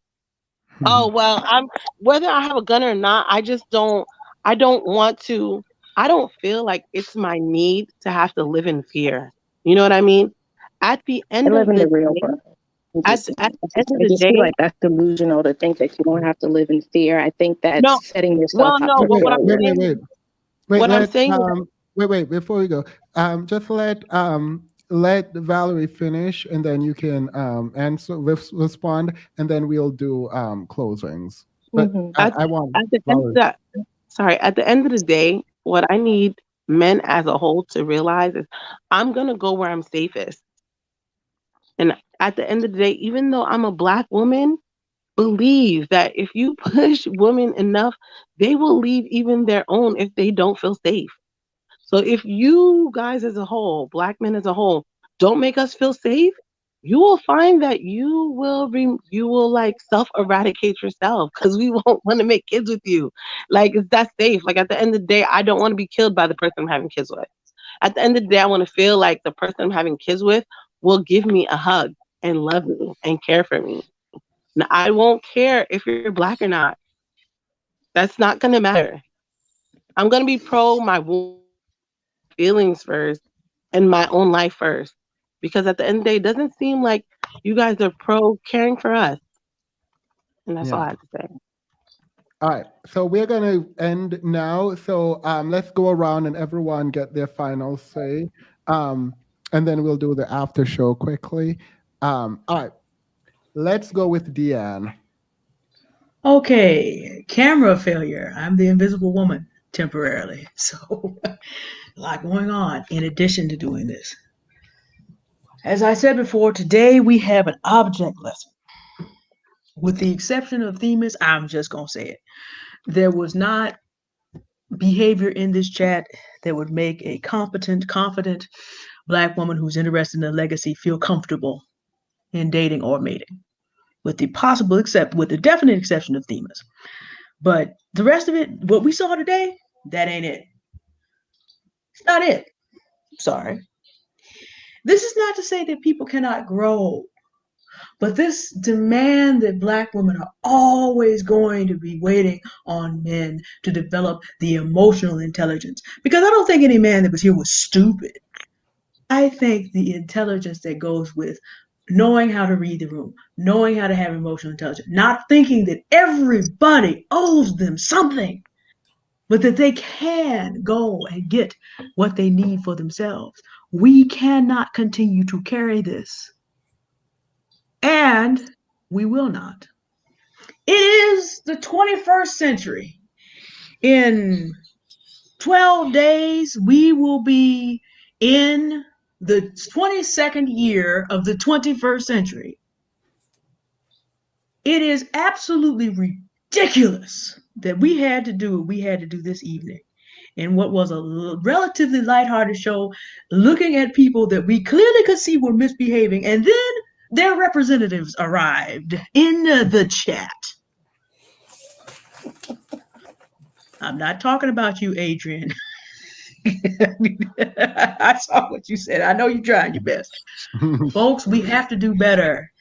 I'm going to say this and I'll let this be what it is. Everybody listening to me, if you can hear my voice, you can imagine how serious my face looks. I am as serious as the death that is looking for every single one of you in a country which is about to put its permanent, P-E-R-M-A-N-E-N-T underclass back in place. Everybody needs to be doing the work to not end up there. If you are not doing that, guess what? That's where you're going, but you don't have the right to take anybody with you. I'm not going. I don't think most Black women at this point who are looking at opportunities that are available for them around the world are about to go. And we certainly are not going to go for a group of men that has to have basic things explained to them.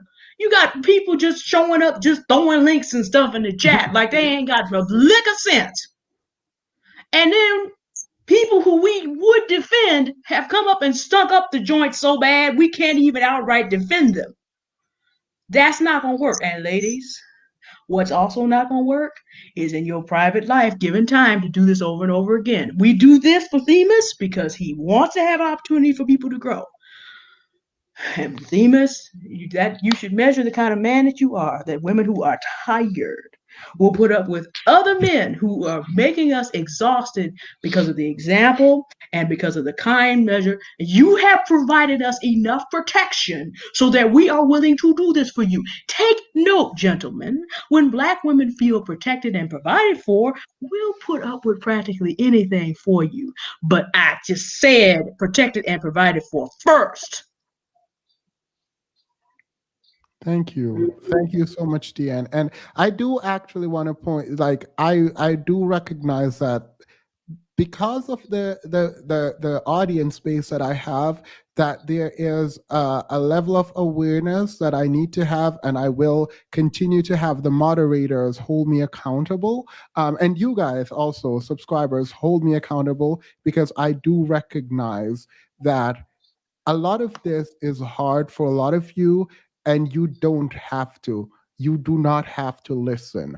And that you do, even when faced with people gaslighting, like, honestly, I recognize how triggering that can be. So I don't take that for granted. I'm very happy Deanne pointed that out. I would be remiss if I did not echo the sentiment, but also recognize that I am fully aware of what is happening on my channel in terms of the audience. And I will do my best to make sure that this space stays safe. Not an echo chamber, but safe. Whit, you're next. Okay, sorry. So I guess this is gonna kind of be like an intro, outro on your channel, but I do want to say I truly do appreciate you for creating the space for me to feel comfortable to come up and, like, you know, chit chat with you guys and, like, express my opinion. Because a lot of the times I do feel like if I express my opinion, it's going to be automatically attacked by, you know, male rhetoric or, you know, just that lack of understanding. So what I do want to say is that I do want to talk to more Black people more and more Black males more about emotional intelligence and just kind of like really evolving, because I do know where the lack is happening at. I do understand, like, you know, where the missed opportunities are at. But when there's always that constant defense up that is like, you know, all women are out to get me, or all women are witches and they're going to put me under a spell or some weird shit like that, it makes it hard to like really get to the person. So there's a lot of things that I do understand, but when people give you that kind of combat back, it just makes it hard to want to work with them. And I do know that there are a lot of Black women that are just completely fed up, which they do have the right to be, and I am one of those. So coming back to like just being afraid of Black men, I am one of those women that advocate owning a gun. I am one of those women that like, you're not going to make me feel afraid to be in my own space, because there is a different vibe when you do have that protection on you. And I just always look at a lot of scenarios and think like, if she had a gun, or if, you know, something were to happen. I am from the South, so I am one of those people that are raised like, you better protect yourself. So I do want to say all Black women, they should own a gun. And I feel like any Black man that, you know, feels threatened, you should feel threatened, because you shouldn't be running up towards a woman. You shouldn't be doing anything that could threaten her life or even put a bruise on her. Honestly, all women should be without bruises. Like, seriously, like why do you feel like you have the right to even put your hand on her, to even raise your voice at her, to be honest? So I am one of those people. I will channel my inner Brad if you step a little too quick towards me. So what I will say is that I do also encourage people to get into astrology as well and look at their natal chart. Personally, my Mars is in Aries, and if anybody knows what that means, is I will face aggression with aggression. And but I don't mean to be aggressive sometimes. I'm just really passionate about what I say. So I'm an advocate for Black women. I hope Black men raise in vibrations, and I hope they evolve. But it's not going to be my job to sit there and wait for you and you know, hold your hand. Actually, I'm actually disgusted holding your hand. Like, to be really honest, no woman wants a man that she has to like sit there and hold his hand and like really always kind of like, you know, bring him up from some spot. It should be the other way around. So I'm not into that, and I express that. I hope Black women get into a space where they don't accept that. You know, even as earlier for the apology, I'm glad that you got that apology out of him, because I would have demanded apology. Like, you're not, no, like I need to hear it, you know. So it's not to the fact that, you know, you don't need it, or it makes you feel better or anything like that. It's just a principle, you know, a principle. You should be held to a standard to apologize to a woman if you are incorrect, or if you said something that was just out of line. That should be a standard. You know, we shouldn't be in a space where we just don't care enough at all. We just been so jaded by all the hurt that we just have to not care. I care. I want my apology. Give it. So that's just how I feel. And I hope in the future I wasn't too aggressive and you like take me on your show. So yeah. Oh yeah, no, please feel free to come back. I appreciate that you came up and shared your perspective. And I mean, I can't say you were wrong or right. It was your perspective, and I think, like a lot of people, we appreciate it. So thank you. Have a good night. Nia Fox. By the way, Whit, you can definitely come back. I don't know if I said that. I think Nia Fox is next. Yeah. Okay, I was actually about to type in the chat that it's past my bedtime. When you're 48, it's 11:34 where I am in Georgia, and so you know, I had my glass of wine. Now I'm trying to drink water to stay up, just to say goodnight to you guys. Don't. Thank you so much. It is also 11:35 there. Go ahead. Okay, so you're on the time zone with me. I do want to, applaud you for wanting to appeal to people's better angels and, giving them an opportunity to grow. I don't have that level of patience anymore to coddle anyone. I have adult children and I don't coddle them. So I don't coddle my 2 dogs. So I'm just pretty kind of straight up. So I don't have time to coddle adult men. And so I hope, again, I apologize for being as forward as I was with the orange pill. I just didn't understand. I don't understand his purpose here if it's not to grow. And again, I understand people don't want to be in an echo chamber, but it's different than coming in and trolling and being one person on one channel and another person on another channel. I don't understand that. I know that the internet is, that's a great, hobby for some people. I just don't get it. I mean, there's too many other things in life to do. So when I carve out this time to come and enjoy my my wonderful YouTube hosts like yourself and some other folks that I've mentioned before, some of which who do come here as well. This is a special time for me. I'm like, yes, I get to, be on here, listen to some of the lives. A lot of times I don't come on. I just sit back in the background and just enjoy myself like everyone else. One of the things, though, I will say, and I've already beat the dead horse in speaking with young Black women about, really just taking care of self. I want to address that one of the young ladies mentioned before she left about protection. I am an advocate of protection. I am a gun owner. I have 4 handguns and 1 shotgun. And I go to the range, as I mentioned once before, every Sunday. But also, there's a responsibility with that, and don't just go grab a gun and think, oh, okay, now I'm protected. You need to really, truly understand gun safety, gun use. Having a gun is different from shooting a gun, and shooting a gun is different from shooting a person. So, all of those things, there are steps. So if you're going to take gun ownership as a way of protecting yourself, please, please, please practice regularly, take training classes, do so responsibly.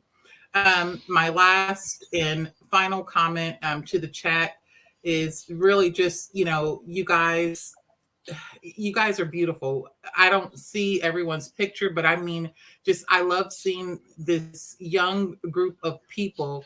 I really wish something like this had been around when I was you guys' age. I really do. So if you're here, take the knowledge when it is presented. Leave some of the foolishness aside. I know it's fun to play the dozens and to make fun and to poke at people, but there are other more constructive ways, of course, of doing things and being able to have intellectual discourse with people without always having to demean and poke fun at features and things of that that nature. But at any rate, thank you again, Themis. I hope you will allow me at some point in the future when there is another topic to discuss to come on and be a part of the chat. Yes, most definitely. Thank you so much. And yes, so far you guys can always come back. Obviously, if the studio isn't full, but I will definitely make space for you. Thank you so much. I appreciate everything you just said. Someone said, Themis, will you please keep up this live? I'd like to curl up with a cup of hot cocoa and listen to it. The first part of the live was me laughing nonstop, and then the last part of the live was this. So it might not be as good a live, so we'll see. I'll ask. It's not that I'm asking permission from someone, but someone in here kind of got into a lot of mess, and I'll talk to that person and see first. But most likely I'll keep it up. All right, go ahead. Leave Black girls alone.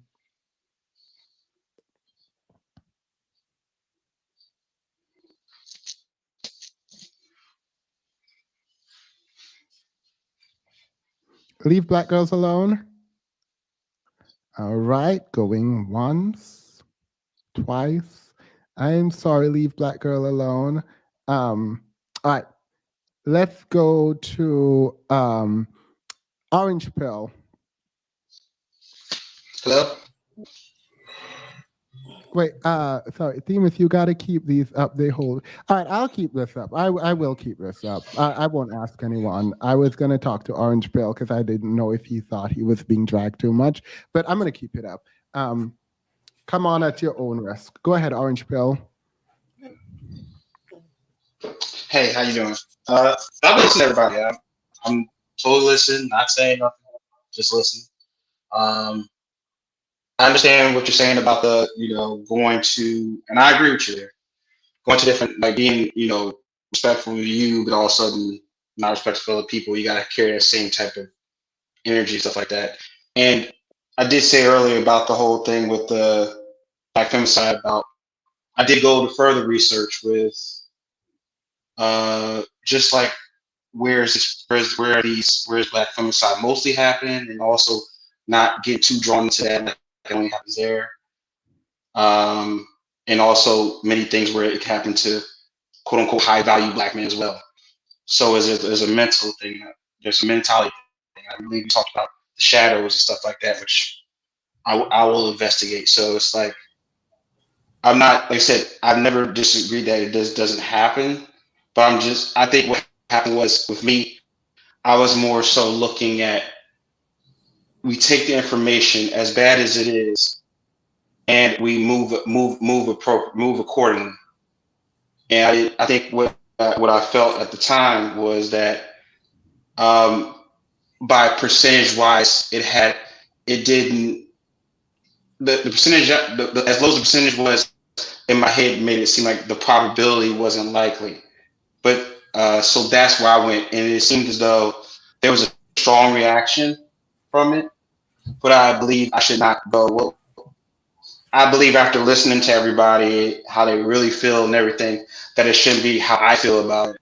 It should be more how you feel about how the ladies feel about it, and what can be done about it. I take the information and I take it all in every 4 hours, and I go, okay, so what do I do with this information? How do I look at it? What's the more research I can even do on it? Because it's not like I can take a specific action to stop it or anything like that, but more to understand it. Yeah, and that's I think, sorry, I shouldn't have cut you off, but I have to. That's the thing though, you should understand it. Not that, obviously, if you can do something, but it's not so much about you doing something, it's women are saying, I am afraid. And I'm afraid because of this.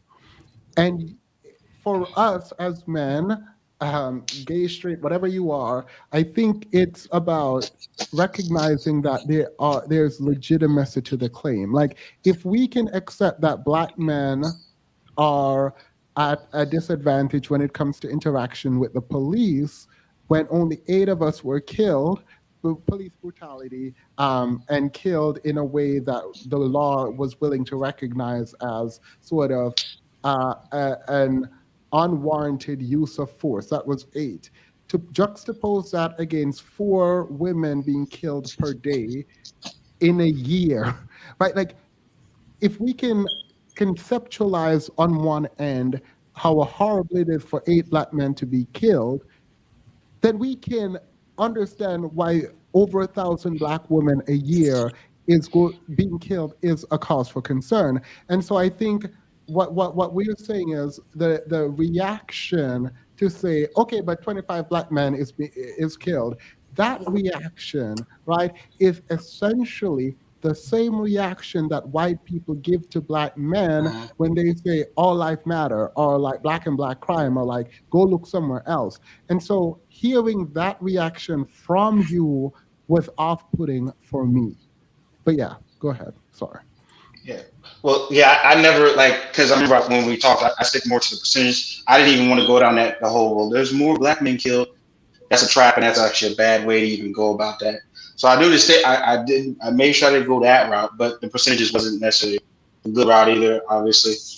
So because even if I meant I was talking a different way, it still comes off as I'm being disingenuous and I don't care.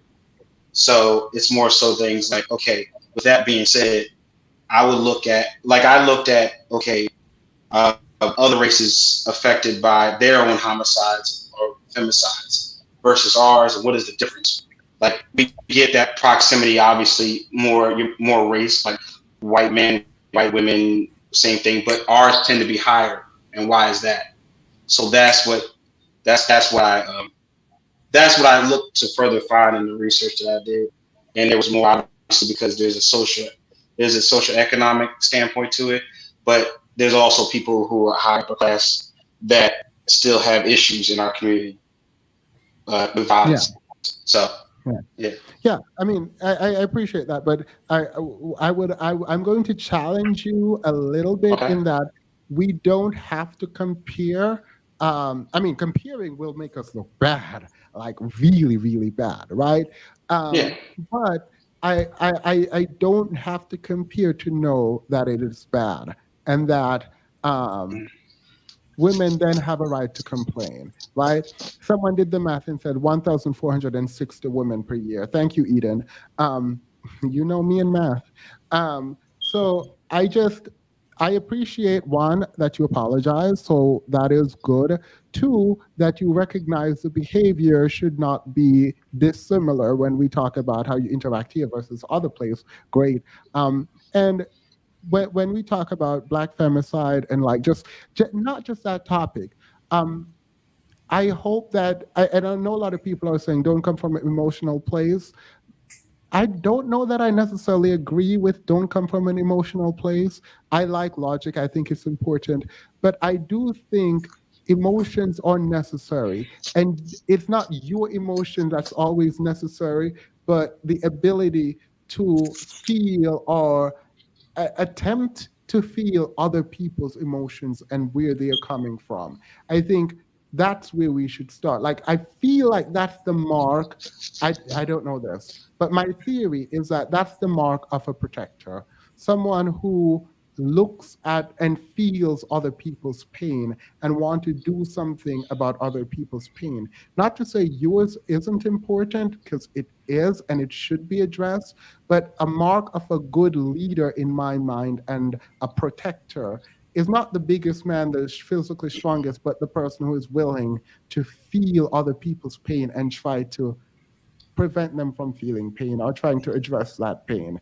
Empathy. People say empathy. So I appreciate this. I'm ending with you here with a lot of hope. I am sorry for doing this publicly. Please reach out to me privately. I would like to speak with you privately. So it is what it is. If you reach out, you reach out. If you don't, you still can come on and whatever. Just know that if anything happens and we don't talk privately, it will be kind of a public discourse. And I don't like that we did this publicly. But thank you so much for your time. Yeah, no problem at all. I'm off tomorrow, so I will reach out to you. I think I screenshot your email. It was up there last time around. So. All right. Have a good day. Anne. Hey, Themis, it's me again, and thank you. I wanted to thank everyone. I wanted to thank Deanne, and I don't know who the other lady was who spoke was. I think it was Wit for coming to my defense of when the orange pill I don't know if it was willfully misinterpreting what I was saying earlier, with the fact I was one who said I was married to a Black man, but I advise women to always look for what's best for them. I would never advise anyone to live a life that I never lived. I am an educated Black woman. If he misinterpret that, I was previously in the military. I served as well. And of course, I did a lot of self-work on myself. So I would never advise anyone to do anything I haven't done. And I would never want a woman to put her life or put herself in a situation where she's just choosing someone based on the color of their skin, because I didn't do that. The fact that I'm Black has nothing to do with why I chose to be with him. It was his character. And character is not race specific. And for me, my advice to women to date and do not to stick to one race is because you might miss out on your person that you might be looking for, your partner, man or woman, because you're sticking to a race. A race should not be your first qualifier of a person. Their character, what what they show up to you as should be who you choose. And I don't understand how that got lost in translation. And I think everyone who actually understood what I was saying, I think Deanne, because she really painted it out for him in a nice picture. And Clemus, I thank you for your time and for having us up here to have these conversations. Thank you. I appreciate that. Houdini says, I don't think you should keep that same energy with female. Call me old school, but I will be aggressive with men and softer with women. I also this is bad, but I guess this is part of the patriarchy that I grew up in. I accept this also. It's bad.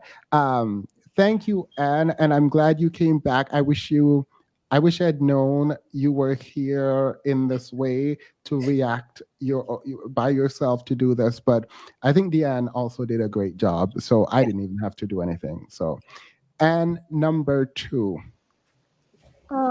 Thank you so much for having me on. My final comments would be sometimes the most smartest thing to do is just shut up and just say how you're going to fix it.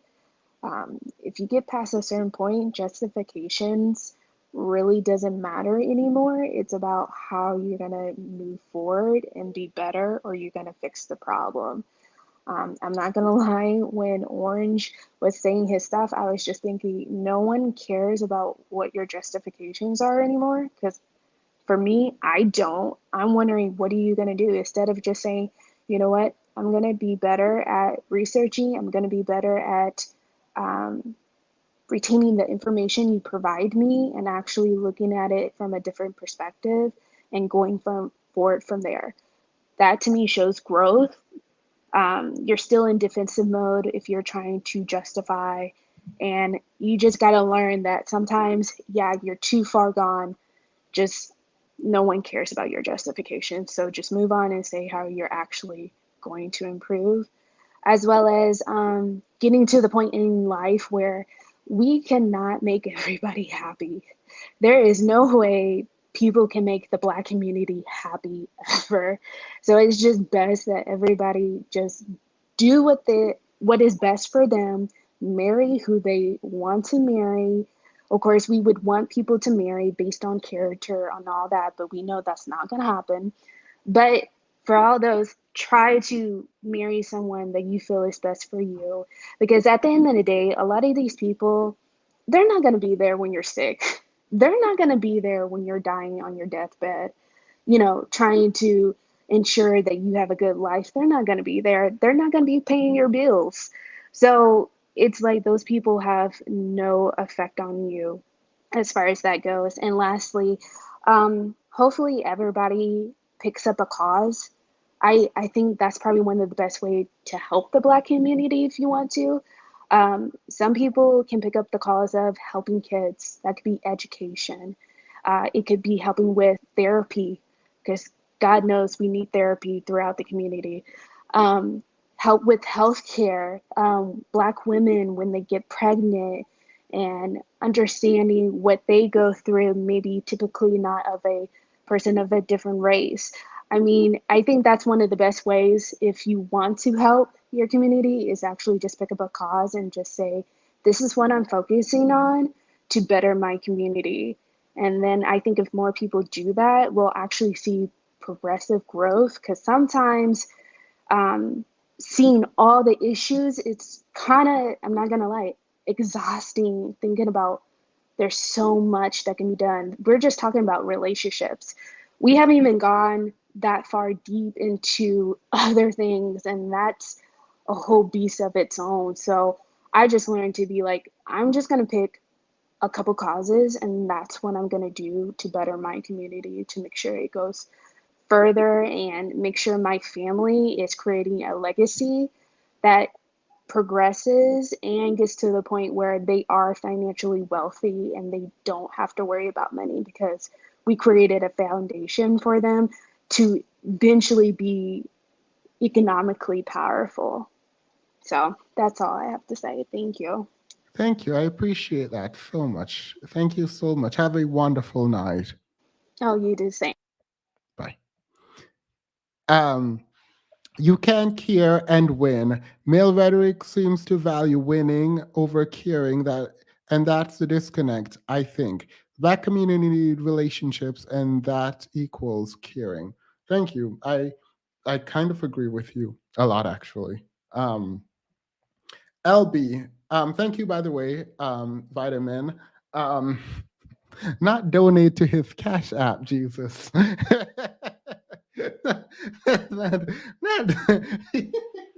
the Cash App. No, let me stop because I'm not making fun of people who do that. All right, LB. I mean, final word. Go ahead. I shamelessly did a GoFundMe the other day for my nonprofit with my friends. I was like, hey, friends. Oh, no, you're fine. Yeah. Final words for us. My final words. Well, it's a lot of pressure going after everybody else. Like, everybody else touched on so many great things. One thing, and I want to make sure that we still end on a positive note, but I don't know how this is going to come across, but I feel like it needs to be said. And I just want to say to you that I really, really appreciate having you as a friend at this point. It has been really good getting to know you. And what I want to say to the audience is that, like, in the time that I've known Feminists, I have seen a tremendous amount of empathy, like much more than I'm able to give to people sometimes. I have seen him like showing commitment to the community, which I respect. I have seen him give respect even when respect is not due. And above all, I have seen consistency in his character. And that is why I continue to show up. That is why I was willing to be, or I am willing to be vulnerable in this space. And I just want to say thank you for that, and that I truly appreciate it. And earlier when I clarified that I was not the one asking for the apology, it wasn't about me being unbothered. It was more so I wanted that man to know this is not coming from a woman. Like, this is a man-to-man, like acknowledgement or check. Like, Themis is coming to you to handle something very specific, because he's a man of integrity, and he's not gonna watch you act a certain way and then smile in your face and continue to just like la-di-da while you do horrible things. I'm glad that you were able to talk to Orange Pill and kind of establish like a new understanding or a new baseline of how he should be conducting himself. Although the apology wasn't direct, I'll accept it and appreciate it, and we can move forward. And I just want to say thank you for the platform. Thank you for the subscribers as well, and the people in the chat who are supportive and who are understanding and who are patient with Themis while he tries to give grace to people that he is hopeful will grow. Yes. And I appreciate that. Thank you so much for your kind words, one. Two, I also recognize that I am endeavoring to do something hard. Not you, but anyone listening, you do not have to join me in this journey. And I'm saying that knowing that a lot of people are going to say, yes, I'm going to. I say it often, but I cannot be anything but myself. And the moment I start trying to do things that are out of character, like shut someone down when I don't feel like shutting them down to appease an audience, it is going to end poorly for me. I'm trying to go with my gut. I'm trying to go with my head, but I'm also trying to go with what I consider my heart, right? Like, and try to give as much grace as I can. That might not be a safe emotional place for a lot of people. I recognize that. And so even if when I say leave, I don't mean unsubscribe. I mean, you can, but some parts of the conversations might require you to leave for a minute and come back. And that's okay. I consider all of you guys part of the family, and I do actually try to protect. And so it's hard to do when you're over there, not you, but someone is over somewhere else acting up, right? So we have to talk about that. And for the moderators, I have tremendous respect for you. I appreciate your time. And LB, you've been with us for a very long time, and I appreciate it. I appreciate that you show up. So I hope you don't. I hope everyone knows that we didn't talk and we didn't say, "Oh, Themis, go out there and do this." Like we didn't. Yeah, no, it caught me completely off guard. I was like, "Oh, we're doing this." So, thank you. There's nothing I can say, but thank you to you. Thank you to everyone here. We at 8,000 subscribers. Again, I didn't think that was going to happen. So I appreciate that so many of you show up. Mahogany Pink is here. I still don't know how to do StreamYard. So hi, nice twist, LB. Mahogany said nice. Mahogany, I emailed you. Please let me know if you want us to talk. Behind the scenes, I can show you everything I know about. I can show everything I know about StreamYard in like 30 minutes or less, because it's not a lot, but that is it. Yeah, OMG, I felt like Beyonce recognized me. yeah, no, Mahogany is that girl. She is that girl. She is the moment right now in my mind. So it is what it is. So have a wonderful night, guys. Oh, a charity show. You can stay on for this. I'm going to go into the after show and just do this quickly. Themis and Toth, your party animal. It's Wednesday already for you. Oh, it is Wednesday. Oh. I need to go to bed. I didn't even go to the gym today. All right, let's do the after show.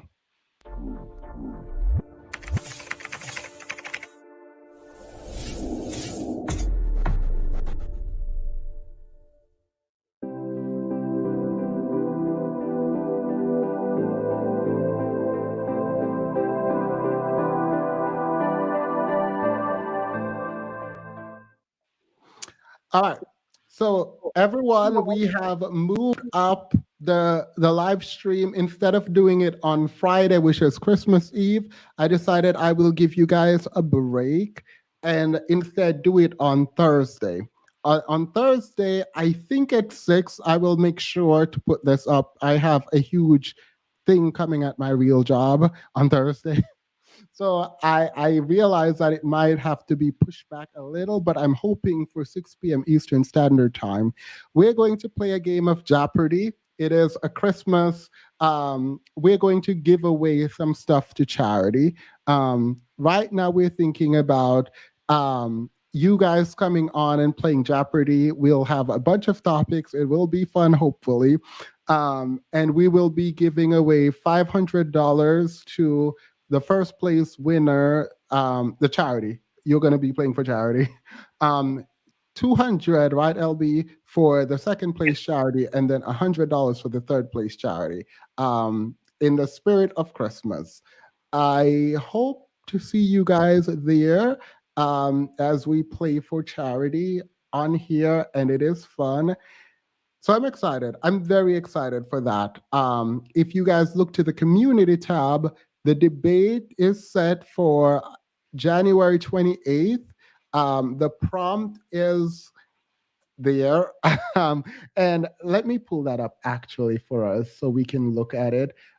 Please email the moderators if you would like to be a part of this debate. I am excited for it, but here we go. So I'm like, let me drop my my link in the chat real quick. So the prompt is the so-called first world involvement in the global community a net negative or a net positive? And you guys should email these moderators. You don't know what side you're on. So please email the moderators and be on a team. And then when you're on that team, you will get to know what side you're on. The point is not to pick the side that you want to be on. The point essentially is for you to be able to argue, essentially, and argue not loudly, but in a debate format. Oh, I like the prompt. Me too. It is a lot, and I'm very excited for it. So please email the moderators if you would like to be a part of the debate. We are still discussing what the prizes will be, so this is haphazardly done. I apologize. But the quicker we get you guys on a team, the more time you get to prepare so that you can come with your best arguments. I am still reading the book and I'm trying to update the chapters on the membership as soon as I can. A little hiccup is I told you guys to email me if you wanted to become members and for the membership fund thing. And I have over 40 emails. I have to respond to all of those and figure out how to get you guys on. I'm going to try to do that over the weekend, which is Christmas break. So I apologize if you have not heard back from me. You will hear back from me hopefully by Sunday.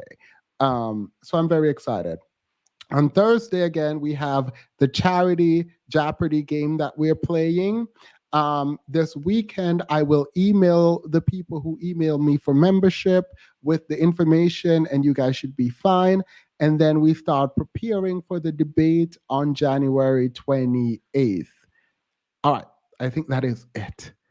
Do you have any last words, anything you want to add? Do not push your team. It is unfair for you to be promoting your team. I'm kidding. Go ahead. I am. Like Team LB, join us. No. So let's see. Oh, Yogo said, hey, let me and Don get this batch. Yes, there's also 2 other moderators that you may join if you would like. However, I would love to have you on my team. Let's see. So just like final, honestly, I don't have anything like profound to say. I just want to say thank you to everybody. Yeah. Yeah, no, you're fine. Adrian, please email someone. For everyone who emailed me, I'm sorry. Please email the moderators to be a part of the debate. There's a ton of emails going on. Anywho, that is that on that. Love you, Themis. Thank you as always. Thanks, Ngozi. I don't expect to look like that. LOL, Themis. Though that's the copy paste I've been putting in the comment section to recruit. No, you're fine. All right, guys. Have a wonderful, wonderful night. We went for 5 hours. 5 hours. I missed the gym, so tomorrow I'm definitely going to have to. I screenshotted all the emails. I'll try to get this over the weekend. Yeah. You don't have to write a long essay or anything at all. Just email the moderators and say, hey, this is who I am. I would like to be a part of the team. And they can go through their whole filtering process. Based on how many emails we get, that will be when we decide how large the team should be. I'm thinking 2 people again because that was so good the last time per team, but it might change, and I'm trying to get a trophy as opposed to money, maybe monetary compensation there too, but we'll see. We will see. Have a good night, Themis and everyone. Good night, guys. Adios. Wait. Mahogany Pink better be taking time. I love this. She's saying hi to everyone. Mahogany, please email me. I will filter the email to go straight to yours because I want to see you do more live stream. I don't know if you know this, but your live stream was better than my first live stream. My first live stream is literal. Oh, there you go. My first live stream, I literally hid it from everyone. I was like, absolutely not. No one is going to see this struggle of a stream. Like, it was a struggle. Anyway, I see your email. Thank you. Can I actually say one last thing? Sorry. Yeah, go ahead. I was reading a comment. So I saw a comment by Muse that said, how do we know which team to be on? Honestly, I know the other moderators from behind the scenes and meeting with them. We're all qualified for this, and you may like me and Siren. We speak on the channel more often, but Dawn and Yogo are just as qualified and have like you'll be fine with them as well. If that makes sense. So like you can join either team. You're not going to know if you're on the supporting or the opposing side until we get our assignments after we get our teams. So if you want to be part of the debate, email any one of us. And that's how I would say to choose. Like we're all qualified. We all have different backgrounds that are useful. And there's somebody on both teams, I'm not going to say who, but there's somebody on both teams that has backgrounds in like politics and stuff like that. So you're not missing out by choosing one side or the other. Yeah, I just jokingly like promote myself in the chat, like join Team LB, but really you could join either team. No, please, and I will be very involved to helping you guys. I can't do the research for you or anything, but I'll help you. No more live streams for me. No, like I promised you that was good. Please, like I'm emailing you now. Please let me know if you. I'm actually going to send over an invite to a Zoom, and obviously don't show your face, all of that. But we can do a Zoom, and I'll show you everything that I know. Please do it. It is fun. As like it was nerve-wracking for the first month of doing it, and I was crap for the first month of doing it, for the first 3 months of doing it. Sober Bobo will let you know. I was using a program called OBS. It was just not. Nothing was working. Nothing was working. Your live stream is literally the last one you did was on par with what I'm doing now. So, and that was your first one. Please continue, and everyone love to come on there. I like hanging out on other people's live stream. I will literally come to people's live stream, so I need you to do it. I need you to do it. I'm going to email you now, and I'm going to put a Zoom link in it, and we can just actually let's set up a meeting time. All right, bye. This is it. Have a good night, guys. Good night.